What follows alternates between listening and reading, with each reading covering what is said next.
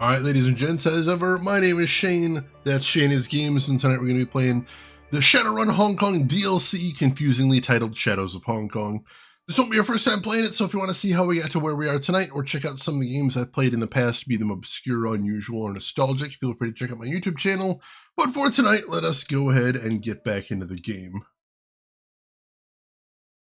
So quick recap is our team got kidnapped by the police. And they want us to help them take down a corrupt police official who just happens to be the one who nearly got our entire team killed in the base game. So we've got every reason to help out. But before we do that, of course, we got to do side quests, because of course we do. Let's see, Leave the Xenonauts 2 Early Access looks great. Ooh, I've forgotten about Xenonauts even being a thing, so I might have to look into that. V6, good to see you. How are you doing today? Love the original XCOM and Terror from the Deep, but Deep had some game-breaking bugs if you research stuff in certain orders. Well, I never knew that. That's a little terrifying. Perchance they tease something like Terror from the Deep, but who knows if they'll ever make XCOM 3 at this rate. I hope they do. I hope they do. What does corrupt police even mean in a cyberpunk setting? Not doing what their bosses tell them to do. Not doing what their bosses tell them to do, but also not doing good things. Basically, they're being bribed by the wrong people, and they don't like that. Side quests are very important. It's true. Aruka, welcome in. How are you doing today? Good to see you. Let's see. All right, so let's go to check the inbox for new messages. All right. Undersea lab job. That's from Sergeant Lee. We're not going to do that one just yet. Come back to that one. Prisoner liberation. Let's check this one out. This is from Jomo. I wanted to do Jomo's request first, I think. Gotta get them good guy bribes. If you're gonna get bribed by somebody, you may as well do it by the best. Ho, my friend, here I am emailing you about the rescue mission that I was made aware of. It's a mega heist of epic proportions. A run on one of the most elite corporate residences and offices in all of the free enterprise zone. Ain't nobody pulled a heist like this in a long time. I'm getting excited already.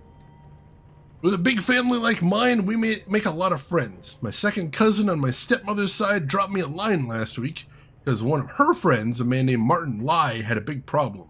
She figures maybe Jomo can help because I have a lot of friends. Friends like you.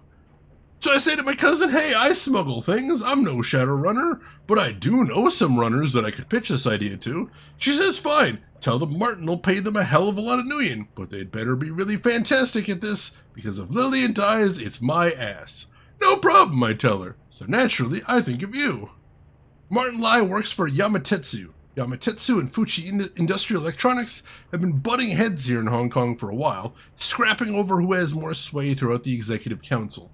I'll make the long story short, Martin makes problems for Fuji, so Fuji kidnaps Martin's niece Lillian. They're holding Lillian Lai in a penthouse at their headquarters here in the FEZ, Icon Tower. Big black skyscraper in Central, can't miss it. It's a simple job, but probably not easy. Martin can't get his Yamatetsu soldiers inside without Icon starting a corporate war, which is why he needs outside help. Somebody deniable that nobody will miss if they die horribly. You, my friend! He can loan us two advantages, though. A small helicopter and a virus he's had planted in Icon's perimeter defense systems. My plan is this. We go in via the helipad on the roof, and have Martin's virus turn off the anti-air defenses. You and your team work fast, get down to the penthouse, and rescue Martin's niece. Rush your ass back to the roof, and we all fly out. From there, we meet up with a team of Yamatetsu-hired mercenaries who will act as a protection team and get Lillian back to Martin. Easy, no? So what do you say? You want to break into one of the biggest corporate buildings in the city, steal a princess in a tower, and thumb your nose at a AAA megacorp? I sure as hell do. How can I say no to that? I'm not here right now, but you should be nearby. Come see me and I'll get you to Icon Tower. Alright. Well, that sounds insane. I'd rather have the virus turn off the anti-air before trying to interview the helipad. You know, that does seem nice, but then how we plant virus? The side quest does sound like an entire movie plot, doesn't it? There's so much going on right there. Alright, so I think I want to buy some new armor. We were looking at stuff to buy before. I think I want to buy a new set of armor here.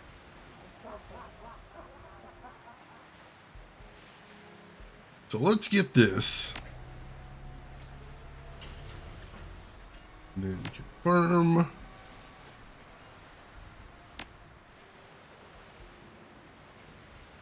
And so right now I'm wearing the thaumaturgic armor, armor 6. Gonna swap that with the whooshing lined coat, armor 8. That's an extra 2 points armor. That should be very nice. And yeah, we are looking good right now. All right. So let's confirm that.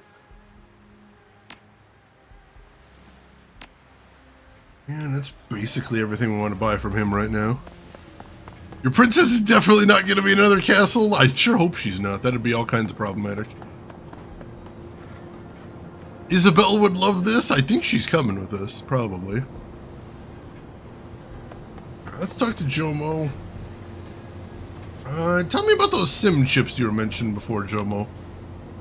A single sim, truth be told. Jomo has no idea where it came from, but it seems like something that was custom made. He pauses briefly to chew on his words.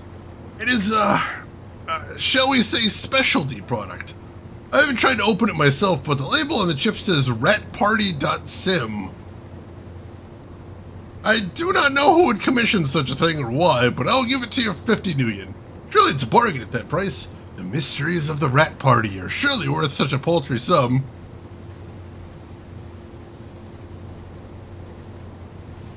What the hell, why not? Give me the chip.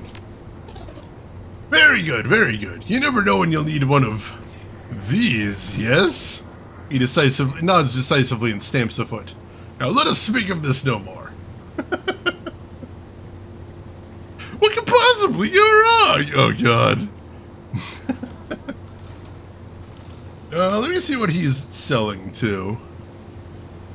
I don't really need weapons. I'm probably not going to buy anything. He's got some hacking decks. He's got some software, too. Got drugs and lots of them. Yeah, nothing I really need here. Alright, let's go solve your friend's family problem.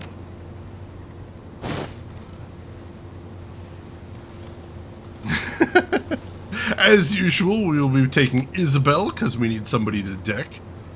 We'll be taking Raptor, because that drone is absolutely destructive.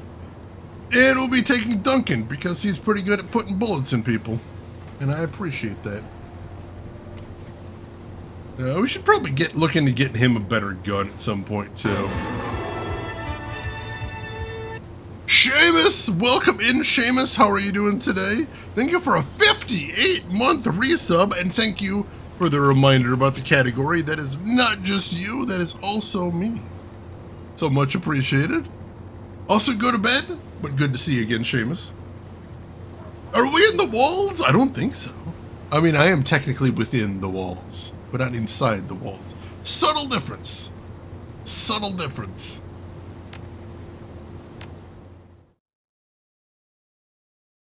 Alright, let's get started on this. Detention. The glittering expanse of Hong Kong stretches out beneath the helicopter as Jomo weaves his way between the city's myriad skyscrapers. The rain spatters the tiny craft's windshield as it slices its way through the calm skies above the central district. Despite the late hour, the city's streets still glimmer with activity. Soon enough, the black mirrored walls of Icon Tower stretch up before you. Jomo pulls the helicopter in for a landing, depositing you on the tower's roof. Somewhere beneath your feet, Lillian Lai awaits. It's a rescue mission. We're going in.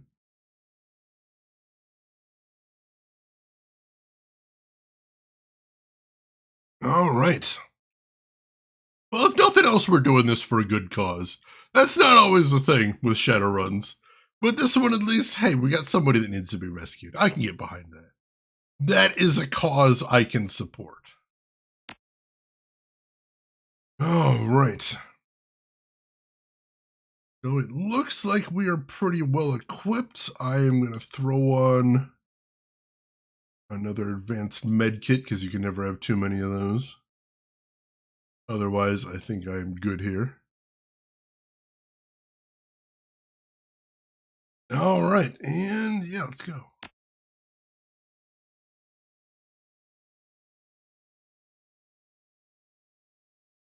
I'm noticing the DLC seems to load really slow. Amid rain and the deafening roar of Jomo's rotor wash, you jump down into Icon Tower's helipad. Red lights strobe softly on the myriad antennas and satellite dishes that dot the building's roof, and all of Hong Kong stretches out below you. As quickly as he brought the borrowed helicopter in, Jomo revs the engine and lifts away from the Fuchi facility. Jomo's face appears in your PDA. Jomo here, I'm taking off and I'll make a pass around the tower. You go down and get the girl, I'll swoop back in, we'll all be off. Easy, huh? 10-15 minutes tops. You gonna be okay up there by yourself? Don't you have any worries, friend. Jomo may be a pirate, but he still knows how to fly a helicopter. As long as I stay in public airspace, all will be well. Just don't take too long. This bitch is thirstier than my aunt during happy hour. We still have to meet the girls' protection team. Alright. So no messing around. Gotcha.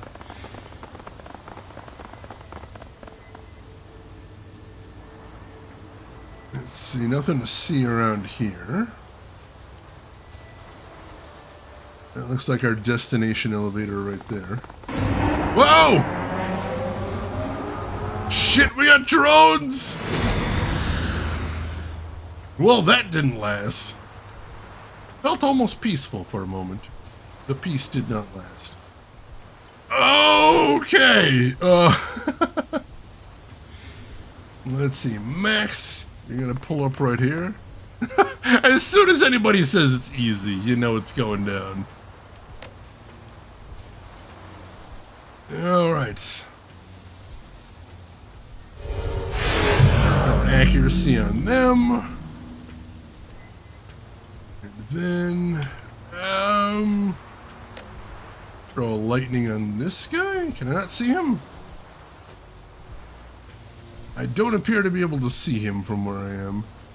Throw a lightning on this guy. Nice! AP damage all around. The drones from Star Wars are after you, oh god. Duncan, you're gonna come hang around right next to me to possibly bait some grenades. That's always really nice. Let's see. Why don't you beanbag... Why don't you beanbag this guy? Alright, he's probably asleep. That's one less guy to worry about. I appreciate that. Let's see. Isabel, you're going to pull up here, and then can she still see anybody from back there? She can. Good. So Isabel. Take a pot shot at that guy. Let's see. Ractor, why don't you turn on Koshé? And then Ractor, I'm going to have you get behind cover. And then Koshé, so you are going to not go all the way over there, hopefully. It's a long way from very little benefit. Maybe I am going over there. Alright, let's go ahead and overclock him so we get a little bit more options here. That's an extra 2 AFP, that's good. Have him roll up here. Beautiful. And then, why don't you use your laser on this guy? Very nice. Alright, he's asleep as well. That's awesome. And then after that, go after this guy a little bit.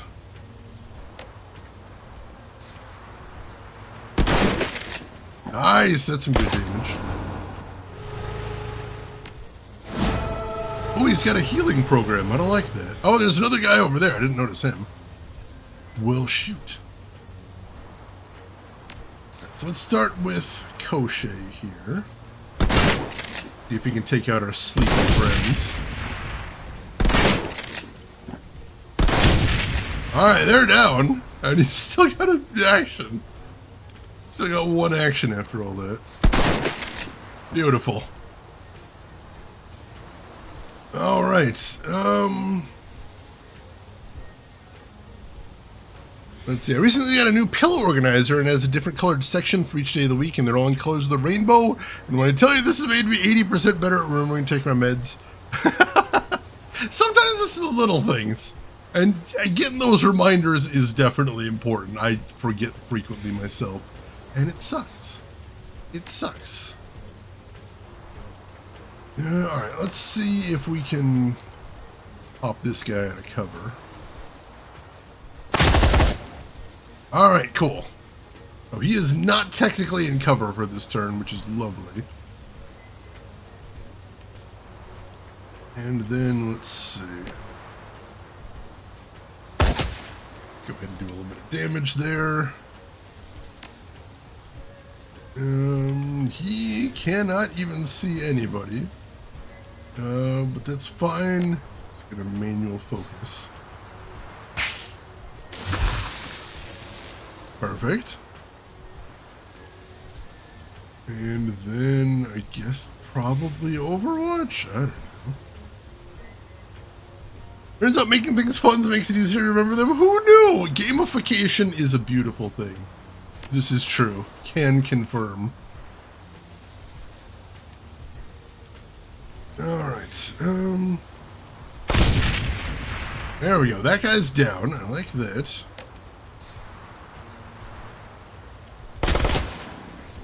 Get some damage on him, too.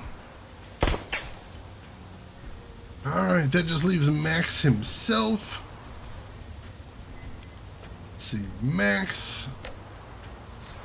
Throw a fireball at this dude. Beautiful, he's toast. This dude, let's strip his armor. And then just throw a regular attack and miss. Ow! Alright, let's finish this then.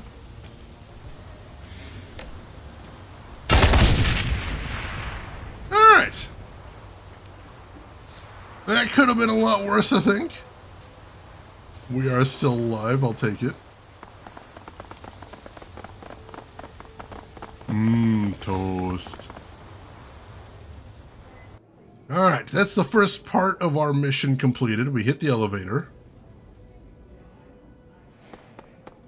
Now we just gotta work on the extraction part.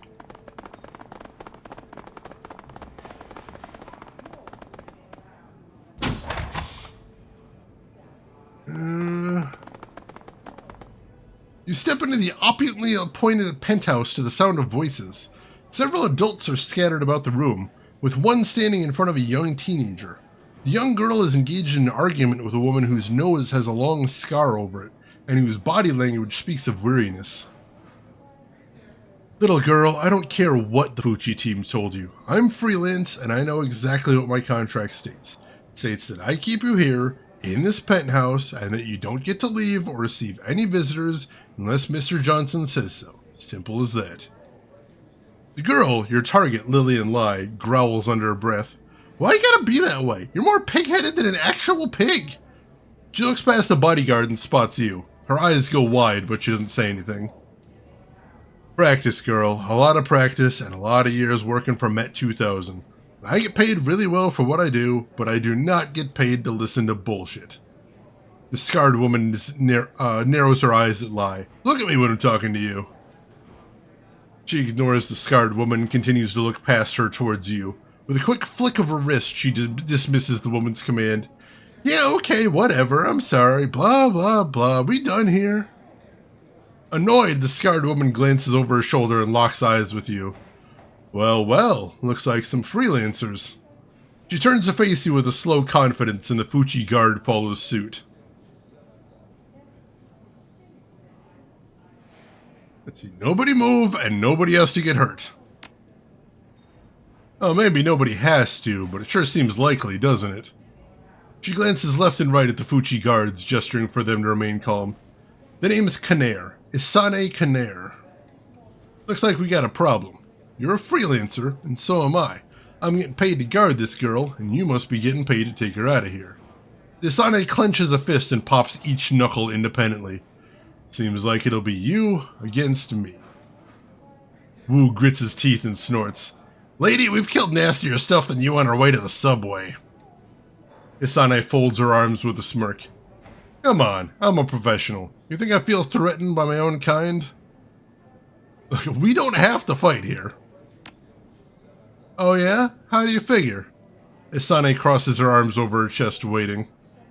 Look, you're freelance. You might pose a threat to me. The goons at your back, though, they're just cannon fodder. Isane cocks her head, eyeballing you warily. She doesn't make any move to attack. Oh yeah? What makes you say that? Look at us. We're obviously prepared to kill anyone who gets in our way. We're expecting to. That, in turn, means that we're certain your Fuchi friends will afford us no significant difficulty. To wit, we will kill all of them without breaking a sweat. Perhaps you aren't being paid enough to face us with so little backup. Huh. Isane purses her lips, eyes locked on you. I guess that's one way of looking at it. She nods suddenly. Yeah, okay. This job isn't make or break for me, and I don't particularly like Fuchi to begin with. So, I think I'm gonna go eat a sandwich or something. The Fuchi security officers in the room make no move to leave, but exchange nervous glances with one another. Isane looks to the other Fuchi guards in the room. Hey, if you guys want to stay here and bleed, be my guests. Personally, I like earn money that I live to spend. As she starts to walk towards the door, the rest of the Fuchi officers quickly follow.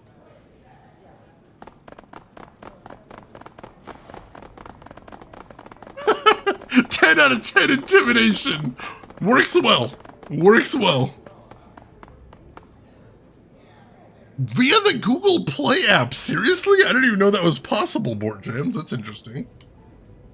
Alright, well, that could have gotten messy. I'm glad it didn't. I see there's something back here, too. Let me see what that is. Oh, a cred stick. Sure, why not? 250 Nuyen. Don't mind if I do. Also a healing salve. Alright.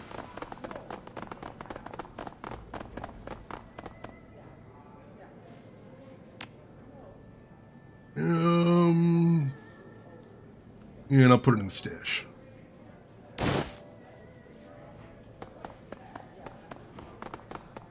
This isn't football? You mean soccer? You mean soccer?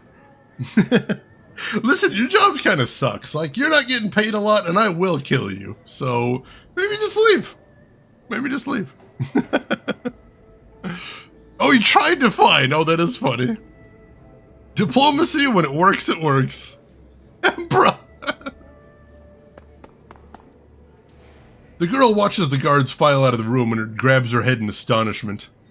Are you kidding me? You just talked them out of leaving so you could walk me right out of here? Nice. Very nice. You must be Lillian Lai. The girl's face twists into a comical mask of disgust. Lily! Call me Lily. Nobody calls me Lillian except for nobody. Lily shakes off the expression and crosses her arms, looks you over from head to toe. She appears to approve and gives you a shallow nod. So, what's the plan? You taking me all the way back to my uncle? I've never been rescued from a corporate apartment suite before. Don't really know how this works. Yamatetsu Security will take you to him. I'm just getting you out of the building. Okay, cool. Let's book it. I'm betting that pighead, Isane, is calling in backup right now. Possibly. Let's get the fuck out of here. So far, this is going really well. That's terrifying. As you rush down the hallway, Jomo's image blinks to life on your PDA.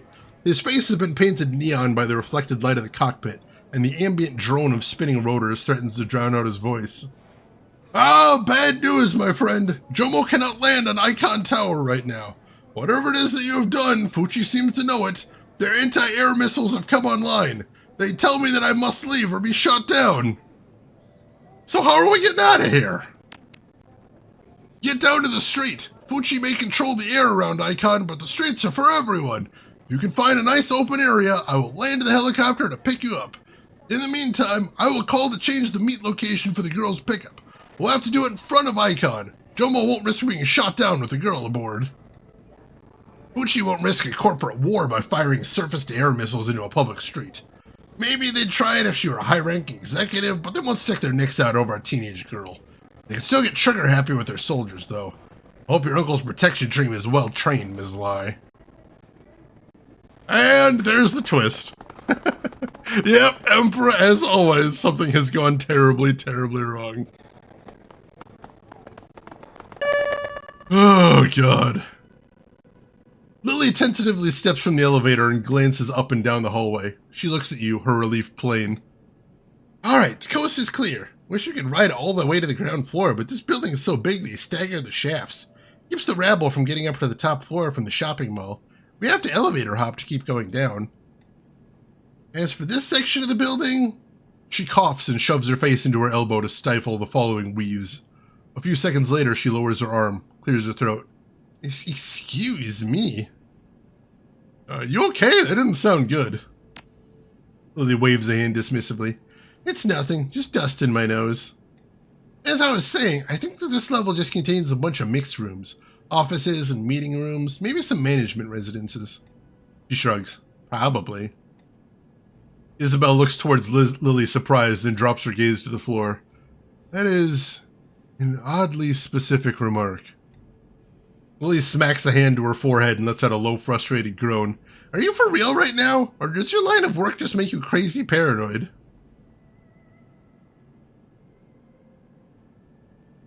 You were saying, Lily? The jerks who were holding me captive underestimated my ability to eavesdrop. I'm not stupid. I was trying to listen for ways that I can escape. I overheard them discussing all kinds of things about this building. Please. Let's just find an elevator that'll take us to the plaza level, okay? I remember the jerk brigade bringing me through a shopping center. It's a little blurry, but I think it should be near the ground floor. Then we can get out of here. Got it. Anything else you remember that might be useful to us? Oh, Emperor, thank you for letting me know. I'm glad it seems to be back to normal. Let me know if it happens again. The jerkster are called. They're all out of her. Yeah, Lily's, I mean, she's a child. She doesn't seem all that out of place for a child. Havoc, welcome in. How are you doing today? Her nose scrunches as she considers your question. She rolls backward and forward on her heels.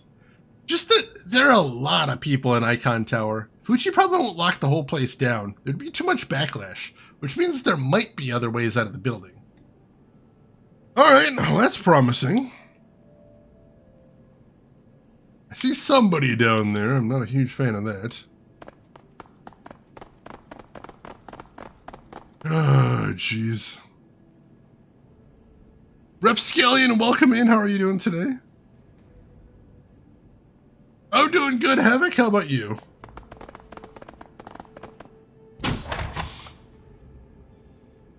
Alright, I want to look around a little bit, but also I don't want to cause too much noise here.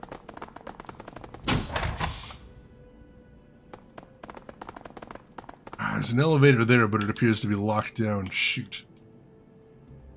Alright, that's where we're going. Let's see if we can find any way to get that elevator open. I think that would be lovely. Ooh, there's a vent. We can send a drone through there.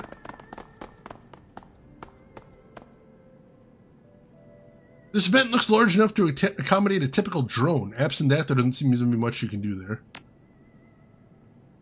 Activate a drone to send through the vent? Alright. O'Shea, you are up.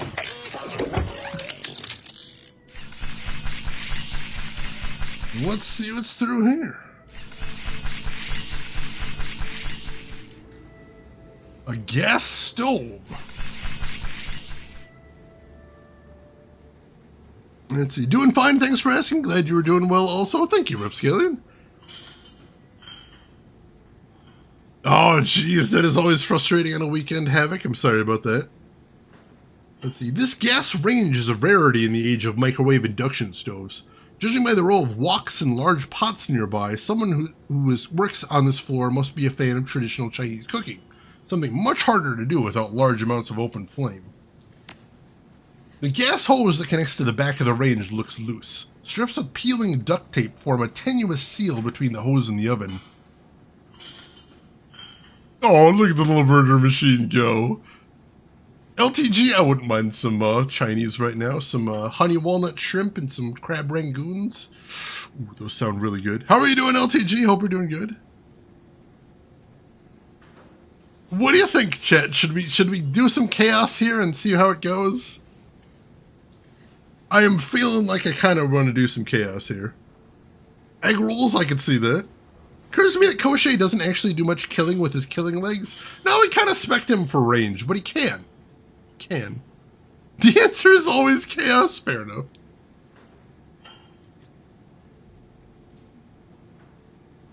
Rip the gas line out of the stove. With a sudden hiss, propane begins filling the room. It would be wise to leave the area before a stray spark causes an explosion.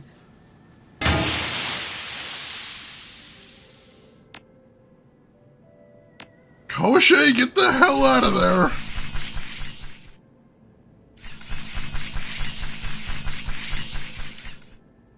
Alright. How do I leave combat mode? Because I don't want to stay in combat mode here. I don't know, but the game does this sometimes. Oh, there we go. Just had to leave the room.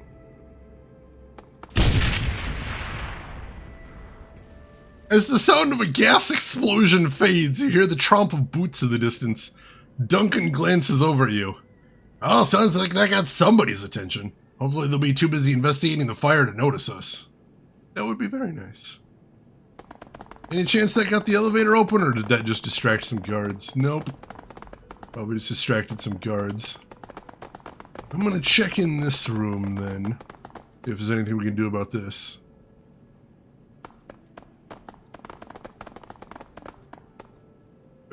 No, I don't have code for that. Damn, where's Hank Hill when you need him? If only. If only. Alright, one last check that there's nothing I can do in this room. Nope, alright. So I know there were some guards down here. Hopefully now that explosion has drawn some of them away and we got less to deal with. I know there was a guy in blue over here before. I don't see him here now, so that seems like a plus. Oh, there's still a bunch of dudes here. They don't look like guards, though. That could be a good thing. What do we got down here? No, the answer was always violence. It does seem to go that way. Tark, how are you doing? What board game would you get signed by somebody at a convention and why? Ooh, man. Like, I've already met my favorite board game designer, which is Brad Chalton from the company Level 99 Games. But if I could get him to sign my copy of Millennium Blades, which is one of my favorite games of all time, that would probably be it.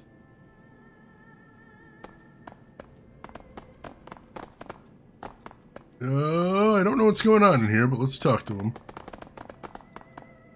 A few technicians are standing around a billiard table, but they seem to be chatting more than playing. Their pool cues have been leaned lazily against a poster-covered wall. One of the technicians, a hooded orc, is excitedly speaking to the others.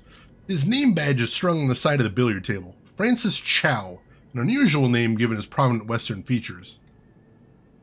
So, I got this sleaze program, right? Right off of the black market, I mean. Fuji's software is good and all, but if I start snooping around for an upgrade for my program, management's gonna ask questions. Top of that, I don't have much to spend. Blew my penetration testing budget in June. But I figured that I could get into the hotel database and forge myself an invitation. But guess what? Turns out the Hilton upgraded their Matrix security specifically to keep out unwanted guests, and that means people like me. Much as it pains me to say it, guys, I don't think I'm going to be going to the premiere of Blood from Beyond 2, The Martian Vampire. Sucks, too. I even rented a tux. Oh, shit. I was really looking forward to seeing Leon Tukwa in person. What a bummer. The technician leans back to stretch and catches sight of you. He recoils with a start, lashing out under the table with one leg. You hear a dull thunk. Ow! What the heck, man? That was my foot! He follows his friend's eye line to where you're standing. His eyebrows raise in surprise. Oh. Oh. I wonder what Fuchi would think of their technician's side business. Nothing. Well, nothing officially, anyway. Unofficially, this movie's Renraku financed, so Fuchi'd waggle its finger at me, but that's it. Wouldn't be the first time it's happened, either. Chow claps his hands together. Anyway, what do you want, eavesdropper? Did something break? Technician across the table raises his hand. Hang on a second. Before you respond to that, tell me this. Whatever it is that's broken, have you tried restarting it yet? And are you sure that it's plugged in? Chow rolls his eyes at his friend. Oh, shut up, Keaton. Let him speak for himself.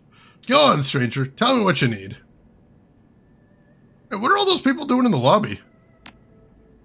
Building's under lockdown. Some kind of security alert. Don't know why, don't care why. I've done all I can for now. We just finished checking this floor's Matrix service terminal, so now we got some time to kill. Huh, you really know your stuff, huh? I bet you even know a way around this security lockdown. Somebody with your kind of power could really help me out.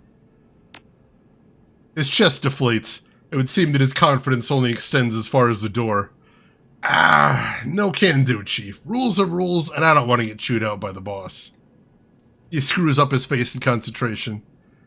I mean, I guess there's always the freight elevator, but it's on a different security circuit. Look, if you want out of here, just go to the main data trunk and hack the elevator yourself. Provided you know the door code, of course. I gather that you do a little decking on the side. I got a friend over in Hung Ham who could hook you up with the latest Renraku software. Give me the door code, I'll give you her number. You're pretty resourceful, aren't you? How can I be sure that you aren't the one security is looking for? He holds a straight face for a few seconds, then covers his mouth and laughs.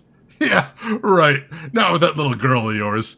You're more likely to piss off the PTA than a corporation like Fuchi. You got yourself a deal. He jots a number down on a scrap of paper and slides it to you. Diplomacy!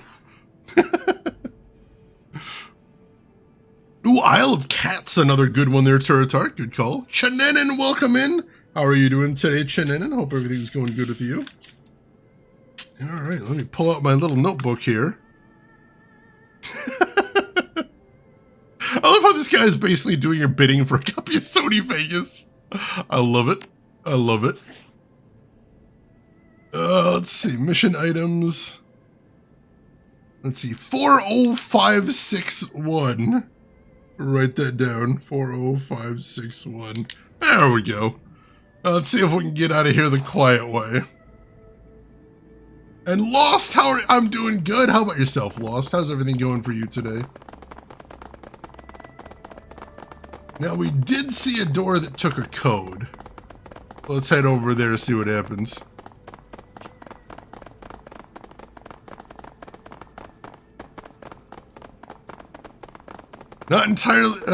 Doing the not entirely positive joy of setting up a new laptop can be time-consuming, but I hope it goes straightforward for you. All right, here's the keypad. 40561. The door hisses open. All right. There's a Matrix terminal in here. Isabel, you're up.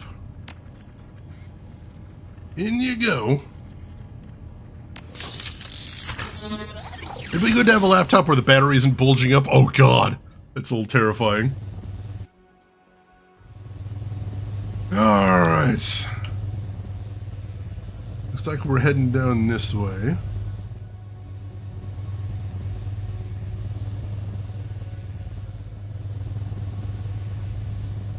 Nope, nope. Almost got caught right away there.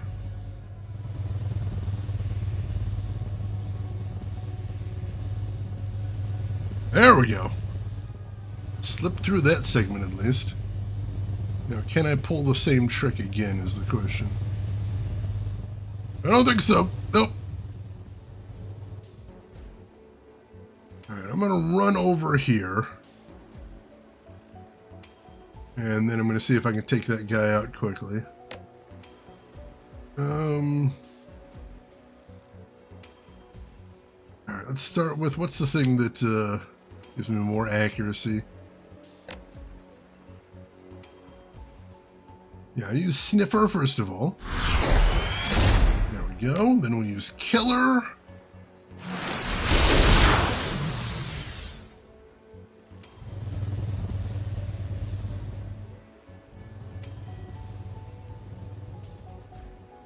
Oh, geez. We don't have a ton of trace to work with, but could be a lot worse. There we go. Alright.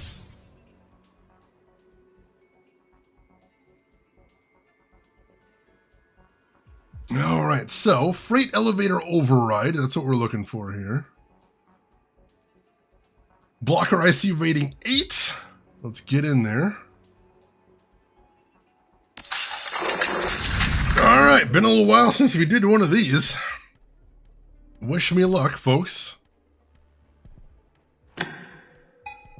3945. 3945. 1842. 1842. 83175. 83175. Alright, so what do we got? What do we got? Could be this one. Could be this one, yeah. I'm thinking it's this one. Alright. Literally the first one I looked at. I love it when that happens. Alright. Freight elevator is online.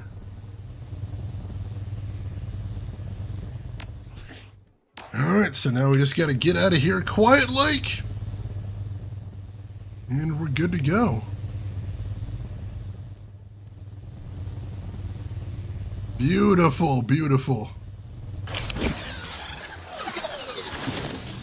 Whew, all right. Now let's see if we can use that freight elevator now. Yes, excellent. It was a little quieter than going through the front door. Whew. Still aren't at the bottom floor yet, though, so we gotta keep going.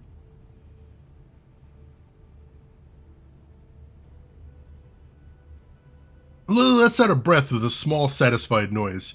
Her pallid skin tone flushes for just a moment as she smiles. Yep, this is what I remember. Shops and restaurants and all that jazz. The exit should be nearby. So cross our fingers there aren't too many security guards.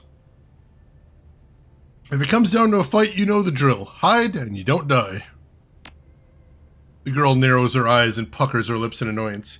Duh, I'm a freaking pro at this point. Have you even seen my hiding skills? Of course you haven't, because I'm that good. She holds up her palm and turns her head away. Her voice is tinged with sarcasm. Thanks for the brilliant tactical advice, Kong Ming. Of course I'll take cover. Wouldn't be much of a rescue if the rescuee dies, would it?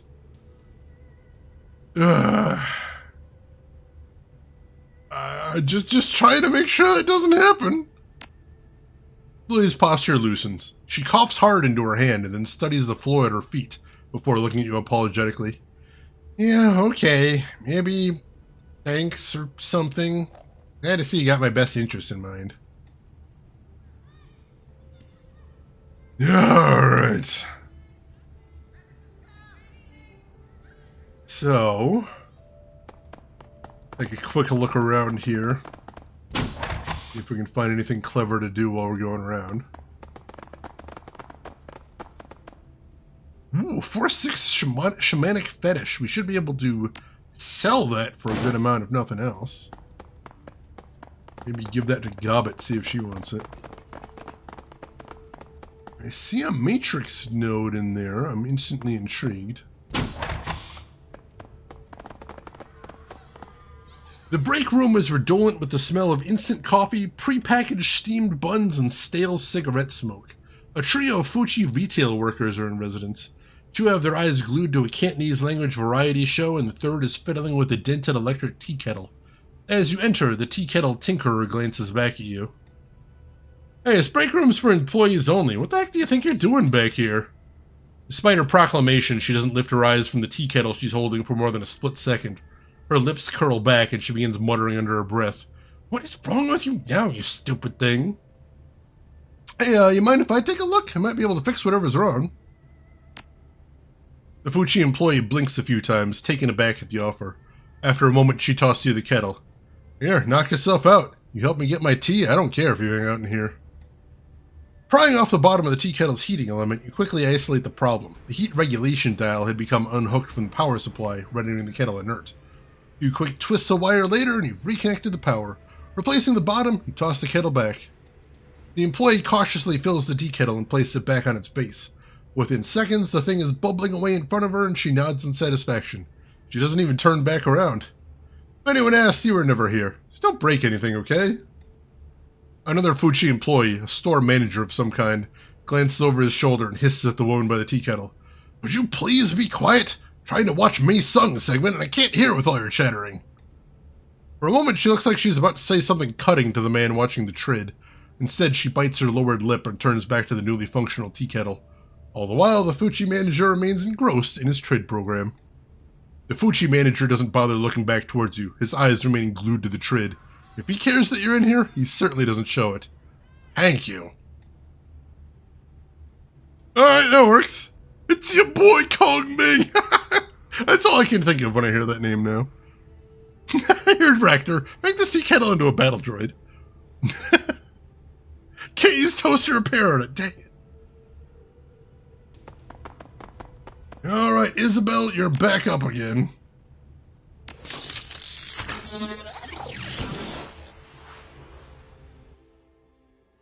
Alright, trace level has not gone back down to 0, which is unfortunate. Hopefully it'll be fine. I thought that was a... this should be a portal, right? There we go. Alright. There's gotta be something back here. So, how the hell do we get over there without getting spotted?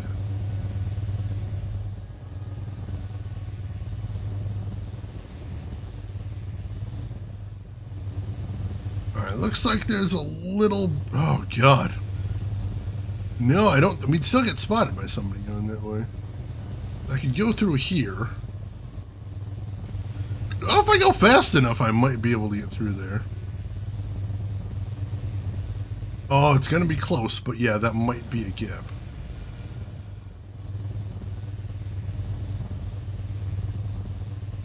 Oh, no, got spotted there, damn it.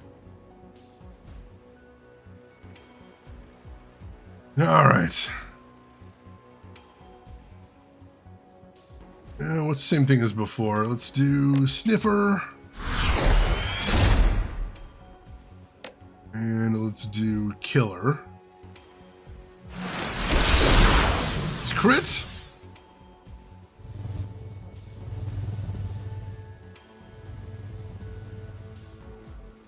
Alright, I need to do suppression.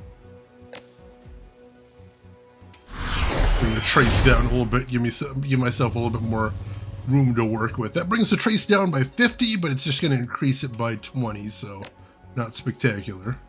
Still, that'll work. Automated package delivery system. I have no idea what's going on here. Max dash! Gotta go fast! Alright, this is a rating 9, so this will be even harder than the other one. Oh, let's go for it. 4144. 4144. 9734. 9734. 97289. 97289.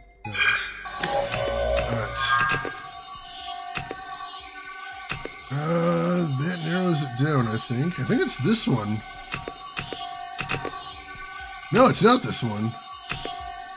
This one? Maybe?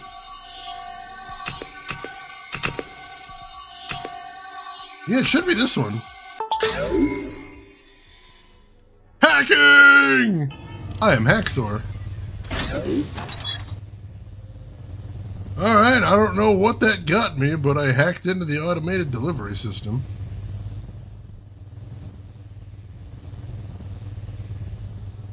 Leet hacks, the leetest. The leetest in all the land. Alright, well, that's everything to see in here.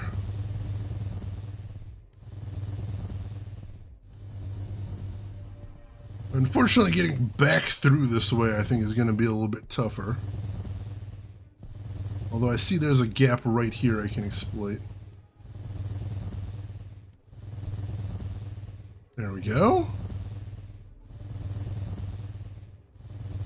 And if I can get over here, that should be the next safe zone.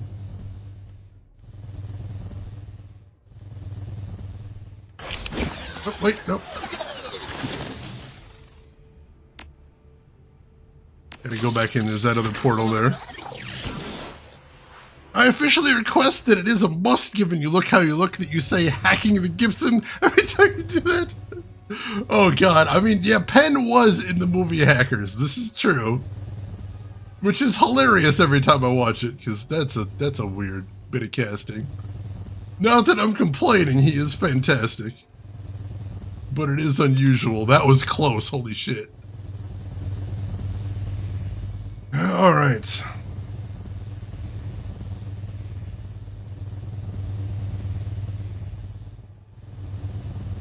Alright, I see the pattern we're working with in here.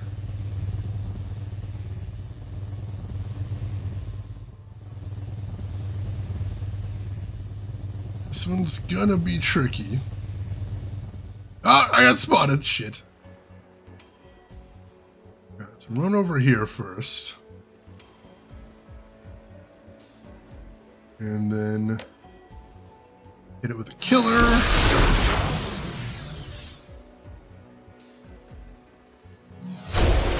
There we go. I'm like, if I can just finish it off, that would be ideal. Shadowrunner dossiers. Ooh, that sounds interesting. I don't know how useful it'll be, but it does sound juicy. Alright, we got a safe spot right here behind this wall. I'm going to make a break for that.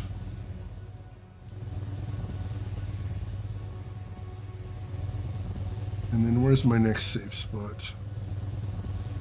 At this point, I can probably just run for it, I think. There we go. Alright, this one's another 9. Pennis games! Spill that tea. With hacking, I'm in. Alright. Oh, it's gonna be another tough one. Let's see what we can do here, chat. 1331. 1331. 3357. 3357. 82678. 826. Alright, W, then M. Could very well be this one. Looking very good for it being this one. I'm feeling this one, yeah. If I get that third character, yeah, I'm happy. I'm trying to be careful and use my time wisely. Alright, mission item added, dossier, Asane Kanair. Interesting. Why would I get a dossier on her? Or what would I do with a dossier on her, I should say? I don't know.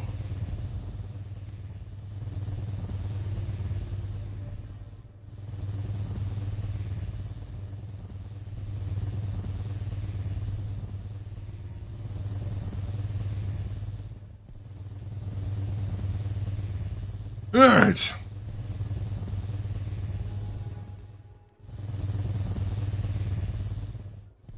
And let's log the hell out of here. Boom! Hey, cosplay diver, welcome in. How are you doing today, diver? Hope everything is going good with you.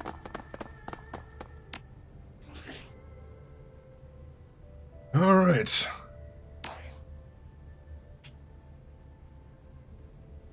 So we've got an objective point right there, and we've got an objective point right there.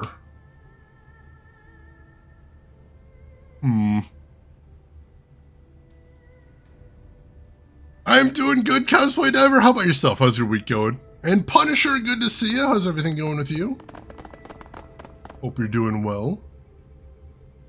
I see a keypad, but I don't have a number. Let me save here. Save game. Let's save over this.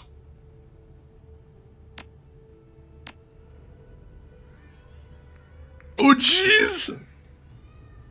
Diver, you want to go back to sleep? Understandable. Understandable. Me check! Alright, we don't have that, so let's head through here. See what we see. Oh, that looks fancy as heck. I don't know that I want to be in there. I think we're going to have to go.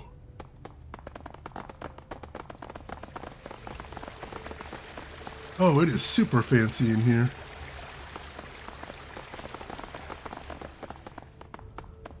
Oh, I think this is just the lobby of the mall, honestly.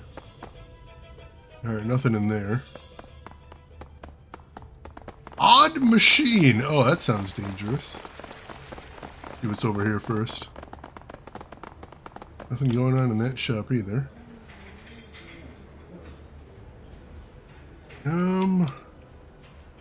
Where are the exits at this point?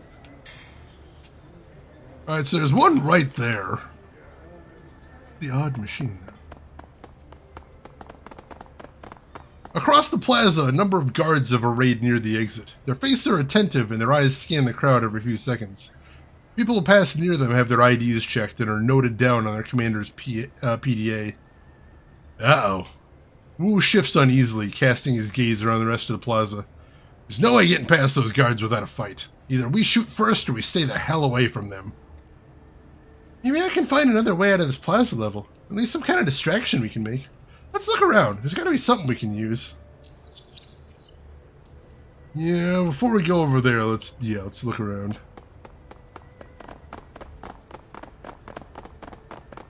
Hopefully there's something we can make use of around here. We are pretty resourceful when it comes down to it, I think.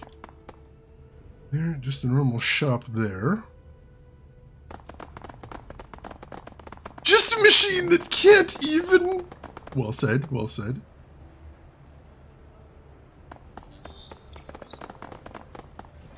The label on the side of this complicated pile of machinery reads Fuji Full Spectrum Sensora Mat 2059, or 20509. Small handwritten note below says official use only. There aren't any visible controls, just a solitary chip slot and a few diagnostic ports. I've seen these before. It's an all-in-one Trideo entertainment system. They use them for holidays and special events. You know, interact with Fuji's collection of mascots during a product launch, or get to see Soen Ingo during a Moon Festival. Pretty neat piece of tech, and it makes fairly convincing Trid projections. Oh god! Chat, are you seeing what I see? Chat, do you... Oh no.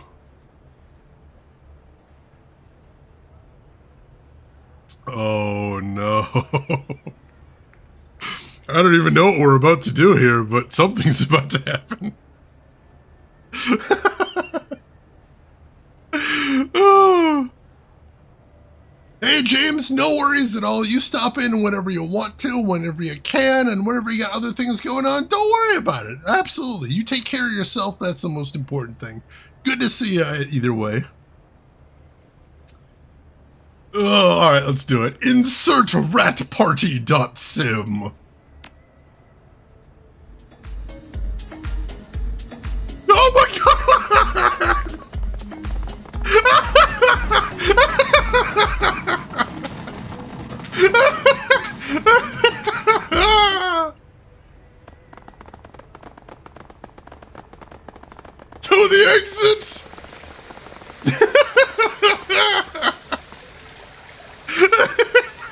That was amazing. I didn't know it was going to happen. I didn't think that was going to happen. Gibbo Gumbo, click over to the VOD and check that out. That was hysterical. You're about to exit Icon Tower. Proceed? Yeah, let's get out of here. Flee, hairless apes. We rule this city now. Yeah, baby. Oh my god, LTG. That is the perfect emote for the occasion. You lead Lily and Lai out of Icon Tower, taking care to ensure that the public street in front of you is clear of guards. Central Hong Kong is surprisingly quiet.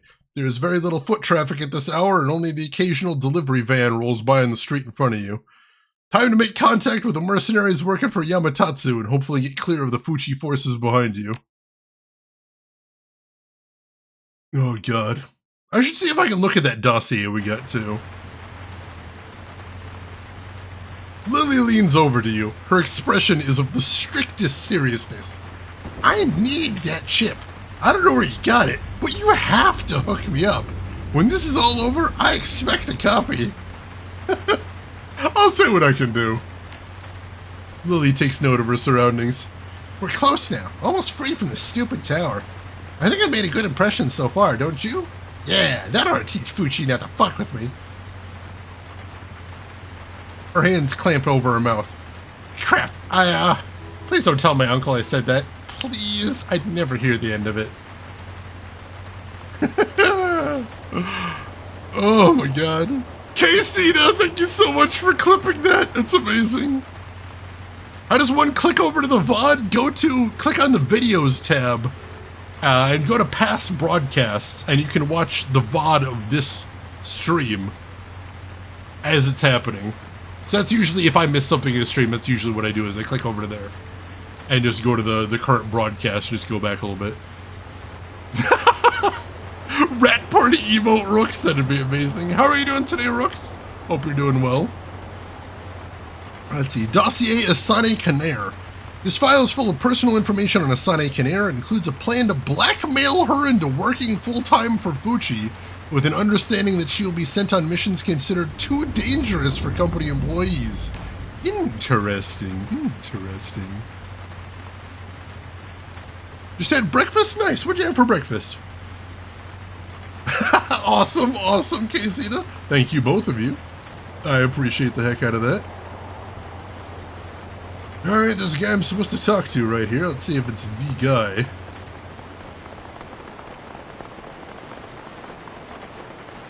A large, heavily armored mercenary steps forward. You notice the high-tech assault rifle in his right hand, its barrel pointing towards the ground. The man looks ready to shoot at a moment's notice. He peers at Lily, and his pupils flicker like a camera shutter. The mercenary speaks, a rumbling sound, but his mouth is covered from sight by a tall coat collar. Miss Lillian Lai. His pupils flicker again as they enlarge to examine the girl. Lieutenant Vergara. Lily moves to clap him on the side, but due to her height, she ends up smacking his hip. She looks awkwardly up at him and scowls. You and yours had better save me from this nightmare, Lieutenant. Am I right to assume you're the one who are delivering me to my uncle? The mercenary's green eyes narrow. Yeah, uncle. He looks warily over his shoulder. We need to get a move on, Miss Lai. Somewhere safe. We're too exposed here. Are you ready? We should be. I'll have our pilot bring his copter around. Shit. You hear the leather grip of the assault rifle squeak as Vergara's grip tightens. With his other hand, he points past you. Not fast enough. Oh, shit.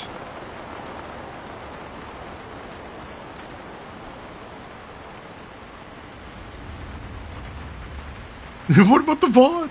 Toast, eggs, and bacon? That sounds very tasty. I approve of that. 2 buttered crumpets. Oh, that sounds nice. Yeah, it's a little concerning, Rooks. I'm a little worried about this guy now. An exceptionally calm elf strides to the front of the Fuchi security forces. He's slight in build compared to the guards surrounding him, but he has an awareness about him that suggests the quick reflexes of a skilled adept. His voice is quiet, languid, seems to command the attention of those listening. That will be far enough. He gives you a shallow bow. I am Captain Huang. My men and I are here to retrieve what you've stolen from us. Asane Kanair stands next to him, a half-eaten sub-sandwich in one of her hands. Hey, kind of surprised you managed to make it out of the building. Isane tilts the sub towards you with a nod. She begins talking, but her words are difficult to make out, in no small part due to the sandwich stuffed inside of her mouth. Yeah, lunch. Hey, sorry for calling in the cavalry, but you know how it is. I'm still on the clock. Captain Huang's hand flies up and swats the sandwich from Isane's grasp. It hits the ground with a muffled splat, marinara sauce puddling on the ground around it. Isane stares at the sub, her mouth frozen mid-chew, hand now clutching air. Huang gives her a smile, but his eyes remain hard. Like you said, on the clock. Vergara steps forward. This is a public street. Last I checked, Fuchi doesn't hold any territory rights to Queensway. You really want to start a fight out here? Huang arches an eyebrow. The corner of his mouth curls up in amusement.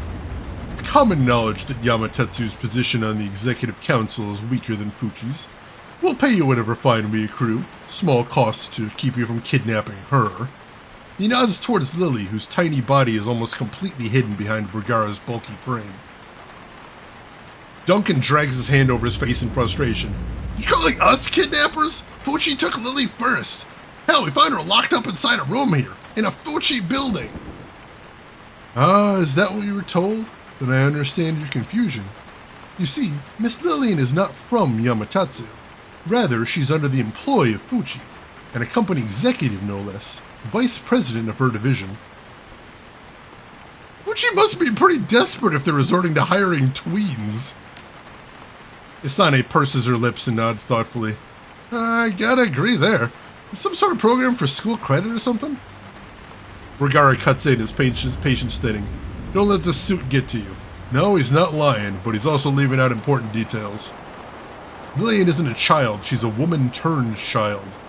Lieutenant points an accusing finger at Huang. By Fuchi. You're gonna have to explain that to me. I don't follow.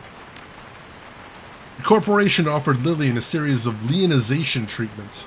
You may have heard of the process. It's a complex method of rejuvenating a subject and returning them to the health and fitness of a much younger person. Sort of a fountain of youth, if you will. But what these dogs didn't tell her is she'd be the guinea pig for a new experimental leonization procedure. They fucked up. Look at her. The experiment made her too young. It damaged her genetic makeup. And now... I'm dying. Lily's voice is suddenly quiet and serious. Not only do I look like a teenager, the treatment gave me a host of autoimmune disorders. Lily's small figure steps out from behind Vergara. She raises her hand in a loose shrug. So, what's a girl to do? Fuchi Medical Services are no help. They said they couldn't cure me, but Yamatetsu here can. Truth is, Max, that Fuchi locked me up inside my own goddamn penthouse. Didn't want their botched experiment getting out. A rage seizes her body and Lily whips her head towards Huang. But to hell with that, I want to live. I didn't spend my life in servitude to Fuchi to end up in unbirth. Lily doubles over, her hands clutching her knees to stay upright as a deep cough racks her body. The anger fades from her face, which turns a gentle pink from the strain of coughing. She looks at you, her eyes tired, and speaks through intermittent coughs. You're not rescuing me, you're extracting me. But the mission remains the same. I need to be taken to a safe place. I need to be delivered to Yamatetsu. Leave it to me. Before you make any rash decisions, Shadowrunner, I must tell you that you're still being deceived.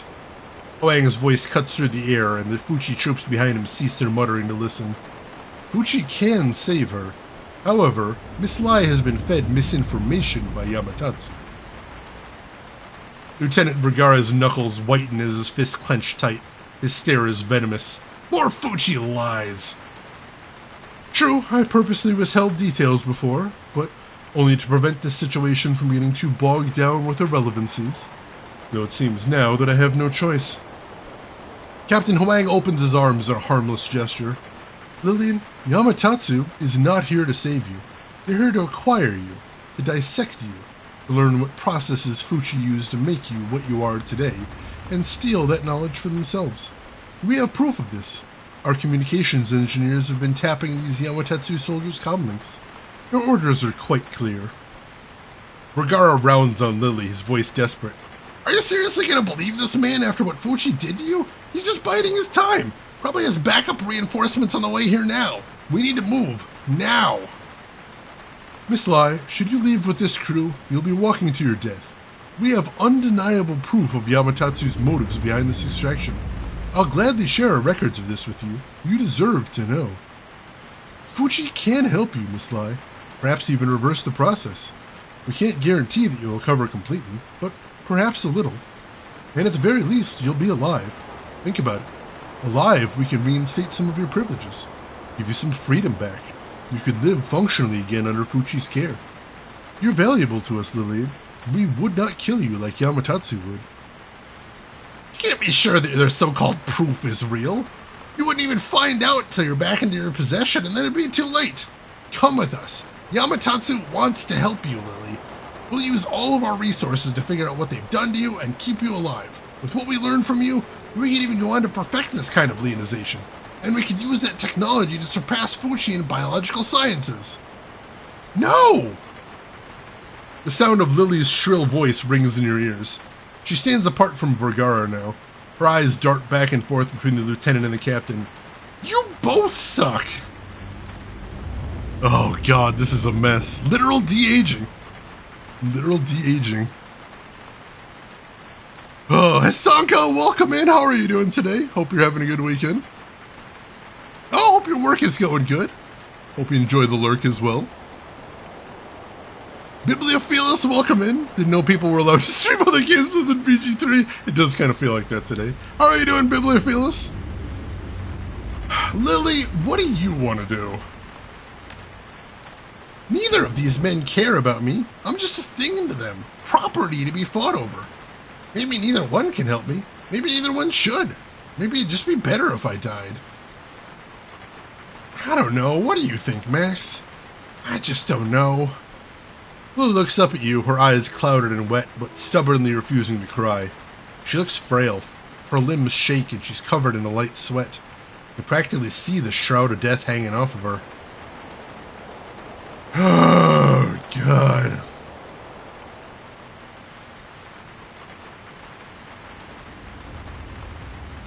This is a tough one. I honestly would love to hear what you think about this one, chat. This is a rough situation. I'm going to go ahead and say this one, though. Option 3 is right out.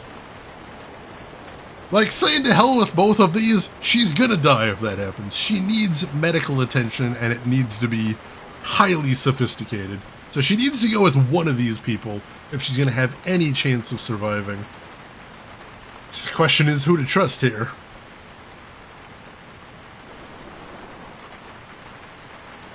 Caught up on here. Now the plot is ready, I can suddenly see her obviously dying. See, no, I don't like option 3 just because then who's gonna give her medical attention at that point? I think these two people are probably your best bets, or somebody in here is probably a good bet. Fuchi can't even fix kettles.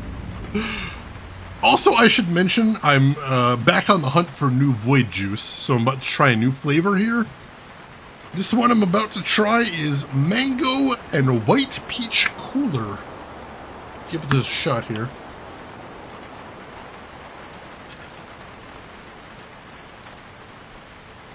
Oh, that's not bad. Oh, that's not bad at all.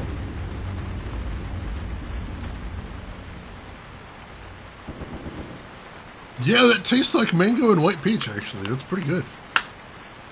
Who is your supplier? I can't rat him out, Hisaka. Delicious void juice. Fuchi seems more settled in biotech. They did say they're the bigger company right here, so that's it. Yeah, it's a gunfight either if I pick either 1 or 2. This is true. This is true. Yeah, the other company legit just admitted they don't have cure for her right now. They're like, maybe we can figure it out. Oh, God. Void cooler? Delicious. 3-way gunfight? I mean, at that point, number 1, I'm not sure I can survive. There's a lot of bad guys there. And number 2, she's definitely not going to survive, so that's bad. That's bad. We need to give her over to somebody that might give her medical attention. I think that's what's important here. Honestly, Turatark, I'm kind of leaning towards Fuchi. I am. Are there letters in your void juice like JK? FK in the coffee. Clear as a summer's day. See, I'm kind of leaning towards Fuchi. What do you guys think here? What do you guys think? Because, like, she was being held before, but I think that was probably because they thought someone was going to try and kidnap her, which they were. And also, she was in a penthouse, you know? She's got more comfortable digs than any of my characters. We live on an abandoned boat. She's in a penthouse there. So there is that. Clear as a crisp spring morning. I'm not going to shoot the small child, Emperor. The nice thing about Fuchi is that you know how to break her out again if needed. I mean, there is that.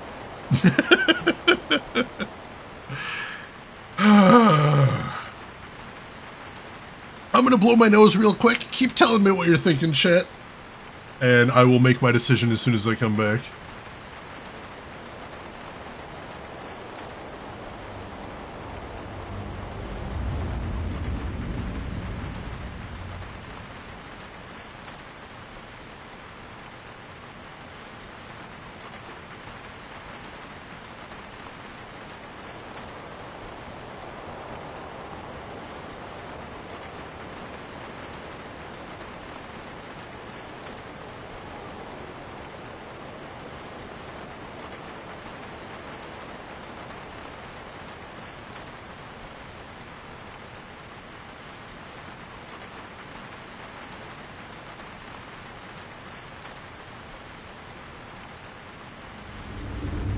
Alright, thank you for waiting there. I vote for violence. We're getting violence either way. There's no peaceful way to walk away from this. Also, Rook's honor, that is amazing. Got all the memes there. Thank you for that. Oh, jeez. Maybe we can accidentally hit the 2 enemy leaders again. Oh, God. Out of the bad options available, Fuchi seems the most likely to work yet. We don't have enough information to know for sure who's a good bet here. But honestly, here's the thing. Like, 50% of my decision is coming down to the fact that guy said, yeah, uncle. Like, immediately he seems like a sleazebag. Immediately I don't trust that guy. Like, that's fucking weird right there. I don't know. Chanenin, congratulations on the duel win there. Alright, Lily, if it were my choice, I'd go with Fuchi. At least you know who you're working with there. And they did have the tech to do this in the first place, so who's to say they can't figure out a way to reverse it? I know what they did to me was wrong, but you're right. If anyone's gonna unfuck this, it's Fuchi. They already have all my medical records and scientists who already have knowledge of the procedure. She nods, resolute. Fuchi it is. I'm glad you've seen reason. No good can come of associating with that lesser corporation, Miss Lillian. Fuchi is your best choice for recovery. Vergara's cyber eyes narrow to slits. He rounds on Lily and raises his gun. You made a big mistake, girl. If we can't have you, no one can. Come on, we don't need to bring violence into this. Just let it go, man. You had your chance. Get the girl! At his command, the Yamatatsu soldiers leap to action. Shit!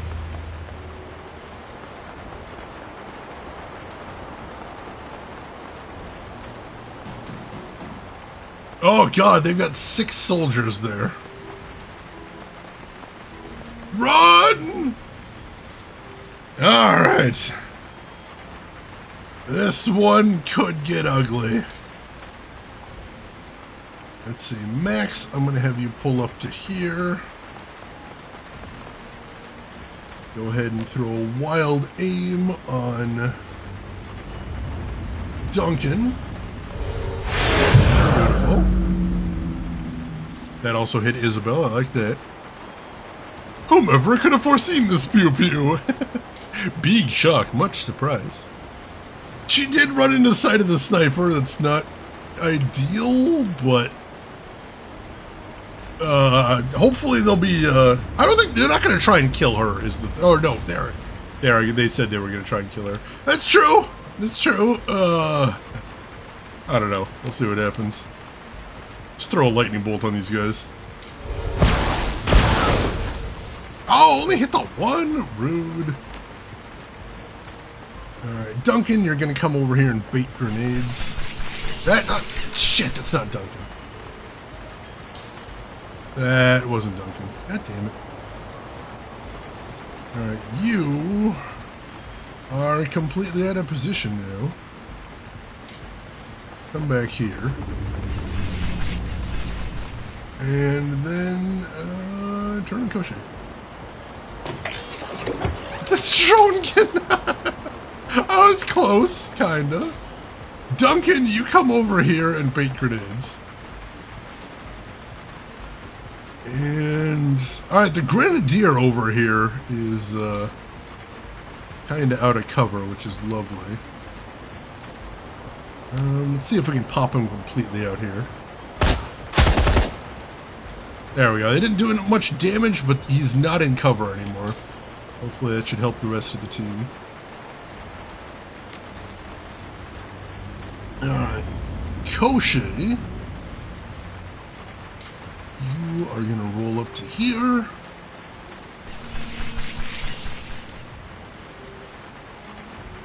And then... does he not have line of sight? Oh, he's still in there. Wait, does he not have line of sight to anyone? That's insane. Got a little bit of AP damage there. I like that. And then Isabel.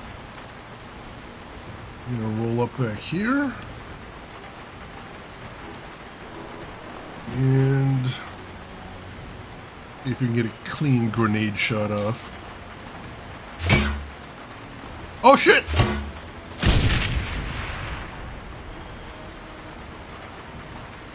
I don't think I'm going to be using grenades much in this DLC. They seem to have that down to a science, unfortunately.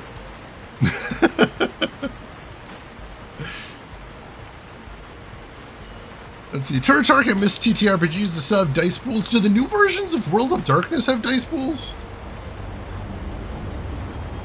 I know they used to. I don't know if the new versions do. That's some nice cover you got there, buddy. It'd be a shame if something were to happen to it. Oh, congratulations, Lee. That's awesome. Good to hear. Good to hear. Alright, burst fire on this guy then. Nice. And successfully baited a grenade. I love it.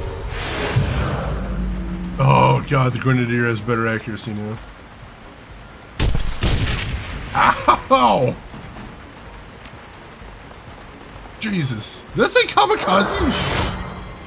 I think it said kamikaze.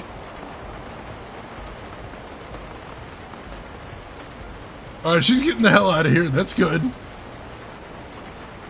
Oh god, Merc Adept. Alright, so first of all,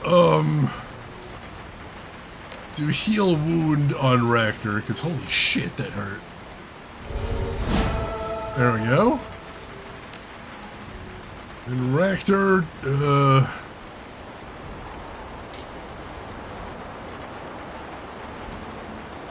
find some real solid cover like back here. There we go. Then Max, if you can finish off this Grenadier before he becomes a problem. Beautiful. And we've got this Merc Adept right in my face. I don't like that. Let's strip his armor if nothing else. There we go. And Isabel. There we go. Let's take a shot at this guy. She does not have a good two-hit here. He rarely does, though. Got a little bit of bleed damage there. I like that. Koshe. We definitely don't want a shotgun right there. That would be dangerous.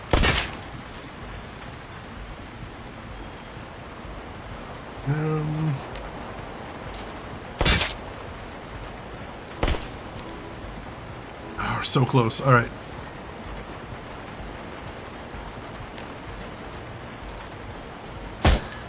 All right, he's down. That's good. Let's see if we can beanbag this guy. Beautiful. I don't know what Kamikaze does, but I want to deal with him. Oh, yeah, the original World of Darkness dice pools were a mess. It's true. Absolutely a mess. There were times where getting more dice in your pool made you worse at something. It was pretty crazy. Those were wild times for tabletop RPGs, though. Oh my god, Turretark, that sounds like a hell of a story. Alright, we've got a mage over here. Kinda like to go after him. So... yeah, let's hit him next.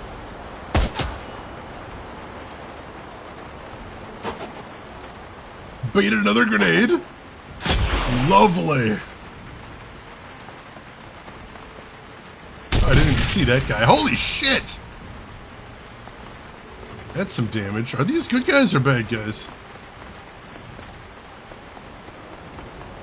I think they're Fuchi guys.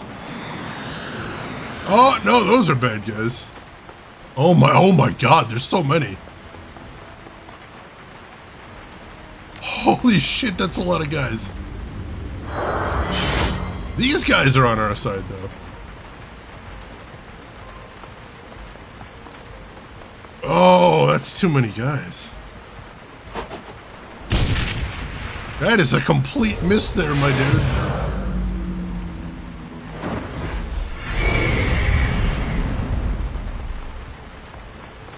So yeah, the Fuchi guys are jumping into action now. They're going to help us out. That's a good thing.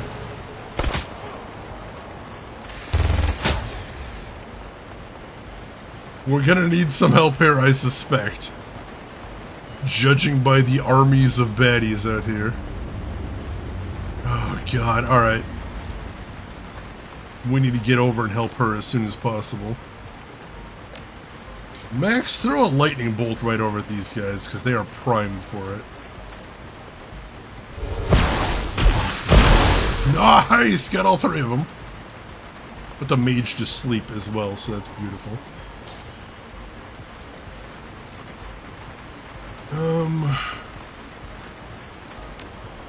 Let's see, Raptor. Why don't you throw a repair on Koshei first? Beautiful. And then why don't you go ahead and overclock him? Alright.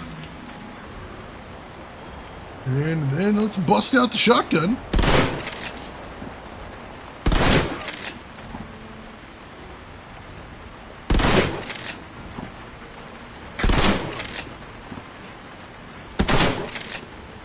That's some spectacular damage. I'm happy about that.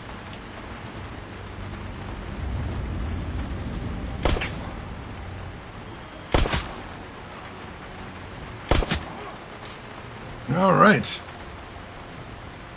Whew. If only you could trust your grenades. If only. If only. All right. What are we doing next? What are we doing next? Duncan. Let me see if you can take out the commander here. Alright, he's going to die to bleeding damage, so I'm not too worried about him. This Merc Assassin concerns me, though. And then Max. Let's strip armor on this guy. And then... I don't have any other good offensive spells up at the moment, so just hit him normally.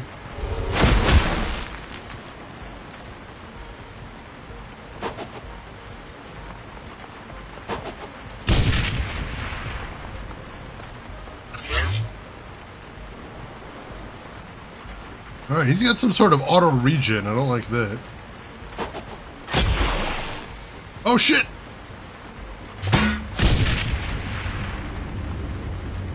Well, that shaman's not doing so great over there.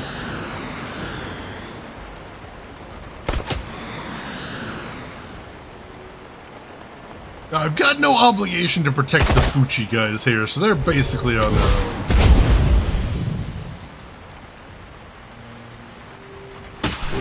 I just wanted to focus on taking care of as many baddies here as I can.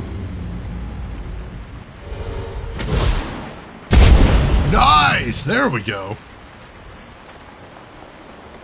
Now we're talking.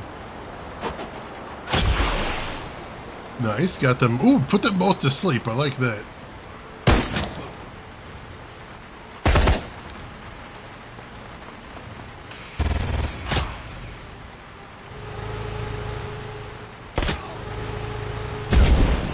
Alright, good damage there.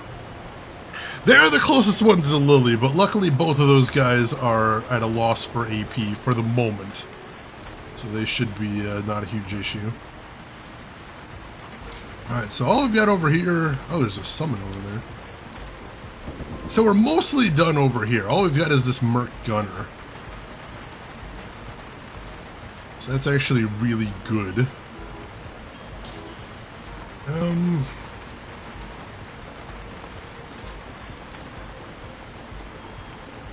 Let's see, how do we want to do this then?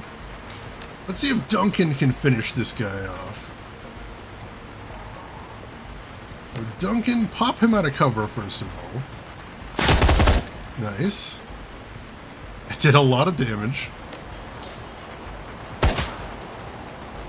Alright, Isabel, can you finish this guy off? I hope. Nice. I think that's all the guys in the park right here. So yeah, our next move is we need to go protect Lily. She is in danger here. Self-care is important. Are you a dog or a cat person? I am 100% a cat person. I love cats. Cats are adorable. Alright. Koshe, why don't you roll up over here?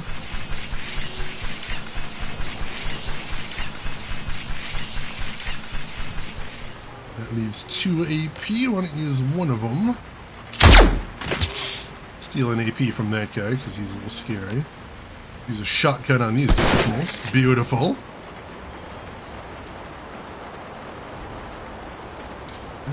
Let's see.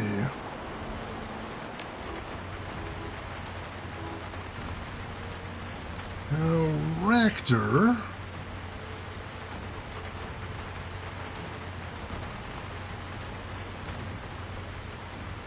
I'm going to have you move up over here. And I'm going to put you on...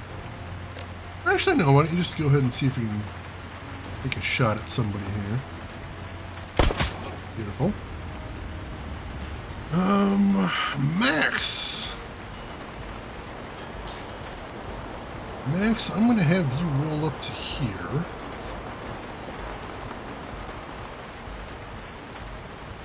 And then, why don't you fireball this guy?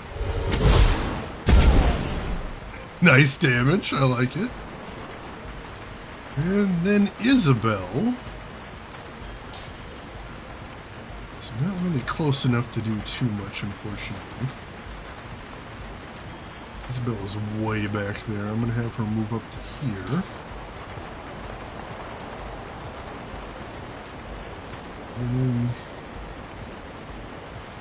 I don't think these guys are going to be able to return grenades while they're sleepy and unbalanced. Let's hope. That is a horrific miss. Oh god, there's more guys coming.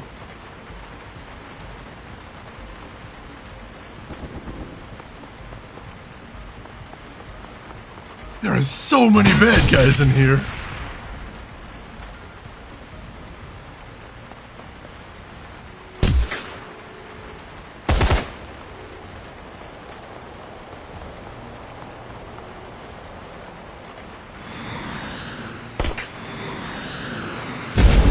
Alright, nobody's taken a shot at Lily yet. That's good. That's good.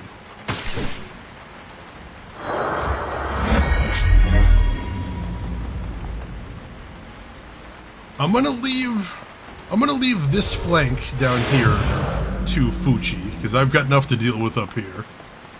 I'm just gonna hope they can at least stall them until I can get Lily safe.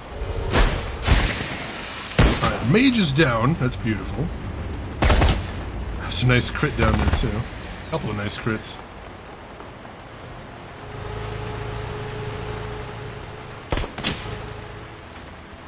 Alright, we are back up. Oh, Max's lightning is back up. Beautiful.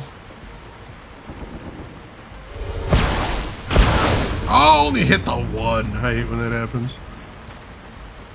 Hey, Fuchi, ever heard of a blade of armor? All armor's ablative if you hit it hard enough.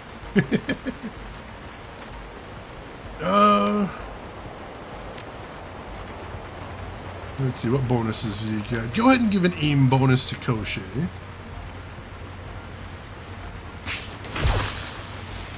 Beautiful. And then you can take a shot at whoever you feel you have a decent chance of hitting. Alright. Koshei! Shotgun time.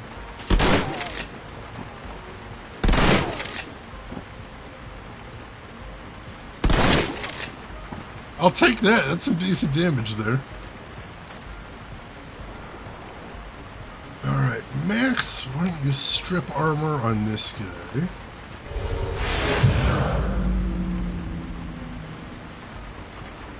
And then... where is everybody? Let's take stock. We still need to move here, so I'm going to have Duncan move up to here. And take an aim shot, see if we can finish off this enforcer. Not quite. Max? Shot at this guy. Damage. And Isabel.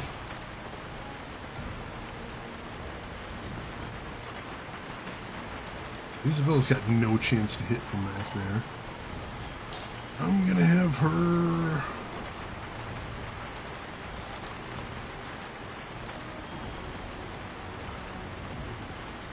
I'm just gonna have her move up to here for right now, I guess. Aim shot at this guy. Dang it.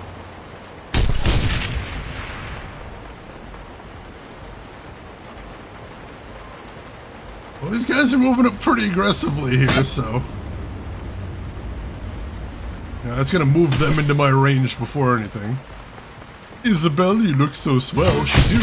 Oh, God! Stop grouping up, you morons!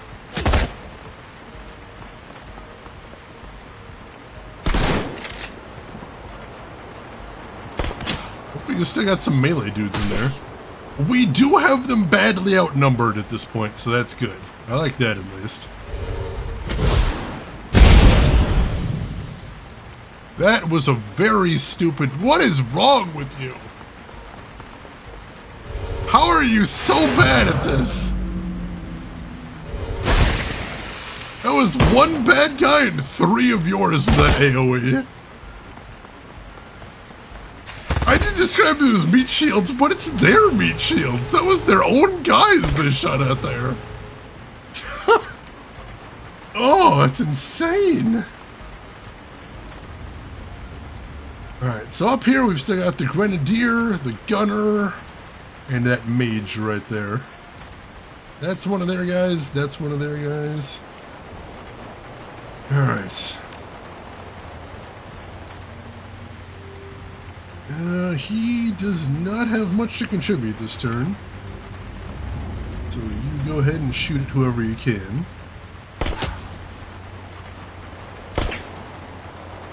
I got a hit in there, I'll take that. Isabel, see if we can finish that guy off. There we go. Alright, so he's down. That's lovely. Alright, Max. Go ahead and fireball this guy.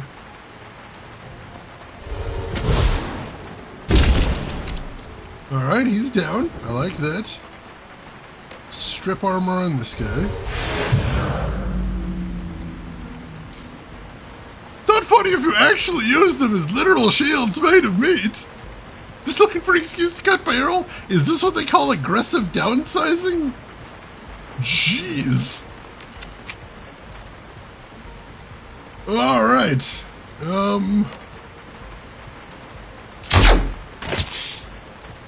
He's on fire now and lost 2 AP. I like that.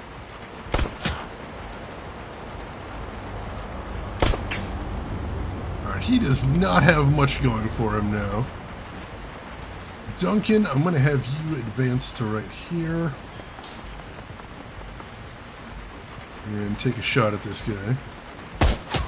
Nice!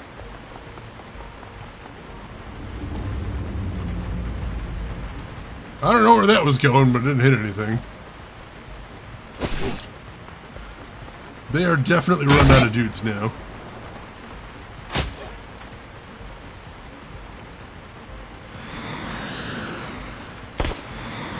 We just have to go assist the Fuchi squads down there and we're in good shape. And as you can see, the Fuchi squads have them badly outnumbered, but I wouldn't say outclassed, unfortunately. There's still a lot of dudes down there, and they're still doing some pretty strong damage. Minimizing employment redundancies. Brutal.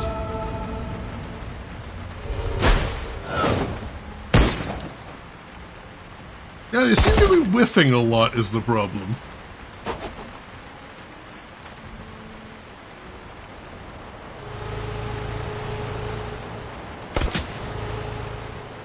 Alright. Team, time to turn the hell around and start getting back to it. Alright, we can overclock Koshé again, so let's do that. Beautiful. Then after that, go ahead and take an aim shot at this dude. Did not hit. Isabel, can you take this dude out?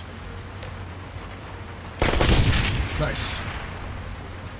Drone is down. I've got a Merc Assassin right here. He's going to be our next target, I suspect. Although also Isabel, take up cover.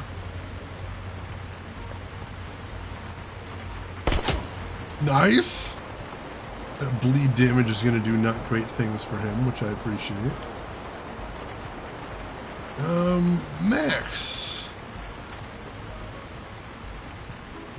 Let's see, Max, I'm going to have you move up to right here. X-Count Marksman, I like it, I like it. Head count reduction, that's also good.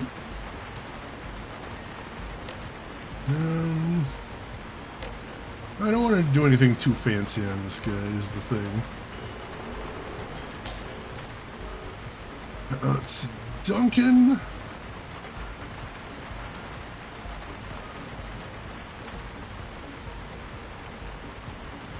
Oh, where do I want to be going here? Duncan cannot get anywhere particularly interesting this turn, unfortunately.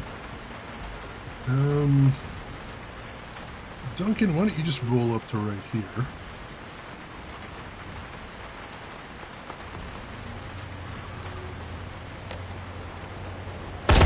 Alright, that guy's down. Beautiful. Max, why don't you cast Wild Aim on Duncan again? Okay, I'll get everybody some better aim. And now it is Koshé's turn. Koshé can get down to here. It's good that I'll get us some eyes on what's happening down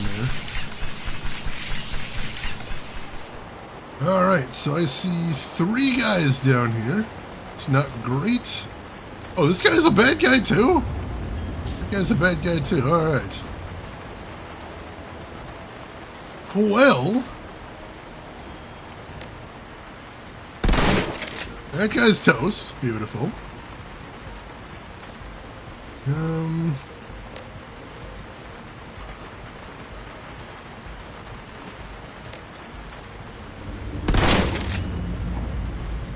Alright, that's some good damage there. I like that.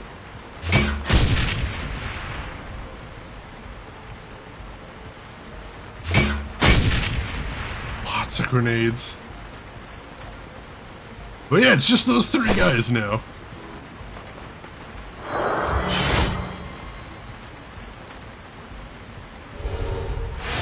We are in pretty decent condition at this point. They can't seem to hit anything, but you know. They're drawing fire at least. Alright, that guy's almost finished. I don't think I actually got a bleed on him, but he's in bad shape.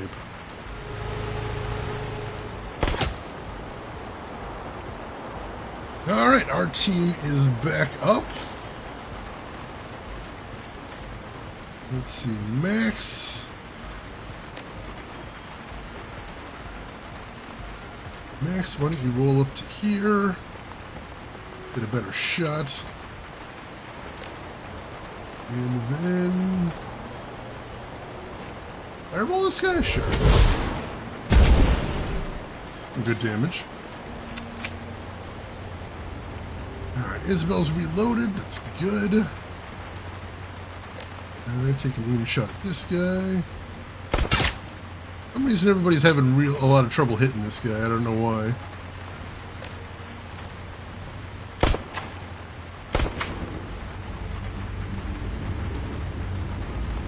Alright,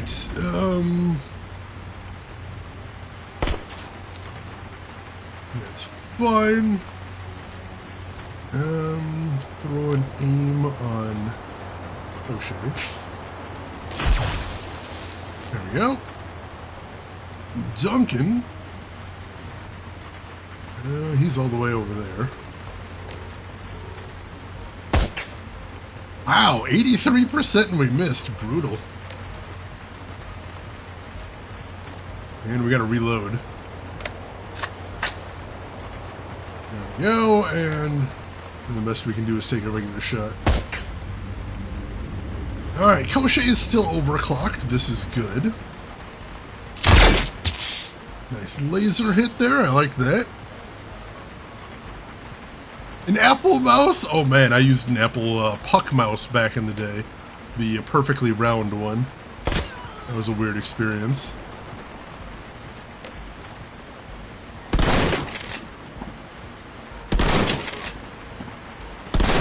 There we go. Whew. Okay.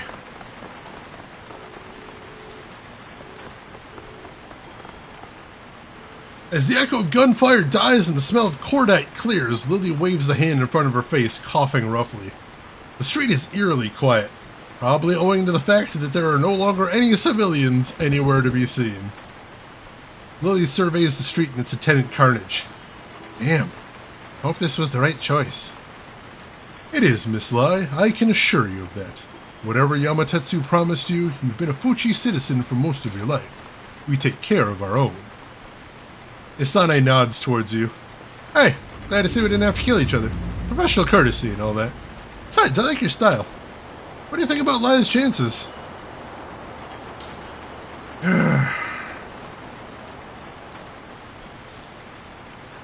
Yeah, better to side with the people that know their own genetic work the best, I guess. Yeah, I guess there's some simple truth in that. Lily sighs heavily. It's like a lot of blood just to be back where I started, though. Wu clenches his jaw and snorts. Damn right about that. When the megas want something, the little people pay in blood. People like us scrape by through grit alone. I hope so. The alternative's pretty grim. Guess I've come too far to turn back now. Onward and upward, right? Lily shrugs, sighing. Company loyalty as a concept is decidedly one-directional. Fuchi wants you to feel loyalty towards them, but they'd scrap you the moment it made financial sense to do so. Maybe they could cure you, but chose not to because it was too expensive. The wail of sirens slowly grows in the distance as the HKPF fast response units grow ever closer. Lily wraps her arms around her chest and shivers. You better get out of here. Call your pilot and have him evac you. I don't think that we'll be able to protect you once the HKPF shows up. And thanks. I'll make sure your money gets to you. I don't envy your situation for what it's worth. Yeah, well, I think it's just something I'm going to have to live with. Or not.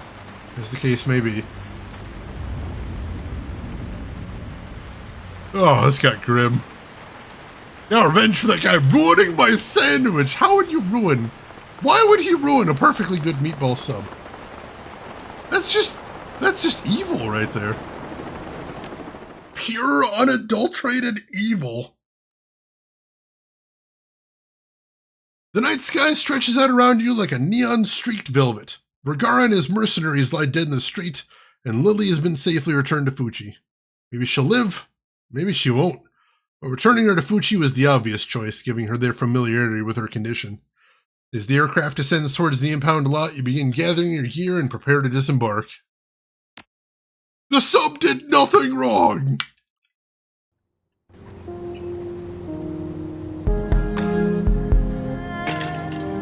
This is true. This is true. And I got 10 karma out of that. Beautiful.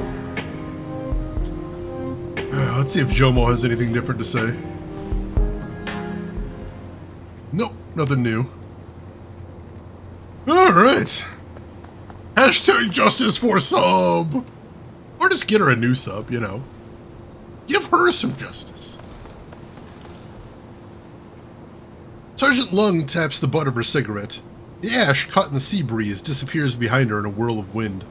The breeze lulls briefly, then abruptly changes directions, causing the tip of her cigarette to glow angrily in response. Takes some getting used to. What does? She takes a long drag on her cigarette, her eyes trained on you. This place, this yard, you.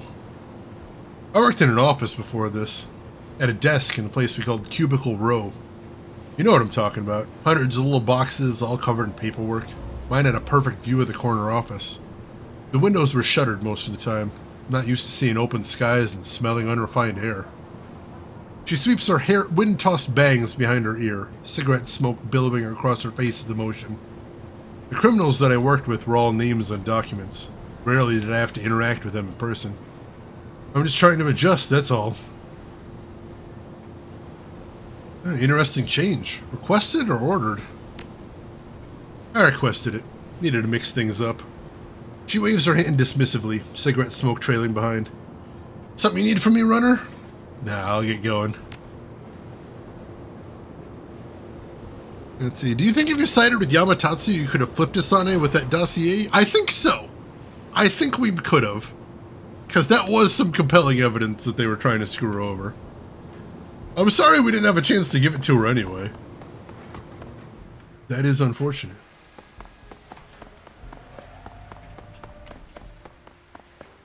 Sergeant Lung cares nothing for her actual lungs. She'll be fine. It's future technology and stuff. Kui stands off to one side, his eyes fixed on his PDA in his hands. He doesn't appear to notice you. You see his mouth part, and the muscles in his neck tense as he takes a deep breath and slowly releases it. Runner, what's it this time? Hey, how'd you know it was me? He motions to your feet, eyes still on his PDA. Your footsteps. You can tell a lot about a person by the sound of their footfall, their weight, their height, if they're carrying something heavy, if they're struggling to stay upright, if they got cybered limbs, if they're angry, scared, or happy. The sound of your feet reveals a lot. I simply took note of your stride when we first met. Now I always know when you're coming. He shrugs, then switches the PDA's display screen off. He looks at you. Just a little something I picked up on the streets. But I'm sure you're here with other business. Name it. I gotta get going. Alright, let's go check in with the crew then, and more importantly, let's go get paid. The sound of my feet is clumpy. I do have rather a stompy gait to me, it's true. Roxana! Oh god. I can totally hear that in my head. What is the noodle extruder up to? We're gonna be checking that in a second as well. Let's see. Claim payment for extracting Lillian Lai. You submit the job is finished and await the response. A few moments later, a message pops onto the screen. From Lillian Lai to Max. I've attached your fee. Thanks again for what you did. I know things didn't quite go as planned. I'm impressed you stuck it out. I didn't really think I'd go back to Fuji, but I think you're right. They have the best chance of repairing their mistake, even if progress has been slow so far. With some luck, I might live to see next year. Let's hope. Let's hope. See if anything's going on in Shadowlands here. My mom always complains about me scaring her because apparently I make so little noise when I walk in. She doesn't notice me entering a room. Oh, God.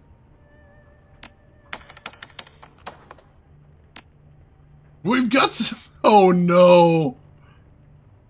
We've got some new threads on Shadowlands here. This should be interesting. Sharpie! Welcome in, Sharpie. Welcome in, Sharpie Raiders. How are you doing today? Sharpie, how was your stream? What were you playing? Tell me everything. And for anybody that doesn't know me, my name is Shane. That's Shane's Games. I play the obscure, the unusual, and the nostalgic. And today we're playing the DLC for Shadowrun Hong Kong because I love this game and I want some more of it. Yeah, what are we up to today, Sharpie? I would love to hear. Tell me everything. Hope it was something fun. Decker's still looking for team. Oh, God, this should be interesting. Experienced Decker still looking for team to run with. Potential for longer-term arrangement. I'm getting by on solo work, but I can't take on most jobs without a team. Seriously, anyone will do. Shenzhen Joe. Requirements. Here's where it gets interesting. Working on F355 challenge. Lots of racing. Oh, God, I was never a fan of racing games, especially the hardcore ones. I hope you're doing okay with it. I know you are. I know you're making progress one way or another. So, hopefully you're enjoying what you're doing, if nothing else. Ferrari Sim, tough one. Oh, geez, those hardcore racing games. I never even know where to start with them. Requirements. 1. You must not take experimental stims during runs. 2. You must not tamper with chemicals in secret labs. 3. You must know how to properly operate a moped. 4. You must listen to your decker when your decker says, I don't have control of that turret yet. 5. You must have a good sense of humor. Optional. Shenzhen Joe. Hey, I'm with a group that could really use a decker. My buddies are a street sam and weapons specialist, and I'm a chamois, follower of dog. Also, we're new to Shadowrunning, so we'd be grateful for your expertise and connections. Georgie Corgi. When you say you're new, how new? Shenzhen Joe. We know what it's like to be on the streets, pulling small heists, smashing, grabbing, surviving. We're used to steering clear of triad thugs, operating under the radar. From the walled city, see? Georgie Corgi. You're from the walled city? As in, you lived there until the riots? That was a really unlucky place for a long time. Just not sure. Shenzhen Joe. Come on, SJ. You think we might be unlucky? We're green, but we're not idiots. We know about you, about your team. People talk. Well, we're willing to take the chance. We believe that our luck was turned. Maybe your bad luck streak is broken too. Only one way to find out. Georgie Corgi. Fine, I shouldn't be superstitious. We'll just find the right milk run to start with. You did review my list of requirements above, right?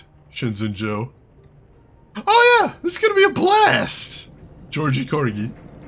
I'd like everyone to have a moment of silence for Georgie Corgi, who is about to die with the rest of his team. Sharpie, was this expensive DLC? Free, actually. So what it was when Hong Kong originally came out, it was just sort of a standalone thing. And then like a year or two later, they put out Shadowrun Hong Kong Expanded Edition, which had a bunch of bug fixes, some better modding support, and it came along with, for free, this bonus. So yeah, if you already had it, you just sort of got it, which is very nice. Yeah, the price is right there. I love it. I love it.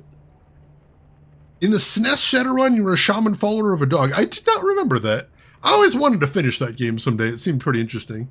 And Rex says, how are you doing today? Hope you're doing well. He's so gonna die. Thread push pins. Hey all, I'm really freaked out. I live alone in more or less my own custom-built panic room, real secure. Everything was normal when I went to bed last night, but in the morning, I found a threatening message on my bulletin board. Pinky swear. What kind of message? Oxfist. It was some kind of weird poem, and it was written out in push pins. It said, Shadowrunning Fink, I know what you did last night. Have a nice day, Jay. So, what the hell? Pinky swear. I'd say you pissed someone off, mate. Oxfist. There's gotta be a simple explanation. Who's got it in for you? I'm curious who Jay could be. What I really want to know is, what did you do last night? Trumpeteer.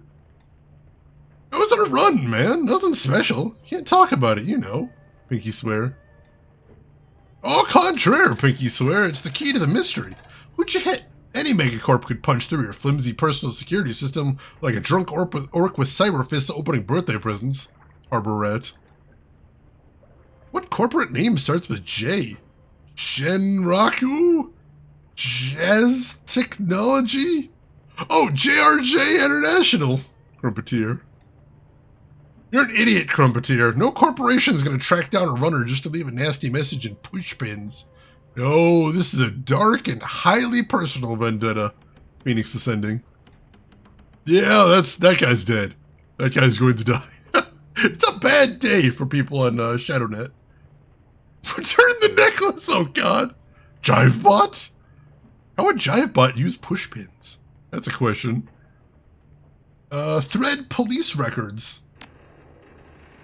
HKPF got me. Was getting booked in Sim Sui when some crazy shit went down. Massive hack, all records corrupted. Partner managed to toss a flashbang, so we're bouncing. But I clutched a matrix connection to see what's happening before backup's restored. Sending. And we're out, Mr. Prowess. I love Jivebot so much. He's so good. Jivebot would use the pointy end. Oh my god. Fast thinking, Mr. P. Let's have a look, shall we? Nguyen K. What the? Who did this? All the profiles read like this. Newbie Eva Young was blamed for central bank thefts. Framed by informants. Yankee Noodle. Wait, that's me. This is the truth. I got set up, but no idea how. But the pigs had everything. My face on video feeds, fingerprints, trace. I've had to stick to the shadows inside the shadows to keep out of lockup. Oh, I bet I even know who sold me out now. New Eye. But I resent being called a newbie. New Eye. Hit the mark then, huh? These files are going to make for some interesting reading material. Nguyen K. And last new thread. Icy Sasha's Vladivostok adventure. Oh god, was that the one that was doing the crowdfunding last time? My special friend Icy Sasha has concocted some flaky new get-rich-quick scheme in Vladivostok. Don't be stingy, pull out that cred stick and back Sasha's Pay My Way campaign. Help fund this thing and we can get him out of HK for good. Pandatex. Geez, Pandatex, that's not exactly a ringing endorsement. You do actually support Sasha, right? Happy Valley Girl. Sasha's my ex. Pandatex. Right. Okay, I guess I'm pitching in. Happy Valley Girl. Thanks, Pandatex. We can't undo the past, but we can get me out of your life forever. You do have a way with words, Pandatex. Those crazy kids are gonna be just fine. Emperor, thank you for resubbing at tier 3 there. Quick, everyone donate to the campaign. I don't think you're going to get your money back there. I don't think you're going to see your money's worth. Thank you for 68 months at tier 3, Emperor. As always, thank you so much for all of your generosity, my dude. It is an unspeakable amount of help. I cannot possibly thank you enough. But no, I don't just appreciate the support. I appreciate having you around. I do. I do. Let's see. James Moore, welcome back. Hope you had a good lunch there. Oh, Kaiju number 8. I wanted to check out that manga before. It seemed pretty interesting. I have not seen much there. Gaia Shield, welcome in. How are you doing today? Alright, time to go check in with the crew then. Also, I haven't saved since that mission ends, so let's do that.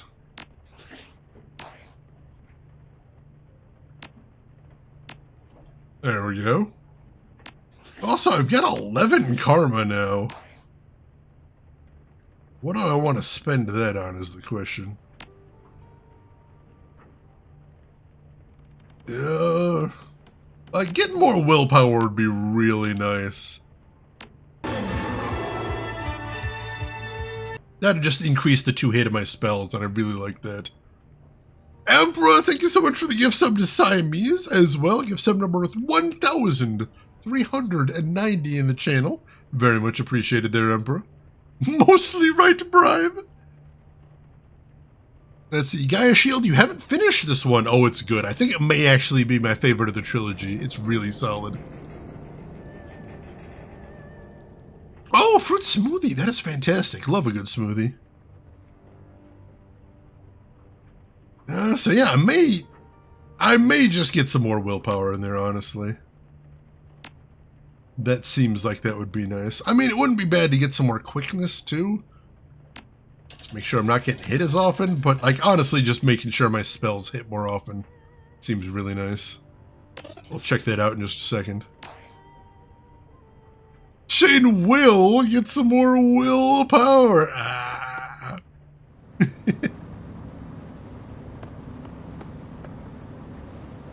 As you make your way into Rachner's machine shop, you find him staring up at the display mounted over his workbench. The screen is crammed to overflowing with blueprints, schematics, and technical readouts. After a long pause, he turns away from the display and faces you, a satisfied expression on his face. Ah, yes, hello again, my friend. Is there something I can do for you? Did I catch you in the middle of something? Nothing that I cannot step away from. I was just doing a little design work, toying with a few novel concepts. He runs a hand through his hair. I've always found immersing myself in productive work to be the best cure for a restless mind. But tell me, my friend, what brings you down to my shop? Well, have you been doing any more design work on Koshei recently? Matter of fact, I have. Nothing that I'll be fabricating anytime soon, mind you, but I've been exploring a recent obsession, trying to hammer it into something useful. His lips curl into a rueful smile. The concept is somewhat, how to put it, avant-garde, perhaps, but with time I hope to put it to the test. Why so cryptic? What is this recent obsession of yours? Perhaps it would be best if I showed you. Just a moment, I'll clear away the clutter so that you can see for yourself. He turns to his terminal and rattles off a series of commands. The windows that crowd the display disappear. You're left with a perspective view of something that looks like a cross between a scorpion's leg and the jawbone of a large carnivore. The entire assembly bristles with jagged tooth-like protrusions. Our encounter with the Yama King was a revelatory experience to me. To see such a being up close, to watch how it moved with my own eyes, to observe the crenellations of its flesh and the sculpted ivory of its crown. He spreads his hands. I was, for lack of a better word, inspired. I suppose I can't blame you. Kianya inspired a lot of people. You're speaking of the nightmares, of course. He taps a fresh cigarette out of the pack in his pocket, lights it, and hangs it from his lower lip. I suspect that the Queen with 1,000 teeth left an indelible mark on us all. He turns back to his terminal and stabs the key with his finger. The window containing the model leg disappears. At any rate, I'm still a long way off from fabricating anything usable. Emulating the physiology of a creature that should not exist is proving to be quite the design challenge. It is, however, a wonderful way to kill time between jobs. And who knows, against all odds, this work might one day bear fruit. Only time will tell. So, what'd you think of that last run? I won't lie to you, my friend. The Lily extraction tried my patience. I am not a babysitter, and being forced to endure, indeed to protect a loudmouth brat, set my teeth on edge. He examines his fingernails. In truth, I'm rather proud that I was able to restrain Koshei from silencing her personally. If you'd hurt her, we wouldn't have gotten paid. Hence my restraint. Though considering how things worked out, it might have been better, cleaner for her if I had. For Miss Lia's sake, hope that Fuchi's expertise with her condition proves to be an asset, and that she doesn't wind up strapped to a dissection table. It's a slim hope, I think. Likely her organs are already pickling in formaldehyde. But a slim hope is better than none, is it not? Now, do you have any other questions, or shall I return to my work? I'll leave you to it. Mom said it's my turn for the brain cell. Oh, avant-garde! I'm glad so many people in here remember D4. God, that was a weird game.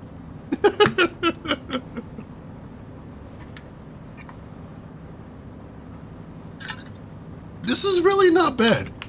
I'm eager to try out the other mixes from this company now. All right. Let's see how our ghoul friend is doing. Punisher, you weren't there for that one? If you've ever got time, it is up on YouTube. And it is one of the weirdest games I've ever played. It's by Swery, who's the same guy that did Deadly Premonition. It's interesting. It is. It's something. It's something. Hello again. Is there anything else I can assist you with? Hey, once Crate's been handled, what do you think he'll do? That is a subject that I have been considering. I enjoy working with this team, and I think my life in the shadows is my fate. But still, Gaichu bobs his head, lost in thought. I have been considering a vacation. That seems awfully mundane. Gaichu purses his lips, regarding you with no small amount of suspicion. Have you actually been on a vacation, Max? Had a chance to relax without worrying about work or being shot at? It'd be surprisingly refreshing, you know. I have been considering Bali. Warm weather, a society very tolerant of awakened creatures, and healthy respect and fear for Aeak, which are not unlike ghouls. I would not mind exploring a jungle island, diving in the coral reefs, and generally trying to avoid having my head hunted for a bounty. He smiles and sighs heavily. That doesn't sound like too bad of a time when you put it that way. No, I should think not. Gaichu claps you on the shoulder, smiling. Perhaps you will have to come with me. Together, we could explore the water around Padang Bai. Bali has become quite a travel point for mystics, enlightenment seekers, and others interested in the awakened side of the sixth world. That is why ghouls are safe there, relatively speaking. We are considered to be a part of the natural world, rather than vermin. Gaichu grins mischievously. And should anyone cross me, I will simply shout that I am a servant of Queen Rangda, and I will keep them safe from her wrath if they venerate me. After all, I do wear her colors of red, black, and white. Who would risk the wrath of a demon of death, eh? I'll talk to you later, Gaichu. Hey, Canuck! He doesn't merely play games, he is the games. This is truth, through and through. How are you doing today, Canuck? Hopefully you're having a good weekend. Excuse me. Ooh, Swery posted a new photo. Let's take a look at this. We all know he is the Drink King. Holy crap! What a weird expression! Oh my god, he's such a weird dude. I love that guy. Swery is amazing. Ooh, the Darkness. I didn't really care for the first Darkness game, but the second one is a treat. It really is. I hope you enjoy, Punisher.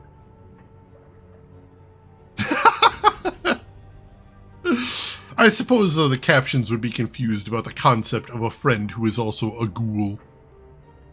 Oh, I got it that time, though. Big Sippy. I don't know, I tried the first Darkness game and I just couldn't get into it. But like I said, the second one I really enjoyed. Although I didn't get very far because I was testing it for stream, like I do. This is true, relentlessly. You could double dip there.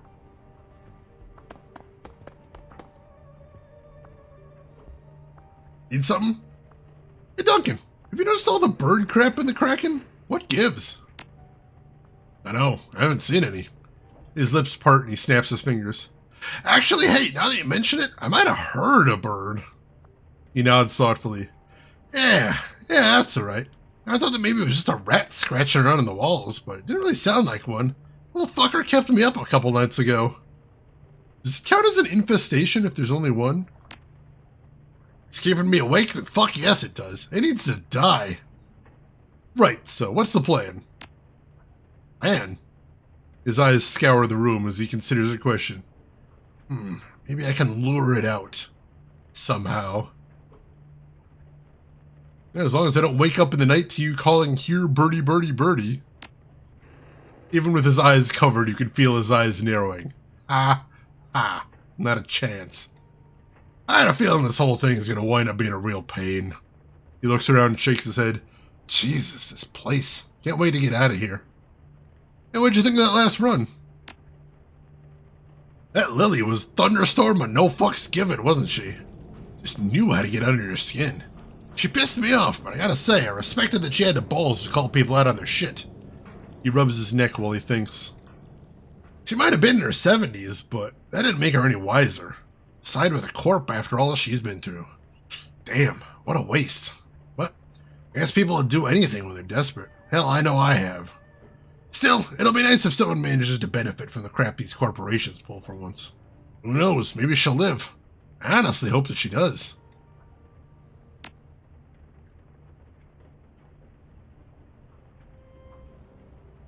Let's see. I've heard good things about the darkness, never got to it though. I'm not really a shooter guy. Fair enough, fair enough. Duncan officially has a nemesis now.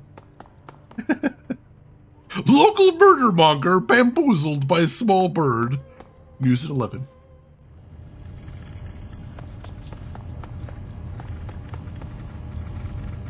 Stale metallic air fills Isabel's cabin.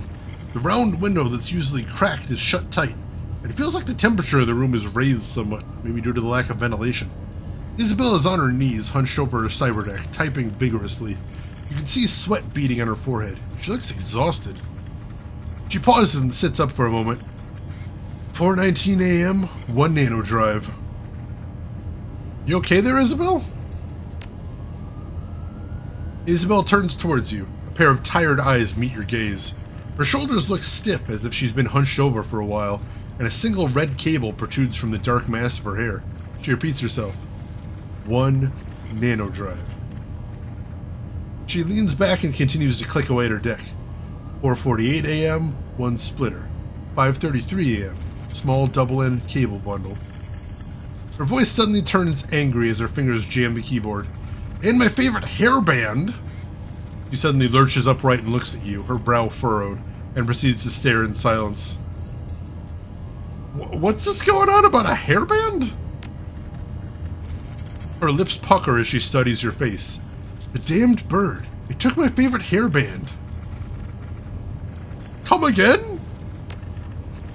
Decker moans, clearly irritated. She closes her eyes and rubs her temple. For a few weeks now, my things, have been disappearing. I didn't notice it at first because they're just small objects, mostly food wrappers. Once my hairband went missing, I started looking around and realized that quite a few of my smaller possessions were gone. So, what's this all got to do with birds? She shoots you a sassy, narrow-eyed look. Not birds, a bird. I must have followed the crack in here. That damn thing's been stealing from me the whole time. And last night, I finally saw the culprit. Damn bulbul. I was jacked into the Matrix doing some routine tasks when something came through my window. I watched it land on the window floor and hop around like it was searching for someone. Her eyes go wide and she stares ahead. It was the bulbul, and it was looking for me. But I was in the Matrix. My body was right here. She pats the floor near her computer. The stupid thing stared at me until it knew it wasn't awake, then rifled through my stuff and started carrying things away. She motions to her cyberdeck. Came back 4 times in 2 hours. I'm accessing my Matrix logs here to confirm the times. Shit, I needed that splitter too. What are you gonna do about it? I need to figure out where the bulbul's stashing what it's stealing. I need to get my things back. If anyone with any kind of technical savvy finds them before I do, no doubt they'll end up on the black market. Stupid bird doesn't know that it's sitting on a fortune in custom parts. Isabel wearily runs her hand through her hair. Her fingers stumble upon the red cable, and she plucks it out with a look of mild disgust. She sighs. Alright, I gotta crack down on this Max. So if you need something from me, tell me what it is now. What'd you think of the last run? I admit, when we first found Lily, I thought we'd been handed a high-paying babysitting job. She proved to be more capable, and also more snarky than I expected. She chuckles. And then some. I'm not happy with her decision to go back to Fuji. I get that she was forced into a tight spot. Back to the corporation that screwed her over, go to a new one whose intentions are unclear, or abandon both of them and wait to die. I don't blame her for wanting to give Fuji another try, or wanting to live. I'm just not convinced that it was the right choice. Think Yamatatsu would have been better? No, I don't think that Lily would have been satisfied with either corporation. I can't speak for her, but from the time we spent on the run together, I got the impression that she would have been best doing things on her own terms. Maybe there was a fourth option we didn't see. Something she could have discovered if she'd chosen herself over the corpse. I don't know. Maybe not. She dismisses the comment with a shrug of her shoulder. I'm only guessing. Any more questions? Nah, that's it. It seems like... I don't know what a bulbul is. I don't know if that's a local term for a bird or just a type of bird I've never heard of before. I do love me some glam metal.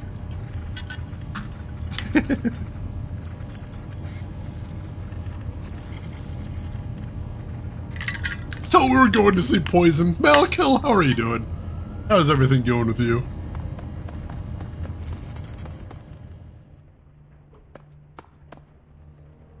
The noodle machine is still there. Gobbet raises an eyebrow.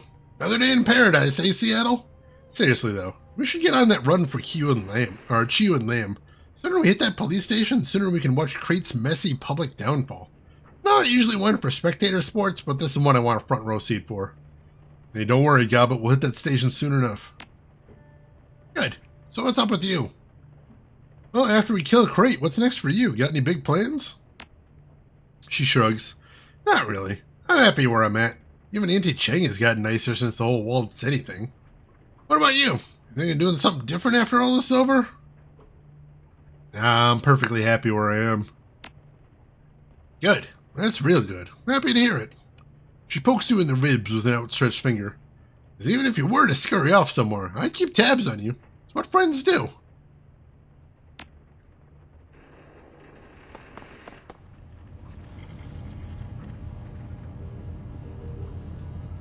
Now that is a bulbul. Let's see what we got here. Oh, it's cute! Holy shit, that is an adorable bird. Bird do a scrim. Alright, Malkill, good to see you though, and I hope you have a good rest when you get there. Alright. Head back over here. Let me go ahead and make another save here. Or actually, let's go ahead and spend those karma points. I think I am, in fact, going to go ahead and get willpower 10. Gotta love that 2-hit. Alright. And then I need to blow my nose, and then we've got enough time for another run. So I think we're going to do the other side job that we have. So I will be right back, and then we'll start another run.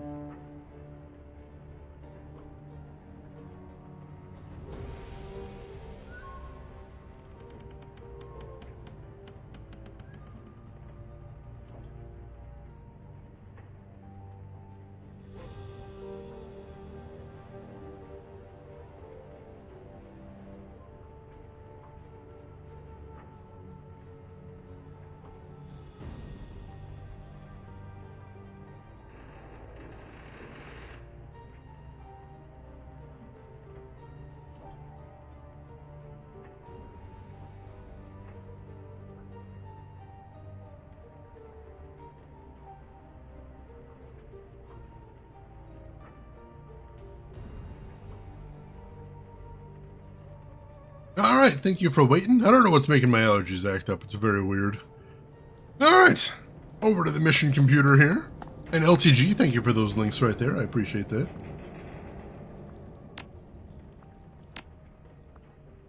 Alright, pending undersea lab job. Let's see what this was. Thought stream stopped for a second. Sorry about that. Allergies do suck. I hate them. I actually do take Allegra, but I don't know. I might need to switch meds. I might be getting a tolerance to it. It doesn't seem to be working as well as it used to. From Sergeant Lee to Max, subject undersea lab job. Hey, good to see you're interested in my proposal. My friend, the one with the problem, is named Meng Kai So. He's been infected with a disease, and he thinks it was done deliberately. Here, I've attached the video message you sent me. His condition is worsening by the day, so I'd really appreciate it if you could help him out. He's fairly high up in Manobe International. He's got a lot of money, and he needs some heavy-hitting freelancers to help him out. So, I figured it would be right up your alley. An elderly man with a sickly pallor sits down in front of the camera and coughs several times. A series of intravenous lines have been attached to his arms, and a pair of respirator tubes snake into his nose. When he speaks, his voice is querulous and has a breathless quality to it. Lee, I know this is a lot to ask. I don't have anywhere else to turn. Dying, Lee. Bastards at Shawase did this to me. I don't know how, but they got someone close enough to me and infected me with some kind of experimental bioagent. Manobe's best researchers are working around the clock, but ordinary treatments aren't cutting it. They figure they'll be able to synthesize the cure in 6 or 7 months, but I've only got about 1. The doctors tell me they need to create a line of monoclonal antibodies to fight this thing. Luckily for me, I know where one is. The Shawase bastard that did this has been in contact with me. They said that they'd give me doses of the treatment, just enough to keep me alive, but not enough to kill all of the virus. All I have to do is sell out Manobe, give them insider information on our projects. Meng pounds his fist into the armrest of the chair, doubling over with racking coughs. To hell with that. They want to play with fire, so be it. I need you to use your contacts. Find me some goddamn mercenaries. Not just any mercenaries either. I'll pay top dollar, and I want the best, you hear me? Manobe's information warfare teams have tracked the probable location of the germ warfare lab where this goddamn disease came from. Some undersea place out in Nigao-Min-Ho, codenamed Namazu. It's totally unlisted. That means only one thing: legal research. Mercenaries need to get into that lab, find the germ warfare section, and get me the monoclonal antibodies that I need to live. Don't worry about getting down there. I'll loan you a mini-sub. Our security techs assure me they can blank the facility's sensor grid for just long enough to get a team inside. I don't care how the contractors go about acquiring the cure, as long as they get it to me quickly. You want to be quiet little mice? Great. They feel like blowing the whole facility apart? I'm fine with that too. Just get me that goddamn cure. Let me know when you found somebody. So, there you go. His family and mine have been friends for a long time, but there's no way I can help him directly on this one. This is Shawase we're talking about. They hold a seat on the executive council. They pay my salary, albeit indirectly. Let me know when you decide what to do. This sounds like a spectacularly dangerous job, but I'll take it. Goddamn cure hole! Annoying talking catfish people? Oh god. If you're reading this, you've elected to take the job. This automated reply has let Meng know, and the mini sub should be prepped and ready when you arrive. Go talk to Jomo, and I'll take you to the submersible. Alright.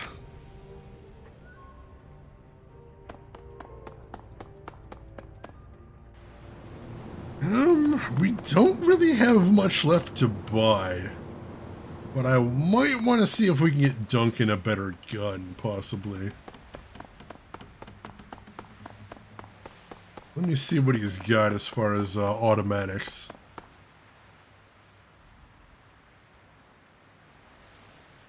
Hey, Quartermaster, how did you get involved with this task force? He shrugged. Got assigned to it, same way most of the constables here were. Believe it or not, this wasn't a volunteer. Oh, we already heard this one, yeah. Firearms.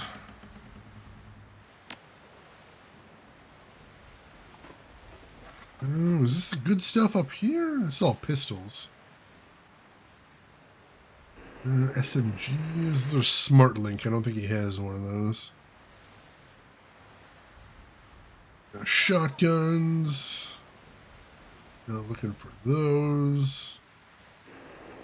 Smart Link. Vindicator minigun. Holy shit. Let's see. Ares Alpha. Damage 16. That's very expensive, so I should see what he's packing right now first. If I can. I don't know if I can. Let's see here. No, unfortunately, I can't check his stats, so we'll have to go on another run and I'll see what he's got there. Free money! See what he's packing, take a good long look. Alright. So we got the job, so let's make one last save and then we'll head out. Let's see, this looks like the most recent one. Let's just save over that because we didn't really do much since then. Hello, I like money. Let's see. It's time to pay Shawase a visit, Jomo. Let's see. Save, start the run, and if it isn't as good as that gun, reload. I think we might actually be able to exit out of here. Let's see. Duncan's gun is damage 13, so that would actually be a pretty significant upgrade. So yeah, let's exit out of there and let's get him that gun. Good thinking there, Rex says. I didn't even think of stopping at that point. Alright, need supplies. Items needs. And we want the... Let's see, Ares Alpha.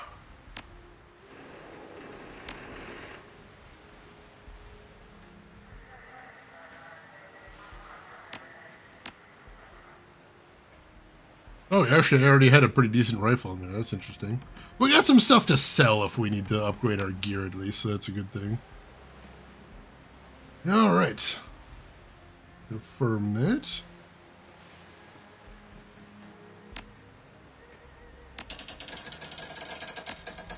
Alright. Minigunner, right? I don't think he has the right skills for a minigun, unfortunately. Hey, no worries, Rick says. Hope you have a good day at work and you take care of yourself. Alright, so Isabel, Ractor, and Duncan.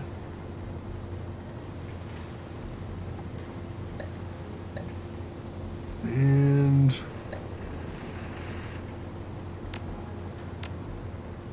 how do I get Duncan the new gun? Do I have to do it from the next screen?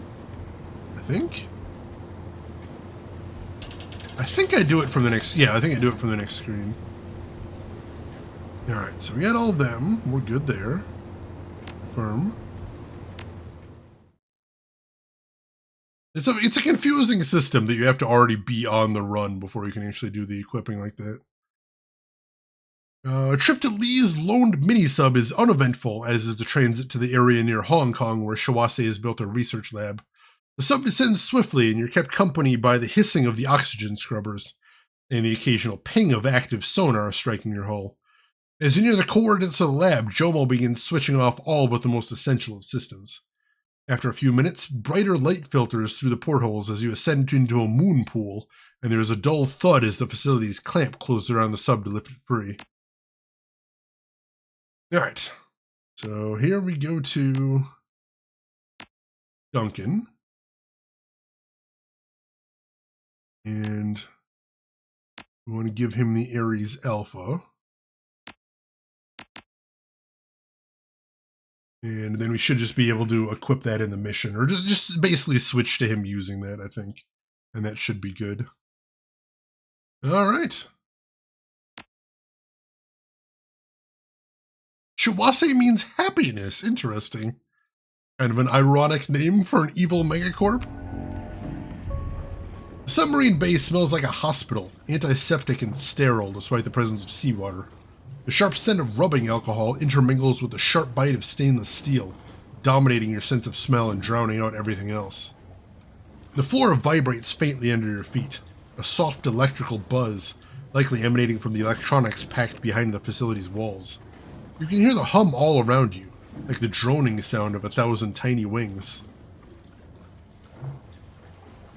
We made good time. I wasn't expecting to get here so quickly. Yes, Jomo, he delivered. Welcome to Shawase's foremost bioengineering labs. Great location, yeah? I'll lock the door once you leave this room to keep uninvited guests away from our sub. This bay isn't on the same level as the labs, but there should be an elevator you can take deeper into the Sea Hive. Some trams too, according to the blueprints. Go, do your job. I'll keep the sub prepped and ready for your return. But places like this, they make me uncomfortable. Too clean. Try not to keep Jomo waiting too long. This germ warfare lab is what we need to find. Should be a pretty straight shot to get here from there. Oh, and Max? Places like this aren't known for the forgiving attitudes of their security staff. Guards are probably trained to shoot on sight, so we should plan on shooting them first. Alright, time to get this job underway.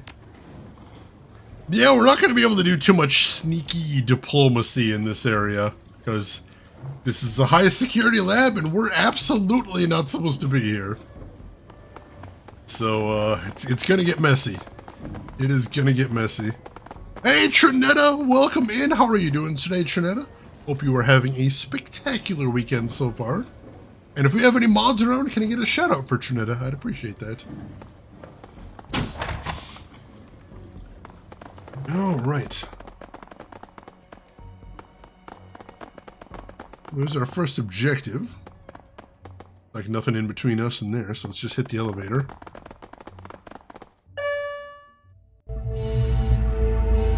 Alright. So this should hopefully be the lab, or the lab should be down here somewhere. We don't know where, so we're gonna have to look around, unfortunately. I know, I love just my team walking around. That sound is so good. It's so good. Almost done with school. I graduate on the 24th. Holy shit, how are you feeling about that, Trinetta? You excited? Looking forward to being done with all that?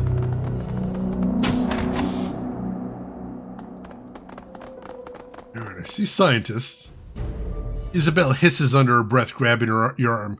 Shit, guards, look over there. There's no way we're getting past them without a fight. At least they don't seem to have seen us yet. Oh, geez. Do we try the quiet method, or do we ambush them, I hope? I think we might need to ambush them.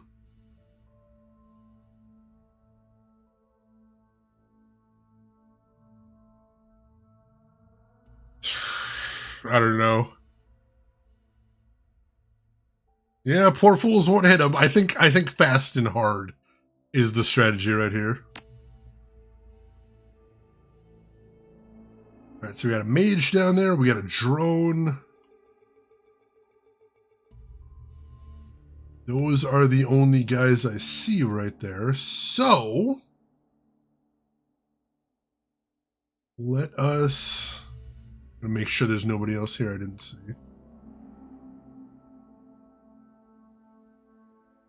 Alright, we're switching to combat rounds.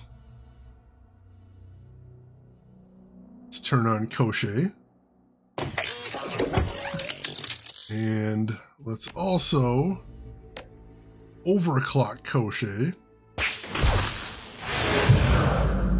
And hell, let's give him an aim boost as well. See how much of this Koshé can deal with on his own. Hey, Geek Boy, welcome in. How are you doing today? Oh, there was another guy hiding here that I didn't even see. Shit. Alright, that's fine. We're gonna go for this mage first.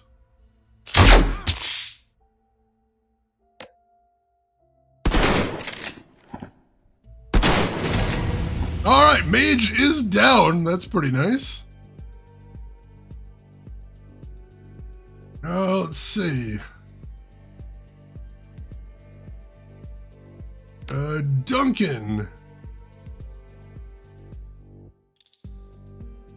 Why don't you roll up to right here?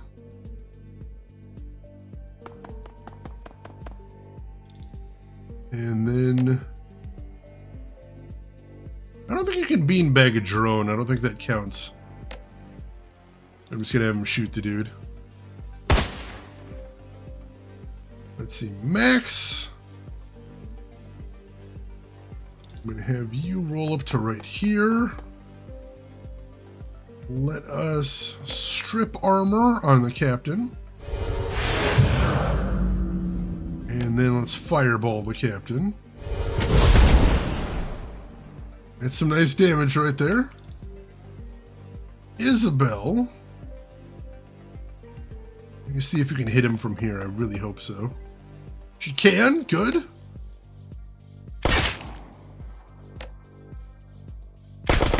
Oh, God, that's a lot of misses. And we got naded. That's unfortunate. And he had a healing kit. Of course he did. Oh, shit. What is that?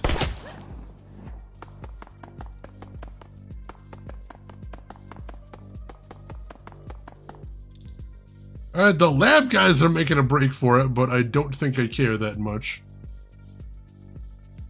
God, they're all really clustered up right here. Max, why don't you lightning bolt? Good hits, good hits.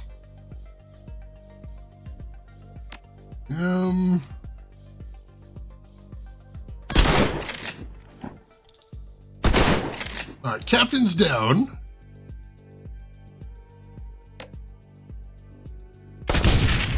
Drone's down.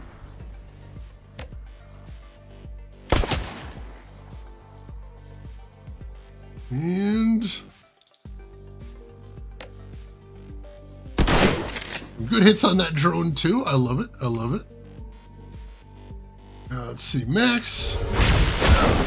Damn it. Why don't you strip armor on the drone? Why not? Duncan can see the drone, so pot shot at him. Alright, I believe that's everybody. And the man in the back said everyone attack as they raised their hands to the sky. The zaps in this game are weirdly loud. It's true. Hey, VK, good morning to you as well. How are you doing today, VK? Hope everything's good with you. This terminal has been left unlocked and is currently logged into a junior lab technician's user account. Undersea Research Laboratory Namazu, Gamma 4 Annex Neural Engineering Studio, Mail Server Archive, Admin 1 Combat Persona Progress, Admin 2 Deep Cover Operatives. Let's check the first one. Chung, how are we coming with the next revision of the Reaper Persona Fix chips? Yamada says the cyberware suite adjustments have been made, and I'm anxious to get them out into the preliminary testing before the month is out. If anything's blocking you, let me know. I'll get you what you need right away. Jay and Guy, Senior Researcher. Everything's on schedule. We had to take some of the sleep cycle subroutines out and revise them in simulation. They were adversely affecting norepinephrine production, and our subjects weren't generating the hostility levels that we were looking for. We should have the new chips ready in the next few days. After that, we can run a few subjects in live tests. Do you have a preferred locale in mind? Dr. Chung. I'll have to check with Transport Division, but I'm guessing that Sham Shu Po is our best bet. Any test that we conduct will be written off as any kind of random violence that's endemic among the sinless population there. We don't want the authorities, or heaven forbid another megacorp, taking an interest in the tests we're running. Well, that's diabolical. Pretty good, just waking up and waiting for coffee. How are you? Very good. It's a little warmer than I'd like in my neck of the woods, but otherwise I am doing good. Yeah, that's some scary bioengineering there. Let's check Deep Cover Operatives. I have a progress update for our Project Silver Dream subjects that are already out in the field, Dr. and Guy. Subjects 108, 337, 72, and 210 have all been inserted into their new lives and have been making regular check-ins via their assigned matrix drops. Details are as follows. Subject 108's new identity is as a motor pool mechanic with Komatsu Limited, specifically their Korean mining branch. 108's exposure to sensitive data is limited, but he's providing us with a great deal of inside information about Komatsu's logistics and supply chain, as well as their prospective future mining expansions. Subject 337 is an executive assistant to a middle manager at Crash Cart Medical Services. She's provided us with a wealth of recorded meeting data, and we're learning a lot about weak links in Crash Cart's management chain. Number 72 has been hired as a software engineer by Transys Neuronet Asia. He's initiated a data siphon, albeit a slow one. Reports indicate that our deeper programming has encouraged him to earn the trust of the new coworkers before stepping up the rate of data transfer. Lastly, 210 is working on the security division of Yakushima's Shanghai offices. As a Reaper chip recipient, we have the ability to trigger his kill protocol at any time. Let me know if and when you want to test that out. Given the nature of his job duties, should prove to be a very effective test. This is fucked up! We're doing some kind of chip-based mind control down here, making sleeper agents, turning people into puppets. All the more reason to get this done quickly and get the hell out. Let's see. Good afternoon, Joda. How are you doing today? They're breeding streamers. Oh god, I hope not. Yeah, it seems like it's just been hot everywhere, Trinidad. I kind of hate that. Groshin, welcome in. How are you doing today? Alright, nothing else to see there. Yeah, there's some other stuff to see in this lab. Able displays circuitry diagrams for some kind of neural cyberware. Large computer system, most likely used for advanced software programming. Thick bullet-resistant plexiglass forms the laboratory wall. Alright, unfortunately nothing else to see in there. We are going to have to keep moving. Listening his new plans for chat! Oh god! Not that diabolical, am I? Alright, I see a guard right there, so I think it probably is in our best interest to strike first. So, go ahead and go into combat mode. Turn Crochet on. And then let's go ahead and overclock. And set up better aim. Beautiful. Crochet. And you come on down here. Alright, what do we got? I see a bunch of science dudes. I count 3 actual soldiers in here. An assassin, an enforcer, and a conjurer right there.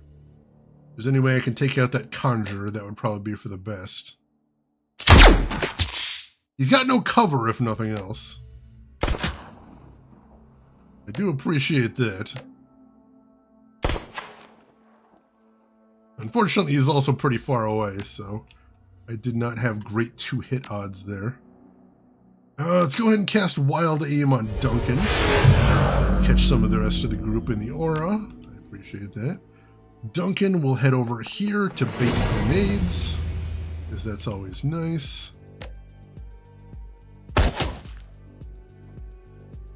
Alright, Max.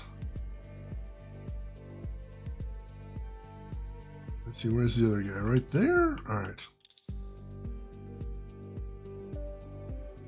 Max. Not a lot of good places to go for cover in here.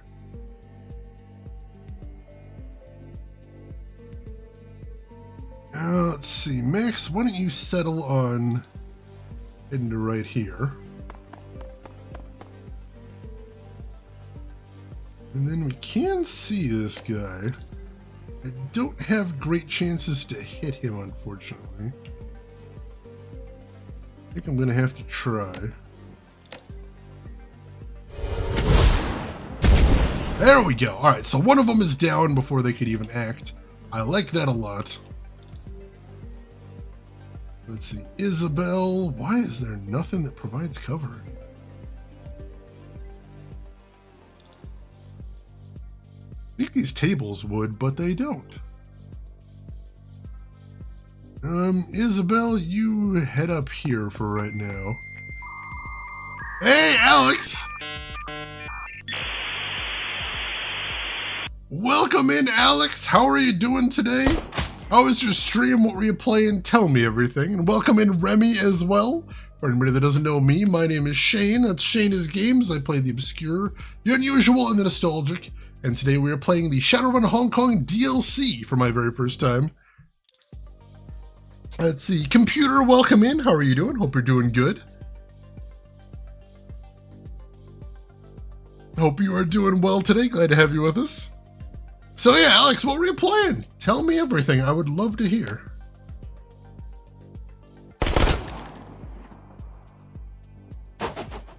And we successfully baited a grenade. And he's lost all of his AP. That's awesome. They, of course, have support. Kamikaze! Oh, God. He's a melee dude. That's not great. They're all making a break for it. I don't care. That's fine. Alright, so... Ooh, this drone is out in the open. I missed it 93%? Come on, game. Don't be like that. There we go. Drone down.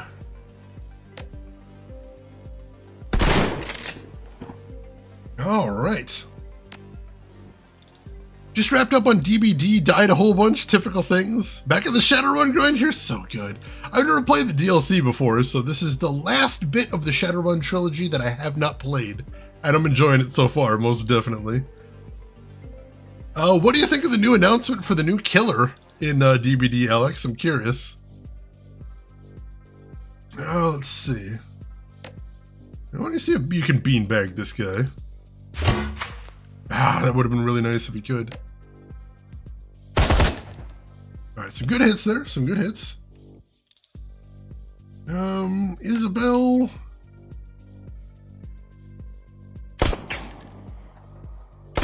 Have her take a couple pot shots of this guy.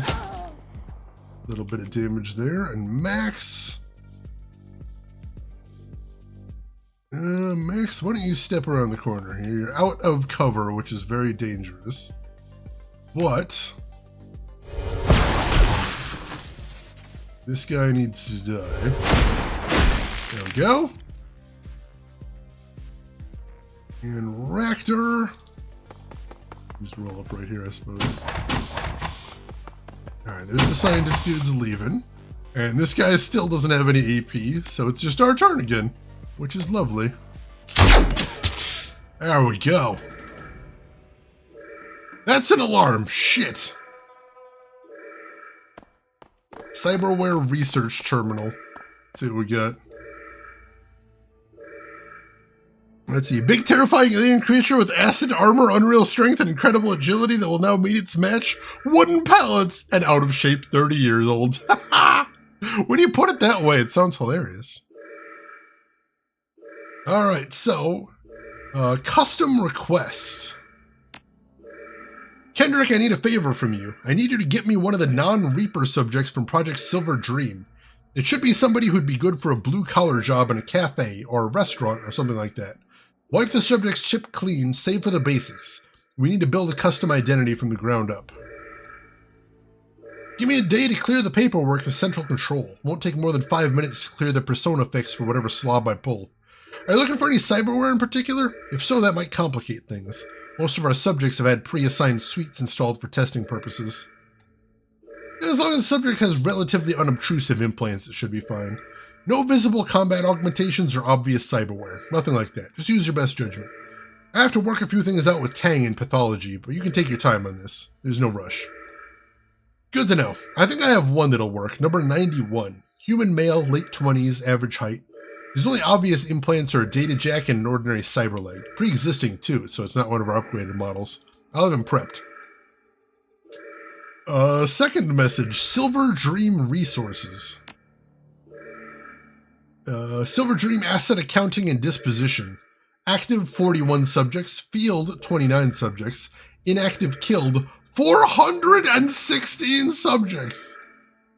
Acquisition. Subjects have been acquired from across the Hong Kong Free Enterprise Zone. Primary locations are Aberdeen, Yuyat Chen, Quan Tong, and Kowloon City. With the recent loss of the walled city, Kowloon has become a less attractive location for subject acquisition. Future possibilities include expansion to Shenzhen, Indonesia, and Shanghai. To date, approximately 71% of the chosen subjects have been sinless, 23% possessed a criminal sin, and 6% possessed a standard sin. Given these numbers, it is unsurprising there is no official investigation into the subject's whereabouts. However, Project Silver Dream personnel must take care not to draw attention to the projects by recruiting too heavily from the same neighborhoods. Yeah, this is horrible. What are these? I kind of hate these guys. Third, medical closet access. Anybody here know the door code for the medical closet in Delta 5-2? One of the handlers got his finger smashed by the door and he lost a lot of blood before the tram could get him back to Gamma 4. Speaking of which, does it seem kind of stupid to anyone that we lock up the medical closets? What gives? Gee, let me think. There isn't a lot to do down here, and we got a lot of mind-altering substances in medical closets. Why do you suppose we keep the closets locked? While I ponder that, the code is 8236, which I am writing down right now. 8236. Get what you need to fix your handler's boo-boo, but if anything goes missing, you can expect Commander Gara to come knocking. Alright. Let's see if there's anything else of note around here. A cyberware implantation suite, prepped and ready for a patient. Oh god. A computer sits unmanned, ready to receive input. Let's see. Biosafety level 4 prep. Dang, make sure subject 91 gets moved to one of the hot labs. Minimum biosafety level 4. Once we're done with him in there, we'll need to move him out into a cryo tank unless he's back on land. Nobody opens that container unless they want to be confined to cold storage themselves. Are you sure? You spent a lot of time and money implanting experimental cyberware into those test subjects. You infect them with anything from a BSL-4 lab and their life expectancy drops to a week or two tops. On that note, where's the subject going on the surface? Do we have containment teams standing by? Is security in place to prevent an accidental breach? Let me worry about that. You'll be covered if anything goes wrong. We're just conducting an unusual field test, that's all. Nothing for you to lose sleep over. Duncan groans. Yeah, what could possibly go wrong? Just what I was thinking. Cyberware packages. Okay, Hung, since you're new on the project, you probably aren't aware of the various suites we've been installing into the test subjects. Buckle in and pay attention. I'm going to give you the basic rundown.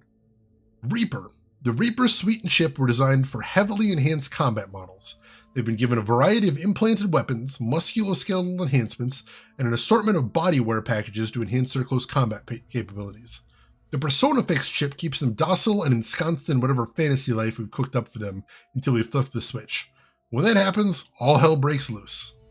Reaper carriers were designed to work as distractions, saboteurs, etc. They're no good as assassins because the methods that we use to override the amygdala prevent them from recognizing specific targets. They can discern between friend and foe, but that's about it. They won't seek out a designated target over any other given hostile. Dreamer. The Dreamer package was designed for deep cover operatives. First, we take a test subject with a superficially similar background to our projected target identity. Then, we read their memories using an assist biofeedback system and program a chip for their new life and habits. The cyberware includes a number of neural shunts, data filters, and mnemonic locks to make certain their subconscious espionage activities aren't remembered. Ghost. Last is the Ghost package, the Assassination Suite. The goal with this package is simple. Maximum infiltration, maximum lethality. They've got vocal modulation, retinal duplication, a slew of close combat skill wires, and whatever other spyware we can cram in. They get close to a target and wait for activation. When they've been activated, they do whatever they need to do to get within proximity of the target, and that's when the cranial bomb detonates. Jesus, let's hope they have a contingency plan. All of this is horrendous, what the shit? Alright, we got the lab keycard here. This research station is unlocked, ready for your perusal. Yeah, this is horrible. Let's see, which way do your fingers go to scroll down? What do you mean? You got me curious, but I'm not sure what you're asking exactly. How would a cranial bomb not be something that'd set off an alert? I mean, depending on what kind of security the place has, I suppose.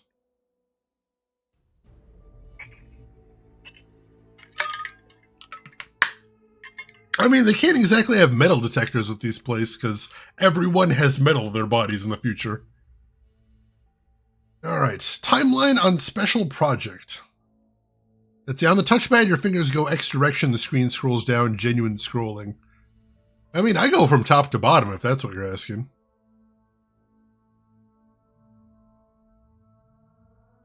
Or I suppose usually I go in the middle of the screen and just flick down, if that's what you mean. How close are we on the special project, Chung? I need that subject in field testing by the end of the week. Central is breathing down my neck to get results, and I'm not going to let a slowdown in your end get me demoted. There's only so fast I can move, and guy. Writing the persona that you specified will take a minimum of 4 days. We could do it faster if you'd lend us more people, but no, you wanted us kept to the core team. Get me some help from Cybernetics firmware team, and we should be able to move closer to your proposed timeline. Okay, Chung, you win. You can have Deng and his 2 assistants. Deng, I want you to help Chung out with whatever he needs. This is a red ball. The end of the fiscal quarter is coming up, and I will not have another bad review. Got it. We'll shift priorities immediately.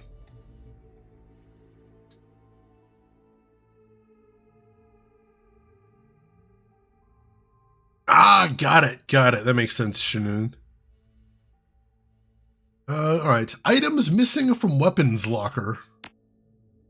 Okay, people, we've had to change the code for the weapons locker again. Our security drones kept crashing whenever anyone would input the previous code. QA has managed to track the problem down to an Easter egg that somebody wrote into their object recognition code. I guess that 1337 has some significance to some joker on the engineering team. Given this new information, we've changed the code to 4077. Hopefully this will resolve our random drone crashes. Ah! 4077. It's med. And that's weapons. Oh yeah, like MASH. I didn't even think of that. They don't know elite speak. The fools! Alright. What else we got in here? Frozen metahuman lies within the cryo tank awaiting surgery.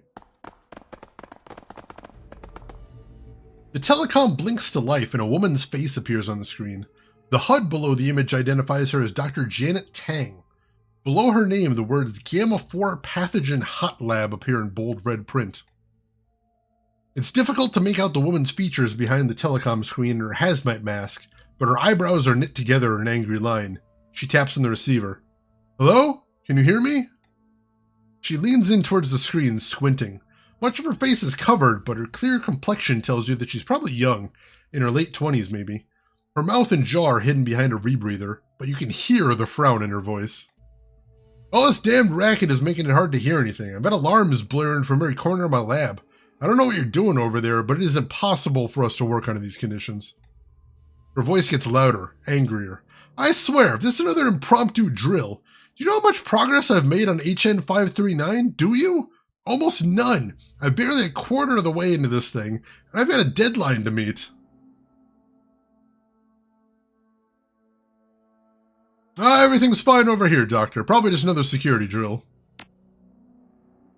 I swear, if those meatheads at Base 11 ever want this antimicrobial finish, I'm gonna need... She recoils with a start, then leans in, blinking.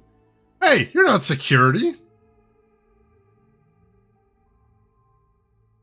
An antimicrobial, huh? Think I know where I'm headed next. The doctor's face noticeably pales. She points at shaky fingers at the screen. You stay away from my lab. You have no idea what we've got stored in here. If you come in here all guns blazing, you could release enough deadly pathogens to kill everyone in this lab several times over. The doctor blinks as if trying to confirm what she's seeing, and turns to look at something behind her. When she turns back to the screen, her expression is stern. I don't know what you're doing here, but you'd better stay where you are. The sincerity of her words is undercut by the tremor in her voice. And just what can you do from inside that lab, huh? You gonna come out and try and stop us? I'd like to see you try. I'm warning you, things will get ugly fast if you try to leave the sector you're in. You see her hand tremble as she slaps the receiver. The telecom screen crackles and goes black. I have a feeling that isn't the last we've seen of Miss... what was it? Janet Tang? Rackner runs a gloved hand over his chin. I doubt that she could pose any meaningful threat to us. Nevertheless, there is no harm in remaining vigilant. Alright, I think that's everything to see in here. And I am going to save because this mission is making me very nervous. Yeah, I'll save over this one.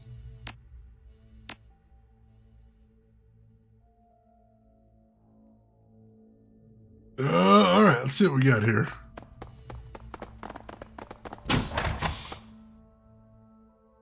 Alright, there's the tram. That's where we're headed next. Oh, God. Alright, there's the weapons locker. See if we can get in there first and foremost. 4077 should be the code.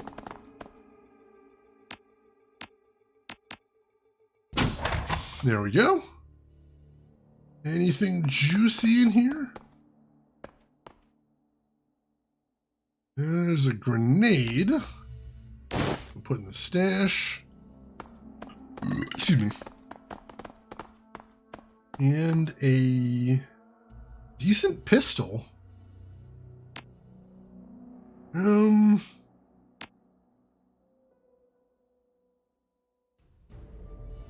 It's like we're putting that in the stash as well, but that might be something for Isabel later on. Sounds like a normal Sunday? Oh, something tells me this isn't going to be anything close to normal. I got a feeling.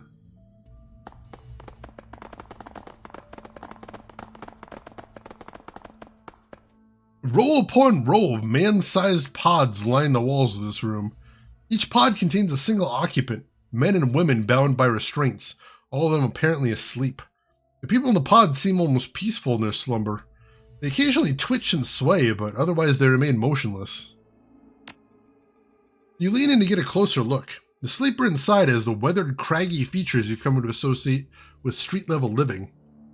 But he's wearing a surprising amount of chrome for a homeless man. Ugly welts and bruises mottle his skin, and a handful of fresh wounds paint his torso. The incisions on his torso are surprisingly neat and clean. Recent surgery, perhaps. Upon closer inspection, you see a slim braided cable that stretches from the wall to the sleeping man's data jack. The other end of the cable has been hooked up to a nondescript Shawase device that has been integrated into the pod. Glancing down the line of pods, you can see that all of the sleepers are connected to their pods in a similar fashion. Isabel points at the device that one of the sleepers is jacked into. Max, take a look at that. Each pod has one.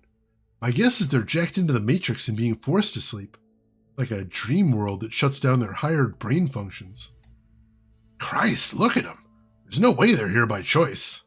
Duncan turns to you. This is what they're all about, Max. Corpse like Shawase, they don't give a shit about metahuman rights or lives, and nothing says it better than what we're seeing right now. If only there was some way to get him out of here. We don't have enough room on the sub, though. There's no way we could do a large-scale rescue mission. And since we're underwater, we can't exactly just leave him to run. Oh, jeez, Falls, you got some noisy neighbors? I'm sorry to hear that. I don't see any other guards. Oh! Something clanks nearby. The sound reverberates in the still air, stretching and lengthening into a persistent hum. Sounds a bit like the ambient drone of the air circulation system, but as you listen, it grows louder. Gradually dawns on you that the noise isn't coming from the walls, but from the pods that protrude from them. Duncan takes a step back, his hand instinctively reaching for the weapon at his side. What the hell is that? There is another loud clank, and you catch a hint of motion in the pod nearest to you. The pod's occupant, a battered troll riddled with chrome, shifts uneasily against his restraints. As you watch, those restraints disconnect. The troll's eyes slide open, and his face twists into a hateful snarl. You got him brainwashed or something. Look into his eyes, Max. There's nothing going on in there. A monitor near you flickers to life. A nervous-looking Dr. Tang addresses you, eyes darting frantically around the room. I can't allow you to progress any further. Shawase has invested millions of nuyen into the research in this lab. I can't let you threaten it. If you try to get any closer, I'm going to have to stop you. Let's see, don't make this any more difficult than it has to be. I'm coming to your lab whether you want me to or not. I can't let you do that. I can't. She looks to the right just off screen and makes a slicing gesture with her right hand. She hisses someone off camera. I gave you the signal! Open the pods, damn it! Wake the damned things! The troll peers at you through red, vacant eyes. The door of his pod slides open, and like a chain reaction, several other pods follow suit. There is an explosion of motion from the pods, and the subjects contained within charge you like a pack of rabid beasts. Oh god.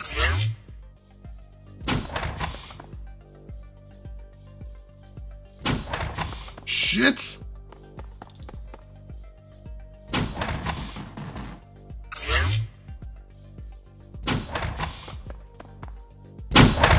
So we got at least 4, and I'm noticing there's plenty more hanging around. Oh, this could get bad. Alright, I'm gonna have Max stand on this dragon line to enhance his abilities. Let's strip armor from this guy. And then let's hit him with a fireball. What? Oh, right, because I'm on the ley line, it bounces. I forgot. That's a good thing. That's a good thing. Oh, jeez. All right.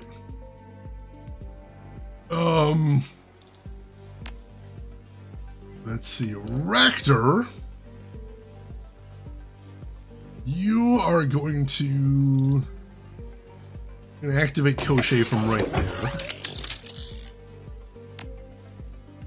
And then why don't you run to back over here? Get out of the way of the worst of this. Isabel. How about you run back here? And put a couple bullets into this guy. It hits. Let's see. Duncan. We don't have nearly enough cover here.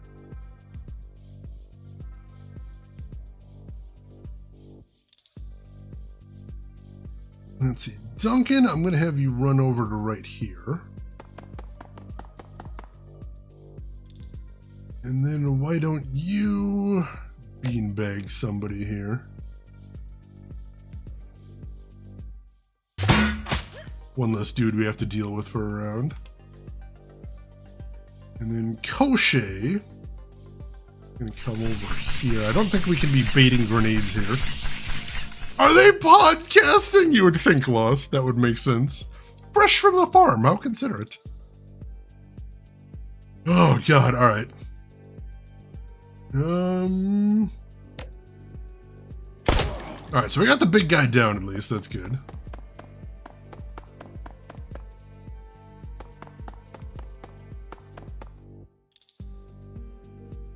All right, they're not doing anything yet. That's probably a good thing. Hit these guys with a lightning bolt. Good hit. Raptor, why don't you come over here first? And then overclock Koshe. Beautiful. Max. Let's have you fireball the test subject. Nice, I'll take that. And then you can strip armor from the other one. There we go. Isabel, actually no, let's start with Duncan. He is using his Ares Alpha, his new gun, so that's good. All right. This is going pretty well so far, I'd say, but we absolutely cannot get comfortable. Let's see, Isabel. A miss at 87, brutal. All right, and that just leaves Koshe.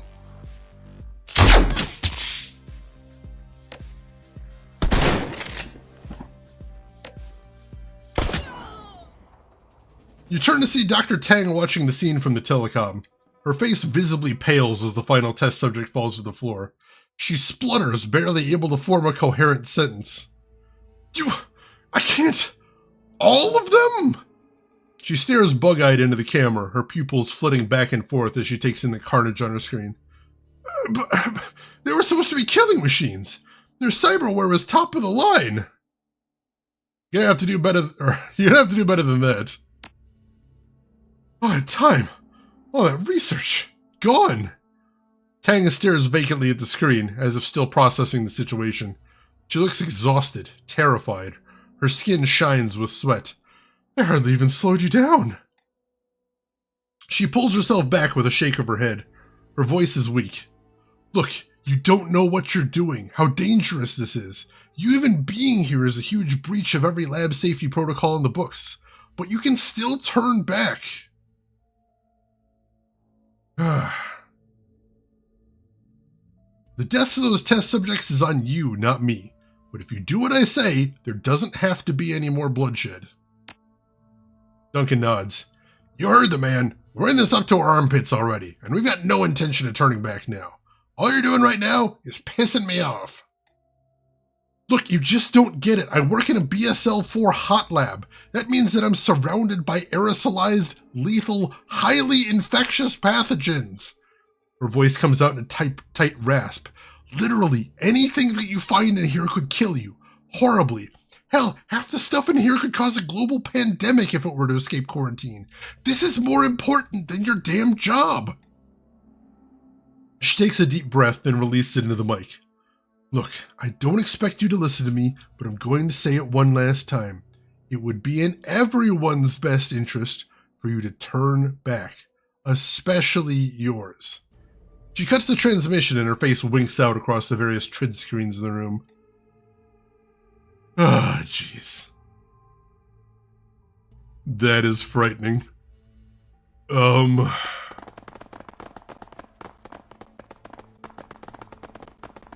a locked door over there. Nothing we can do with that at the moment, though. Like a little kid in a viral lab. I know, this is very dangerous, what we're doing right here. I will fully admit that. Global pandemic? Pff, that might have been scary a couple of years ago. Been there, done that. Alright, we gotta ride another tram, it looks like.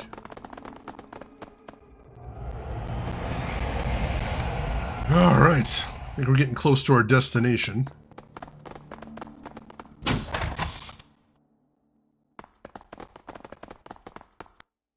Alright, nothing else to see in here. I'm gonna save again, because this mission continues to scare the shit out of me. I don't know why, I got bad feelings about this one.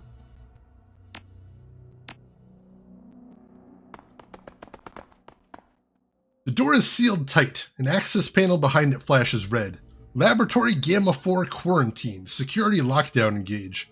Access level Omega 4 required for entry. Locked. Shouldn't be a problem though. Try that keycard you picked up, Max. If I remember correctly, it should have the appropriate credentials. You lift the card to the slot, and before you can slide it through, the figure of a frightened woman erupts onto the scanner's screen. Dr. Janet Tang. I told you before, you can't come in here! Her breaths come in tight, panicked gasps. She's clearly doing her best to stay calm, but she's clearly terrified. I don't like repeating myself, so listen, please. This lab is restricted for a reason. Besides the obvious fact that it's full of deadly contagions, it also contains highly sensitive and very expensive equipment that only trained scientists can handle. You barge in here and mishandle a single vial, and you will in all likelihood infect yourself with whatever's inside. That would be a disaster, and I mean that quite literally. Guess you'd better give me some incentive not to mishandle any vials then. Beads of sweat trace their way down her forehead. Are you joking, or are you just crazy? How many times do I have to tell you what'll happen if you come in here and make a mistake? Rackner scoffs at her. Come now, Doctor. Given the remote access precautions that these labs take, I seriously doubt that exposure is a serious risk. If this is anything like the labs we had back in Russia, anything that could pose a serious threat is hidden behind rows of negative pressure safety nets, and accessible only via remote-operated Waldo frames. Let's see. I'll try to keep the lab intact, but no promises.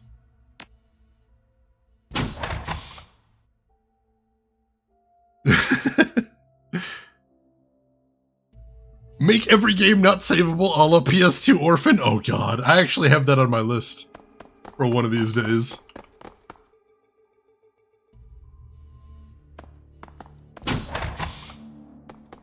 Alright, nothing in there. There is a big console thing there. Doesn't look like we can interact with it, though. Alright, there's the scientists. I assume that's where we're going next. Hey, folks.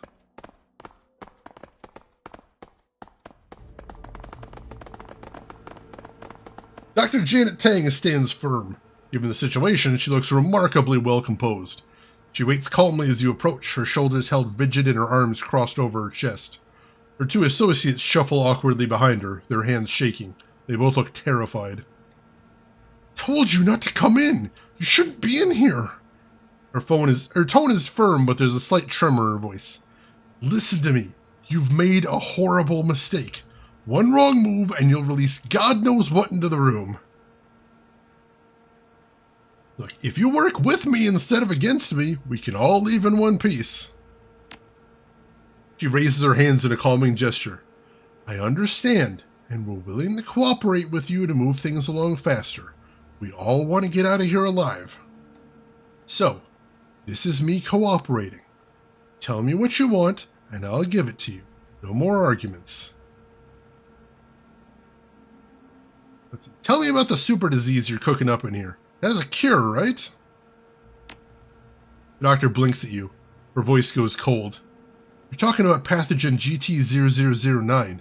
SARS-3. That's the one. Tell me about it. I can't. I'm sorry, but all information on GT0... She cuts herself off. I mean, SARS-3 is classified for good reason. It's one of the worst things we've ever produced in this lab. We can't let you... Her eyes fly open. You're not here to take GT0009, are you? Please tell me that's not what you're here to do.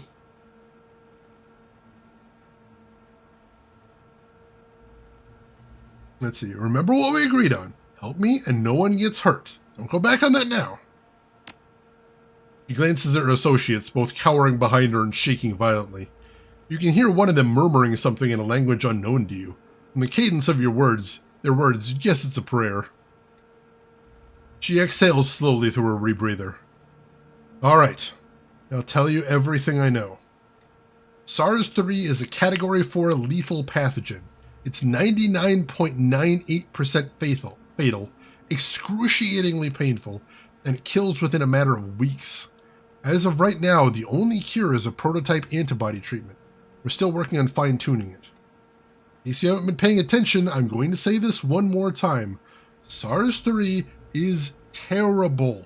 It's easily the cruelest, most infectious, and most lethal thing ever to have come out of this lab. It cannot be allowed out into the wild.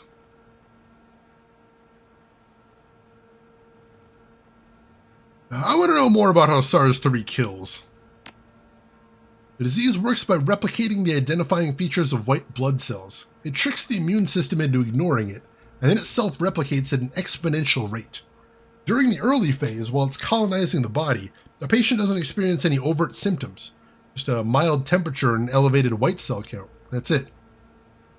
She pauses. Are you sure you want me to go on? It's pretty gruesome. Keep it coming. Alright. Okay. Here we go. Once the virus has thoroughly colonized the host, it begins a devastating attack on the body. It rapidly infects epithelial cells, inserting its own RNA at such a tremendous rate that the cell membranes rupture, spewing cytoplasm and virions into surrounding cells. By the time the attack has begun, the damage dealt is almost immediately irreversible. What kind of damage are we talking about? What does this thing actually do to people? The virus induces a hypersensitivity reaction in its host.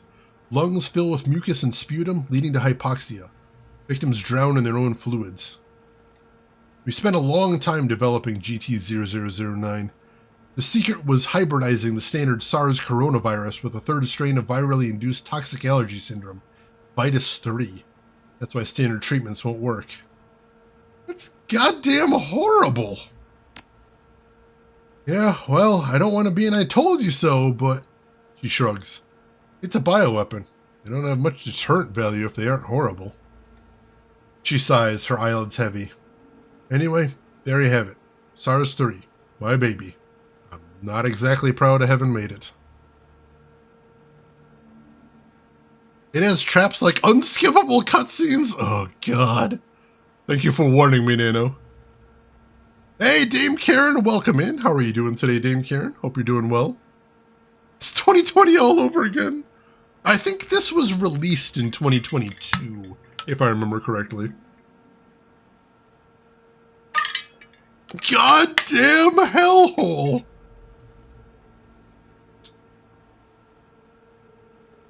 Alright, tell me about the cure. How do we fix somebody that's been exposed? We developed a strain of monoclonal antibodies in tandem with the disease. It isn't perfect, but it works. That's the only cure. I was attacked by some test subjects of yours on the way in here. Care to tell me anything about that? Tang's eyes scan the ground at her feet. I suppose there's no withholding information at this point, is there? Nope! You can see the doctor's cheeks pull downward as she frowns beneath her mask. She nods her head somberly. The two researchers behind the doctor mimic her gesture, their heads bobbing up and down like a couple of pigeons. They are part of a study called Project Silver Dream. Each subject has been implanted with a prototype BTL chip. The goal of the project is to create a perfect switch for sleeper agents and spies, one that can remain undetected by current scanning and identification technology. As of right now, the project is still in early testing. Our subjects are more often used as test beds for new cyberware, while the Silver Dream BTL chip is being refined. A necessary adaptation considering that our field experiments have only achieved partial successes so far. Unfortunately, we haven't always been able to maintain complete control over the test subjects. The Silver Dream team is still working on that. Your run-in with the test subject wasn't an accident. I'm sure that you figured that out already. It was a hasty decision on my end. You already know why I did it. They were the only thing standing between you and my lab, and I was trying to avoid a containment breach. I stand by that decision, for what it's worth. These test subjects, alright. These test subjects of yours, is there any way to disconnect them from whatever you're feeding into their heads? The program runs in a delicate framework. Casual tinkering with the system could be dangerous, not just for our machines, but for the subjects as well. If you really want to disconnect the test subjects, there's a particular order you need to do it in. First, you need to disconnect the matrix interlocks, then you need to initiate a supervised override of the SimSense feeds. Trying to do anything with the subjects without observing the proper procedures would be disastrous. If I were to try it myself without help and the proper permissions, I'd probably flub it. That would in turn trigger the station's matrix defenses, which would only make a bad situation worse. If you want to do anything about those test subjects, knock yourself out, but don't expect me to help. I know when I'm in over my head. Literally the Matrix. That's what they call the internet, basically, in Shadowrun. Oh, you're a microbiology minor. Nice, nice. Phazon, welcome in. How are you doing today? Hope you're having a good weekend. Guess we're seeing where this rabbit hole goes.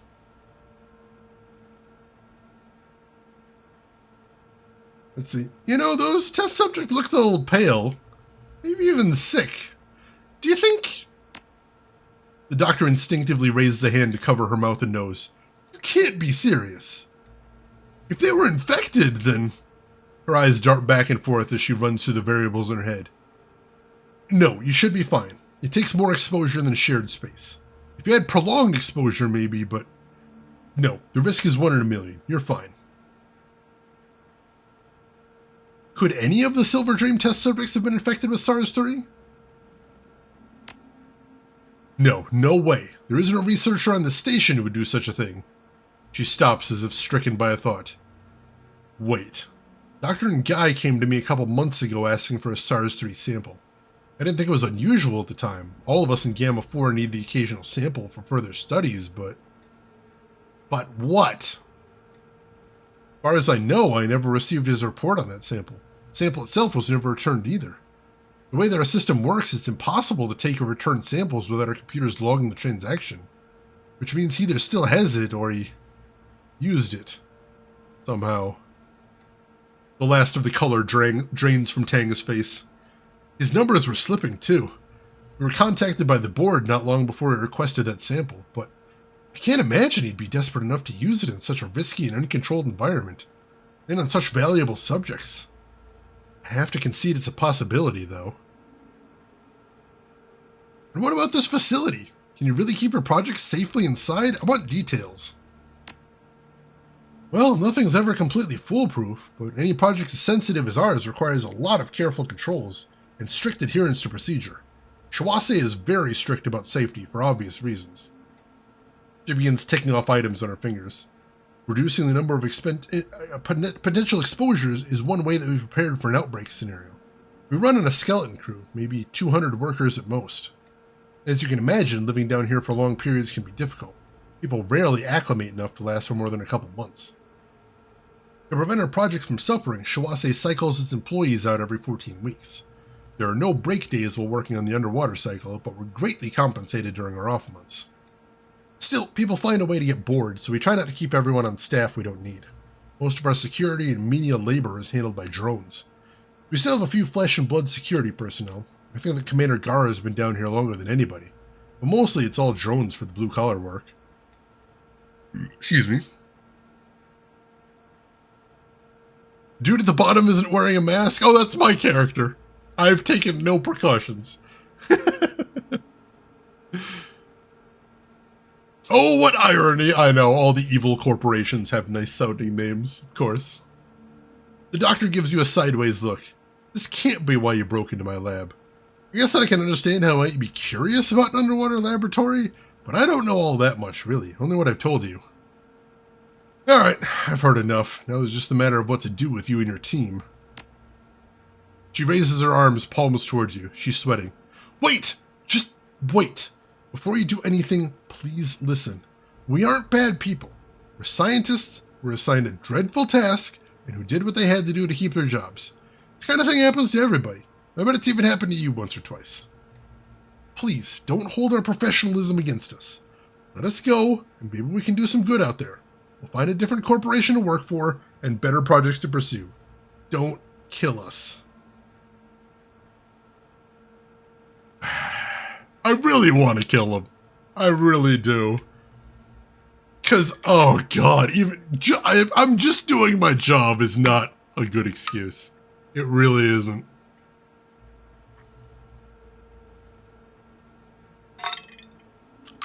I'll tell you what, I'm saving her for one reason and one reason alone. And that's that she actually did seem horrified by this virus. Like, she actually does seem terrified by the prospect of this thing getting out. And that makes me think that maybe she does still have some scruples left in that dark corporate soul of hers. I'm not like you, Doc. I don't kill unless I have to, and I don't make excuses for myself when I do. Take your men and get out of here. Janet's head jolts up in surprise. Her associates look at each other as if they were expecting you to change your mind or maybe convinced your words are a trick. She takes a step forward. Her voice stutters. I don't know what to say. I didn't think you'd... Thank you for sparing us. I won't forget this.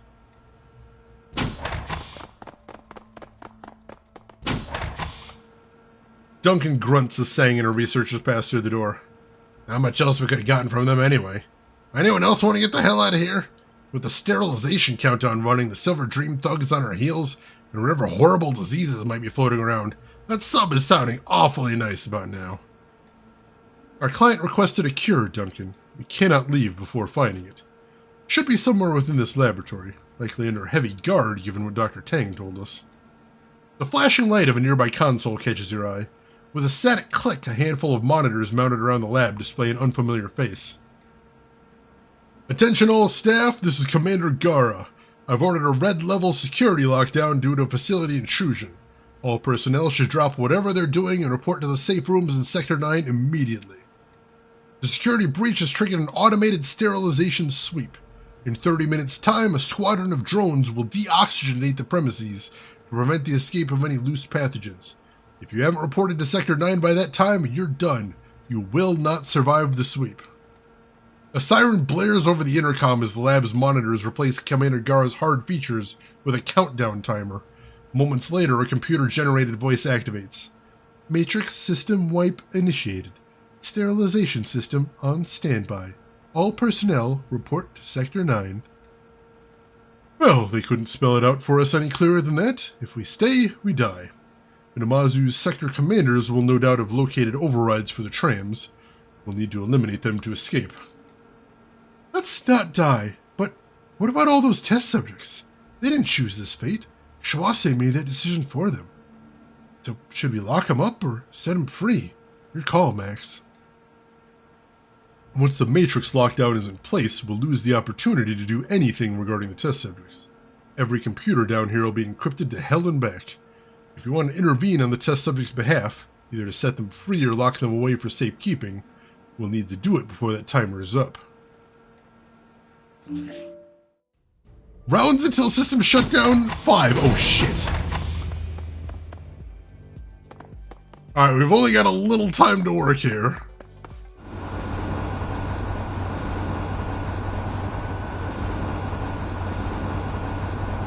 And we got a lot of dudes to deal with here. Oh good, they're coming from both directions. Oh my god, alright, that's a lot of dudes. That is a lot of dudes. Alright, Isabel, you are up first. Hit up the lab safe. The lab safe is locked. You can't find a keyhole or any other mechanism that could open it. Seems the safe can only be unlocked via the Matrix. Alright. Oh god, I want to get her out to the terminal there, but she has to go around and there's a shitload of dudes there. Alright. Isabel, you are going to run over here. And you are going to Overwatch on the door. Let's see. Duncan, I'm going to need you to support her until we can get her out of here. We need to get her to that Matrix terminal as fast as humanly possible. Well, let's not fuck around. Alright, he cannot see anybody out there either, which is unfortunate. So let's see. He's got 2 actions, so he's going to use one of them to... That's a drone right there. Yeah, go ahead and shoot the drone. And then use your last action to Overwatch on the door. Let's see, Max, why don't you stand in this big-ass ley line here? And let's use some magic, shall we?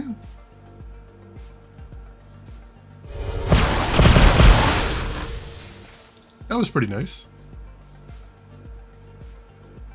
And then... Let's see, can you see the drone rigger anywhere here? I see a conjurer and a grenadier. I don't like that.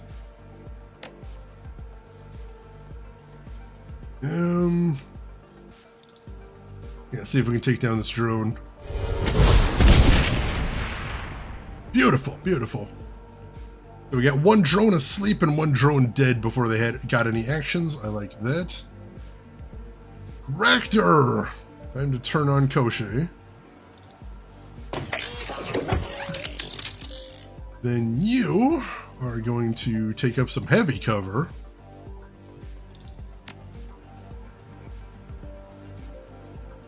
Or some decent cover for right now, I guess. And let's go ahead and overclock Koshé immediately. I suspect Koshé is going to need it. Alright, Koshé, why don't you head over to here?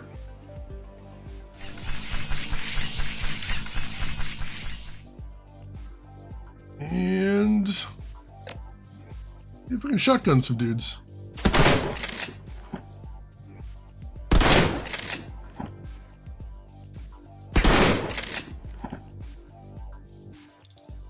And also laser this guy. Alright, he's asleep as well. That's awesome. Alright, got a couple good hits on this guy. Ow! He's a melee dude, though. I don't like that.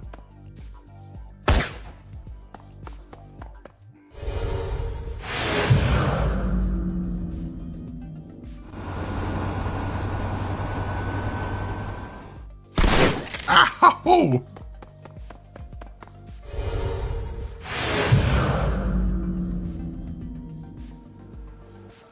Alright, Max. Let's see if you can heal somebody first of all.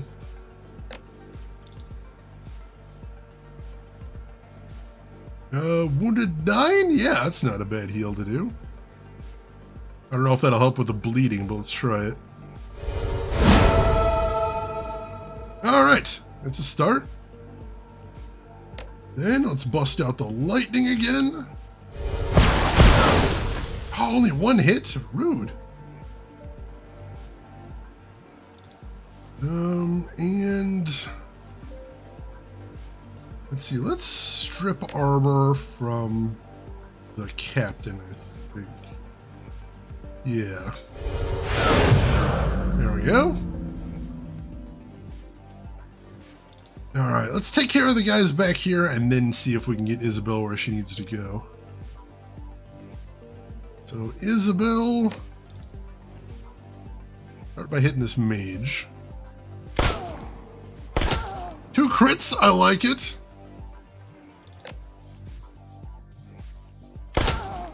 Alright, almost finished that guy off. Let's see, Ractor. You are going to put an aim buff on Koshe. There we go. And then take an aim shot at this dude. No dice. Alright.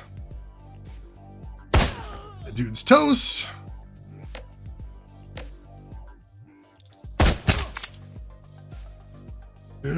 Decent hit, I guess.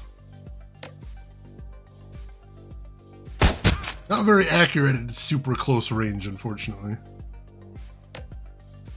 Alright, that guy's toast. I like that. Oh, let's do some more shotgun action.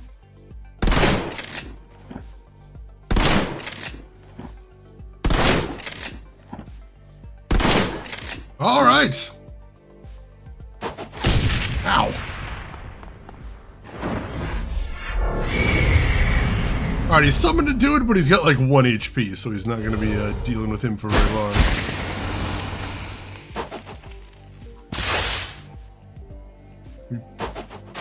Alright, good. We baited a grenade, and that guy's asleep now. That's awesome. Alright.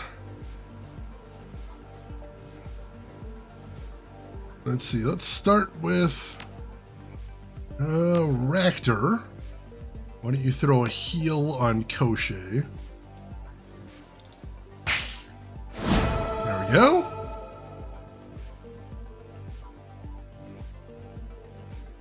I wouldn't trust USBs in this lab. Yeah, infectious lab. Probably not just superstitious to say let's not do that. Let's not do that. And then you can shoot at this guy. Missed, that's fine. Go to O'Shea next. Alright, that guy's toast. That's good. So now we got a drone over here. And we got the captain over here.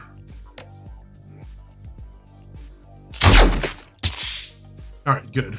Did a little bit of AP damage there. I like that.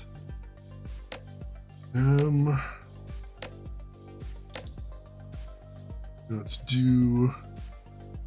let's switch back over to Max, actually. Let's see, Max, why don't you lightning bolt these guys? Good AP damage right there. And let's fireball the captain. Not bad, not bad. Just hit him with a regular shot after that. Alright, he doesn't have much at all. That's good. Duncan's got a vague chance of hitting him. I really want him to be dead. Oh, actually, Koshe might be able to hit him. Damn it! Would have been really nice. There we go. Captain is dead. That's good. All we have left is drones, so I don't think we can beanbag anybody. Wrecked her, but you hardly fought her. Alright,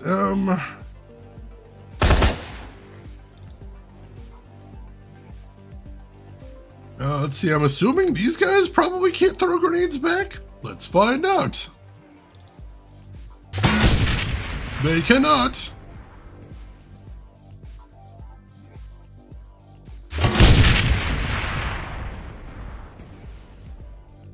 Alright, that's one of them taken out. I like that. And Isabel, you are going to start making a run for that Matrix console. She's not going to have much time to do much, but we got to do what we can do here. Alright, Duncan, you're going to continue with support here. Alright, that dude's toast. I love it.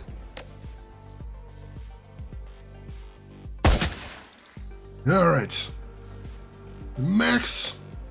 We fireball this dude. Nice damage. And then, sure, lightning bolt him. Miss at 81, rude.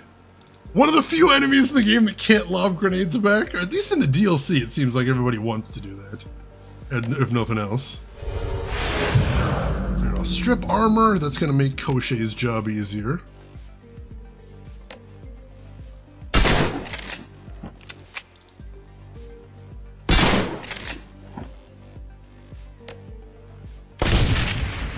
Alright. Lab security forces are down. So now we need to grab the cure and get the hell out of here. I'm gonna see if Isabel can do anything in the Matrix as well. So let's see. Yeah, Isabel, you're up first. Real quick though, what is this? Let me see what this is. Undersea Research Laboratory, Namazu, Virology Containment Lab, Systems Administration. Disengage the Silver Dream Matrix interlocks. They did say that was the first step. Accessing credentials. Let's see. Command accepted, interlocks now disengaged. Alright, that's the first step there, so we're doing okay. 2 rounds remaining until the Matrix shut down. So after 2 rounds, we don't die. We just won't be able to get into the, we won't be able to get into the network anymore. And getting into the network is the only way we can save those test subjects. So it's not a lot of time, but let's see what we can do. All right.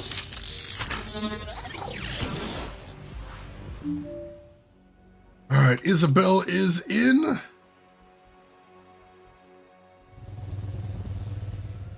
Oh god, alright, there's a door, I suppose.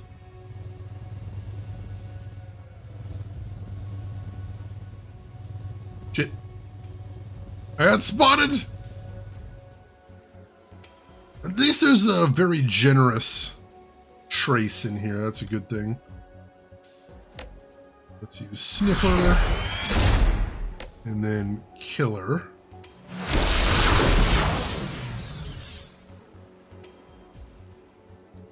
And, oh, do we have another action? We do have another action. Alright. In that case...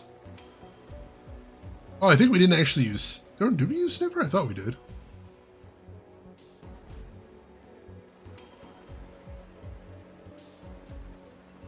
Let's hit it with Tar Blaster. No, let's go Erosion. There we go. Oh, god damn it! I should have just moved to the side. That was a bad move. Alright. Killer. Nice crit. And then regular hit. Regular hit. Alright, he's down. Good. Sniffer, but I hardly know her. Alright, there's the drone control system. That sounds super handy to have control over.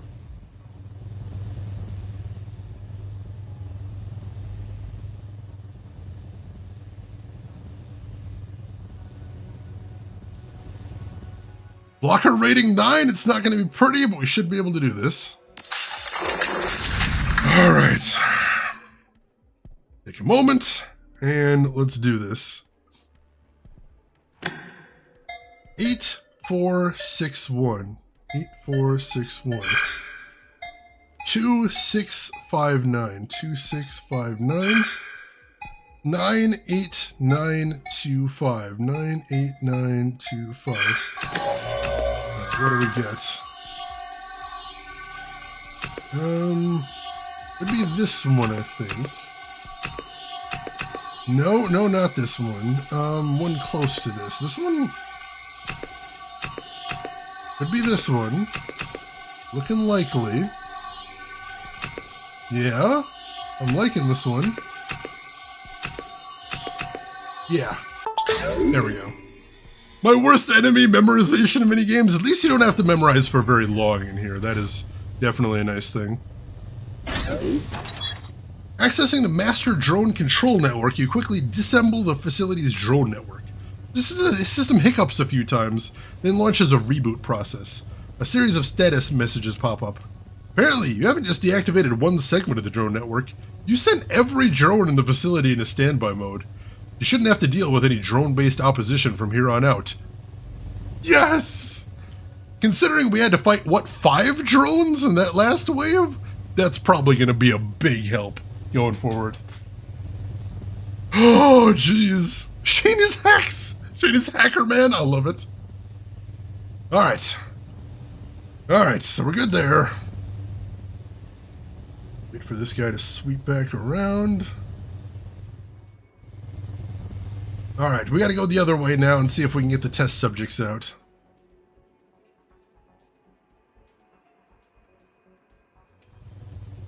Oh, shit! Alright, we've got some major opposition in here. Meanwhile, Max! Max, let's get this door open. And let's hit this refrigeration unit. Alright, we got the SARS-30 antibodies, so we're good there.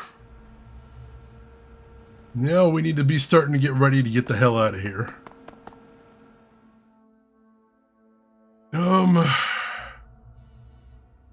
Here's what that research terminal is, too.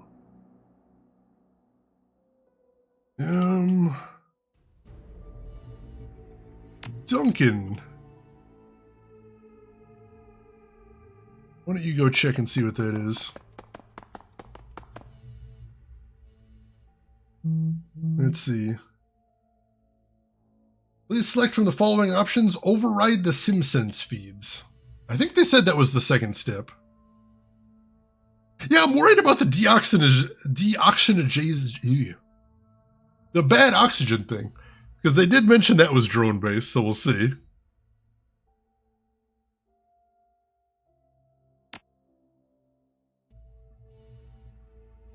Command selected. Are you sure you want to override the SimSense feeds? This may cause erratic connectivity issues to subjects inside the Matrix. Alright, not yet.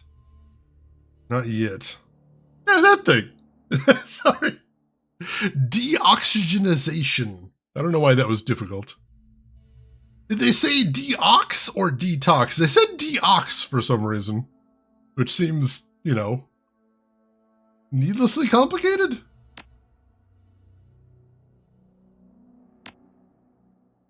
I don't totally understand that.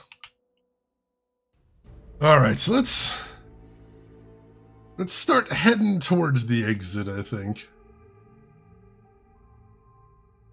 Start working on getting towards there. If we can just leave, that would probably be pretty nice.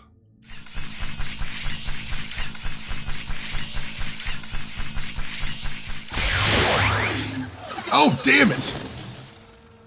And Isabel got kicked out. Shit. We ran out of time. Sorry, folks, that's all that they wrote. I tried. Wasn't meant to be. Yeah, deoxygen, that would mean removing the oxygen from the air. Like I said, that seems needlessly complicated.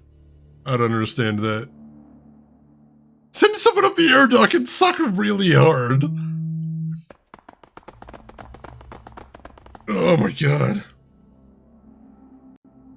Alright.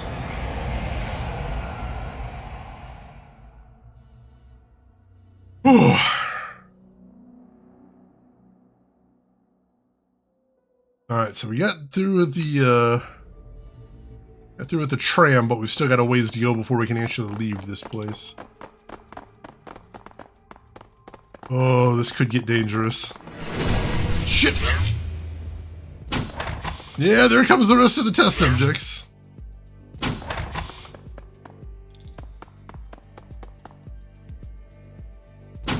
Shit! This is basically a worst case scenario, which is we let them out, but we didn't actually free them.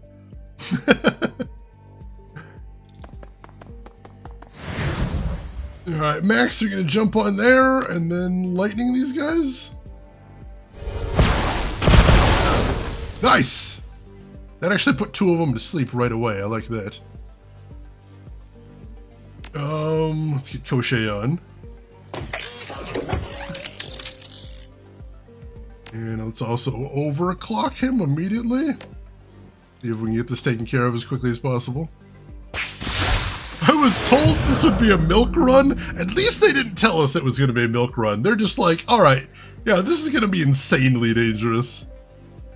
This is a bioweapons lab. They're going to have tons of security. You probably shouldn't be doing this. More milk, less run, please. Please. Oh, alright. Let's see. Oh, wow, Isabel. Oh, Isabel is in horrible shape from that dump shock. I am gonna have her use a premium medkit.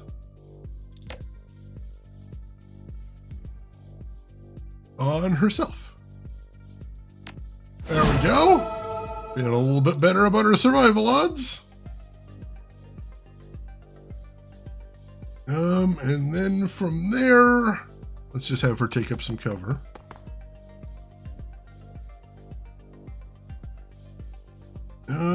Duncan.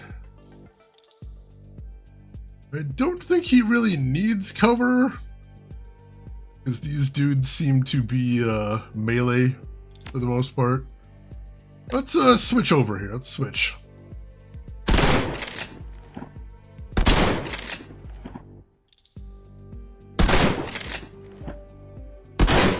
There we go. That guy's down. I like that. Let's laser beam somebody. Oh no, he's gonna dodge the next attack, so let's have Duncan clear that real quick. That did not dodge the next attack. Weird. Alright, that dude's almost toast now. Beautiful, beautiful. Alright, everyone is asleep at the moment. That's kind of awesome. We're in pretty good shape here. Lightning bolt again. I like that. Let's fireball this guy. And hit this dude too. Whew. I'm gonna save here, because this continues to be very dangerous.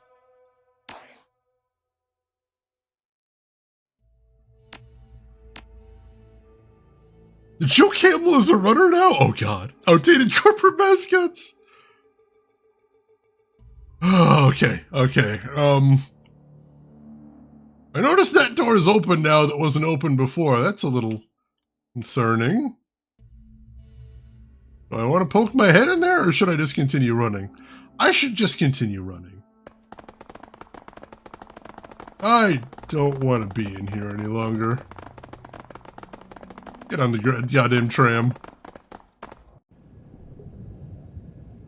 You hiss along the maglev tracks, the car's interior glowing faintly blue from distant sunlight filtering down through the seawater.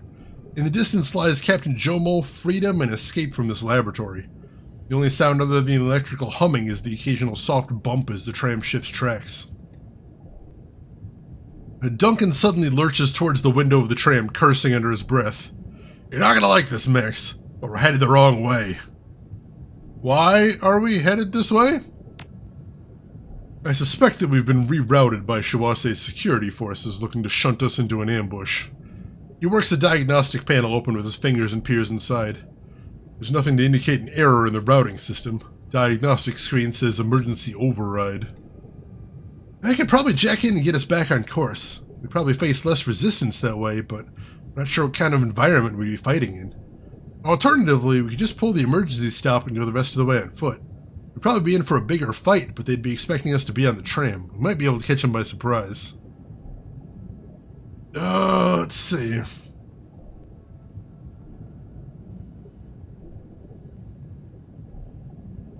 Let's see. Isabel, get us back on course. Isabel jacks into the tram, types furiously for a few moments, and then nods in satisfaction. There. The tram's control systems now think that fires have broken out on a half-dozen tram lines. Conveniently, the safest path for the tram to take is the only one that puts us on track back to our original destination. Whew, alright! So much for their ambush. Let's get the hell out of here. There's probably still some more forces we're going to have to face, but hopefully that helped. Alright, we already inspected the terminals in here, so let's not mess with that. As you move through the lab, monitors all around you spring to life. Commander Gara scowls at you from the flickering screens, a look of severe irritation etched into the lines around his eyes. Your little romp through Shawase property has gone on long enough. Time's up, Shadowrunner. In the distance, you can hear the thunderous clamor of jackbooted feet hammering on metal floors. Seconds later, a team of armed guards in Shawase uniforms burst into the room, their weapons held at the ready.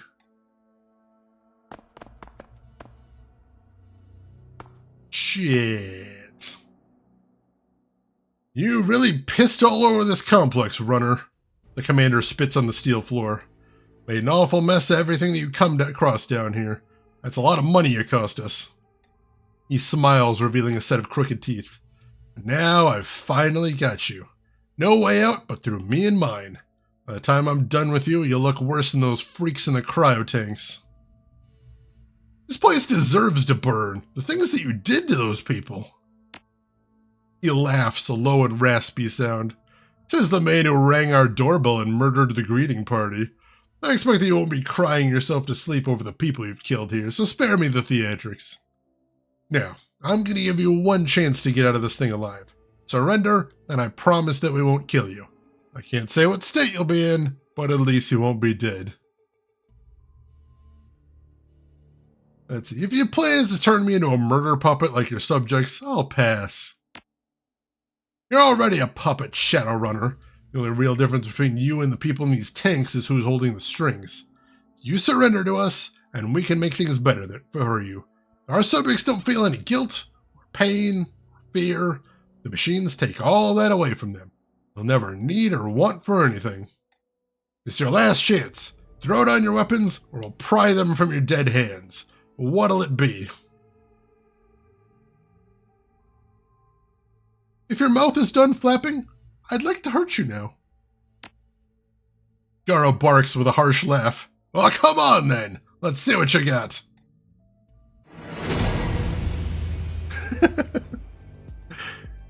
I mean, we were just leaving. You could have just waited. Yeah, janitorial must hate this guy.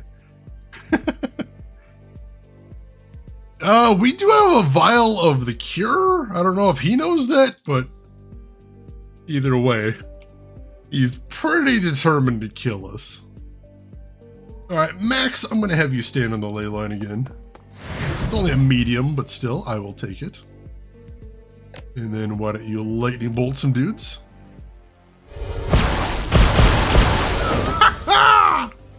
Oh, that was lovely. And then let's strip armor from the commander here.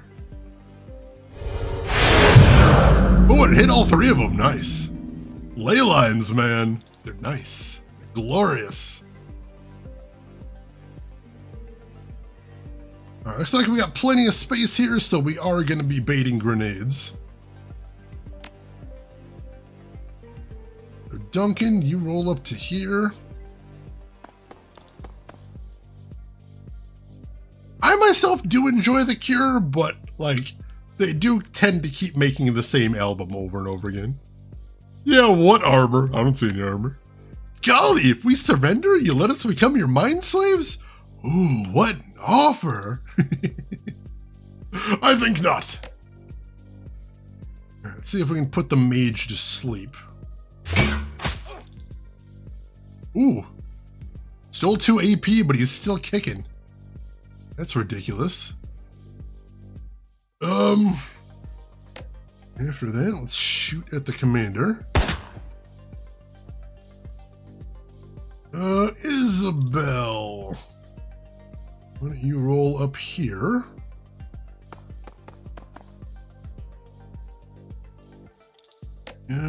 Take an aim shot at the commander. Nice. And he's down. And I'll learn him. All right, Koshe coming online. Koshe getting overclocked. And Ractor, you go ahead and get to cover now. Keep it secret, keep it safe, oh my god. I love me some Depeche Mode. Actually, my favorite band of all time. Alright, Koshe. Hop up here. And let's start murdering some dudes. Alright, the mage is now officially asleep. That's awesome. Go after this assassin next.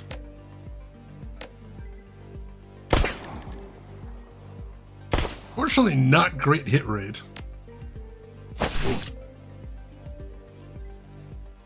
And there's that grenade. I'll take it. All right, Max. Throw another lightning bolt. Only the one hit. Let's do a strip armor on the captain over here because he's got tons there. Oh, it hits everybody. Beautiful, beautiful. And let's throw a fireball on the captain. Miss. It's fair. He sleeps standing up. Impressive. I wish I could learn that skill. Fall walls. Fair enough. I should have been more specific. That's on me. Ractor, why don't you go ahead and hit Koshe with some more accuracy because he clearly needs it. There we go.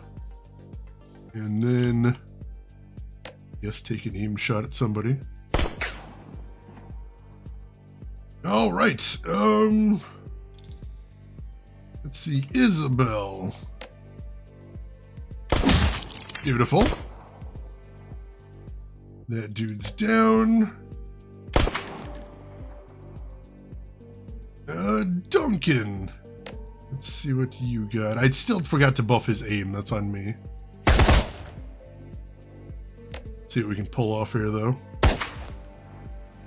And that just leaves O'Shea. Ah, come on! 75% chance to hit! Give me something here, game. Oh, damn it! Failed to finish him off. Rude.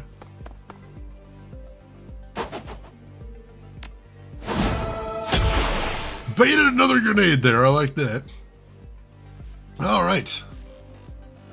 Lightning bolt once again. Missed, unfortunately. Fireball. There we go. And he's down. I'm going to remember to buff Duncan's aim this time.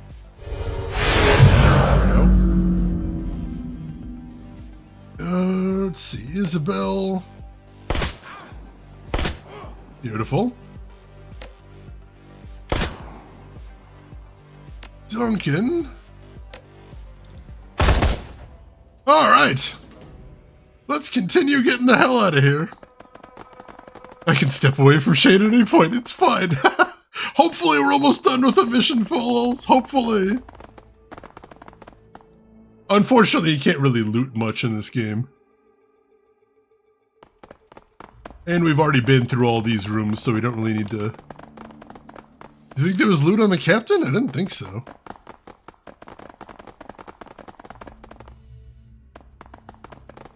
Yeah, all these interaction points, the hands right there, we've already searched those before, so we're good.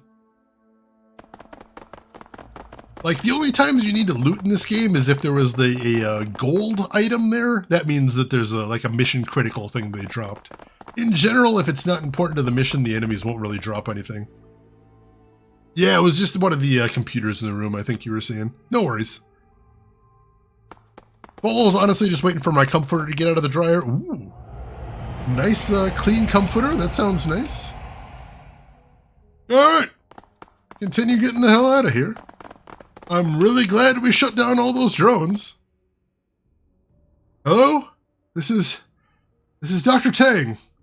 She hurriedly stammers out the words. There's a nervous edge to her voice. Thank you again for letting me leave the lab, for letting me live. Unfortunately, we have a problem. I don't like the sound of that. Look, here's the deal. I don't know how many test subjects were infected with SARS-3, and it's possible that some of the subjects that you encountered were carriers. Excuse me, what? This isn't my fault, I swear. Dr. Ngai never told me that he'd been testing the disease on the test subjects. It was all done behind my back. If the subjects were, in fact, infected, well, that would be bad. It would mean that when I released them from their cells, SARS-3 would have begun to circulate the facility. You could have been infected, and I... She cuts herself off. When she continues, her voice sounds strained. I can't risk letting that disease get loose again. Anybody leaving the facility needs to be treated with the antibodies you're carrying. No exception. Long story short, I need as much of that cure as you can give me. Whatever you don't need for your client and yourself, you've got to leave for me. Got access to your lab, why can't you whip up another batch yourself? After what you did here today, my equipment was shot to hell. What's more, it'll take too long. People will start dropping dead before I can clone off another batch. Look, I'll give you everything I have in the bank if you leave me all of the vials you don't need. Obviously, you can keep doses for yourself and your client. Hell, keep them for anyone else you might be worried about too. There's enough to go around. All that I need you to do is leave whatever you don't need where you're standing. Do that, and I'll transfer you the Nuyen from my account.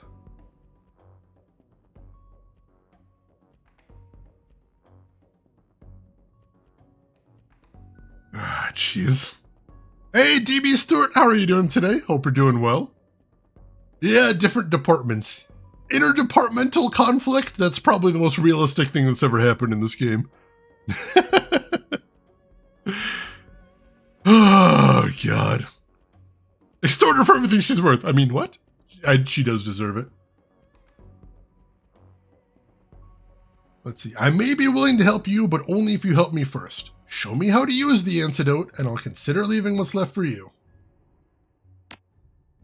All right. Pay close attention. The doctor describes in detail how to administer the antidote without tainting the solution. You promptly dose yourself according to her instructions. Now that you've been treated, will you leave the remaining antidote in the sub-bay? Please, do this for me. You know that I run a Shawase lab. I've got money, believe it.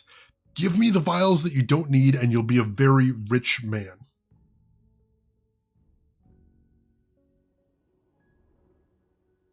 Like, honestly, I am worried about the disease getting out. So I imagine she wants the antidote for herself, but in case it does get out, she's going to need as much as possible. Pocket a vial of the cure for your client and set down the rest. You got yourself a deal. I'll have the Nuyen wire do it immediately. She pauses. Thank you. I mean that. 850? Stingy. Oh well, let's get the hell out of here. Place sucks. Jomo nods as you approach, his expression stern. Had enough of kicking the hornet's nest today? My radio sounds like a whole nest of them is after you. Let's get out of here, Jomo.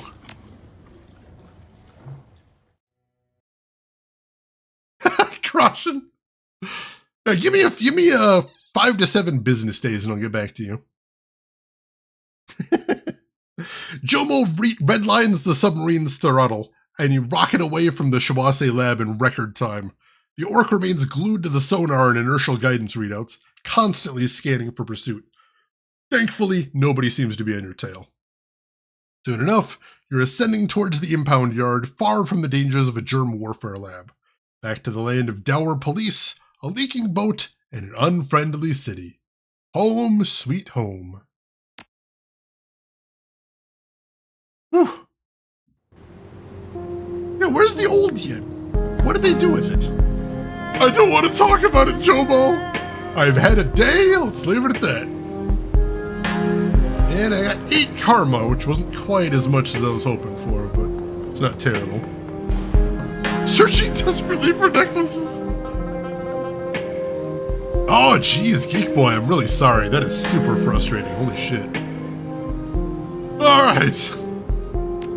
Alright, let's save. That was a challenging one. Lots of combat. We're gonna leave Aftermath and we're just gonna start saving over these 4, I think. Alright. Whew. So, folks, I think this is gonna be where we're gonna want to leave off for the night. Though we finished both of the side missions, which means all that's left in this DLC is just the main storyline. Emperor! Oh my god, Emperor, thank you so much for the gift sub to Geek Boy right there. Also, hang on. I don't know why the game suddenly got crazy loud. I apologize about that.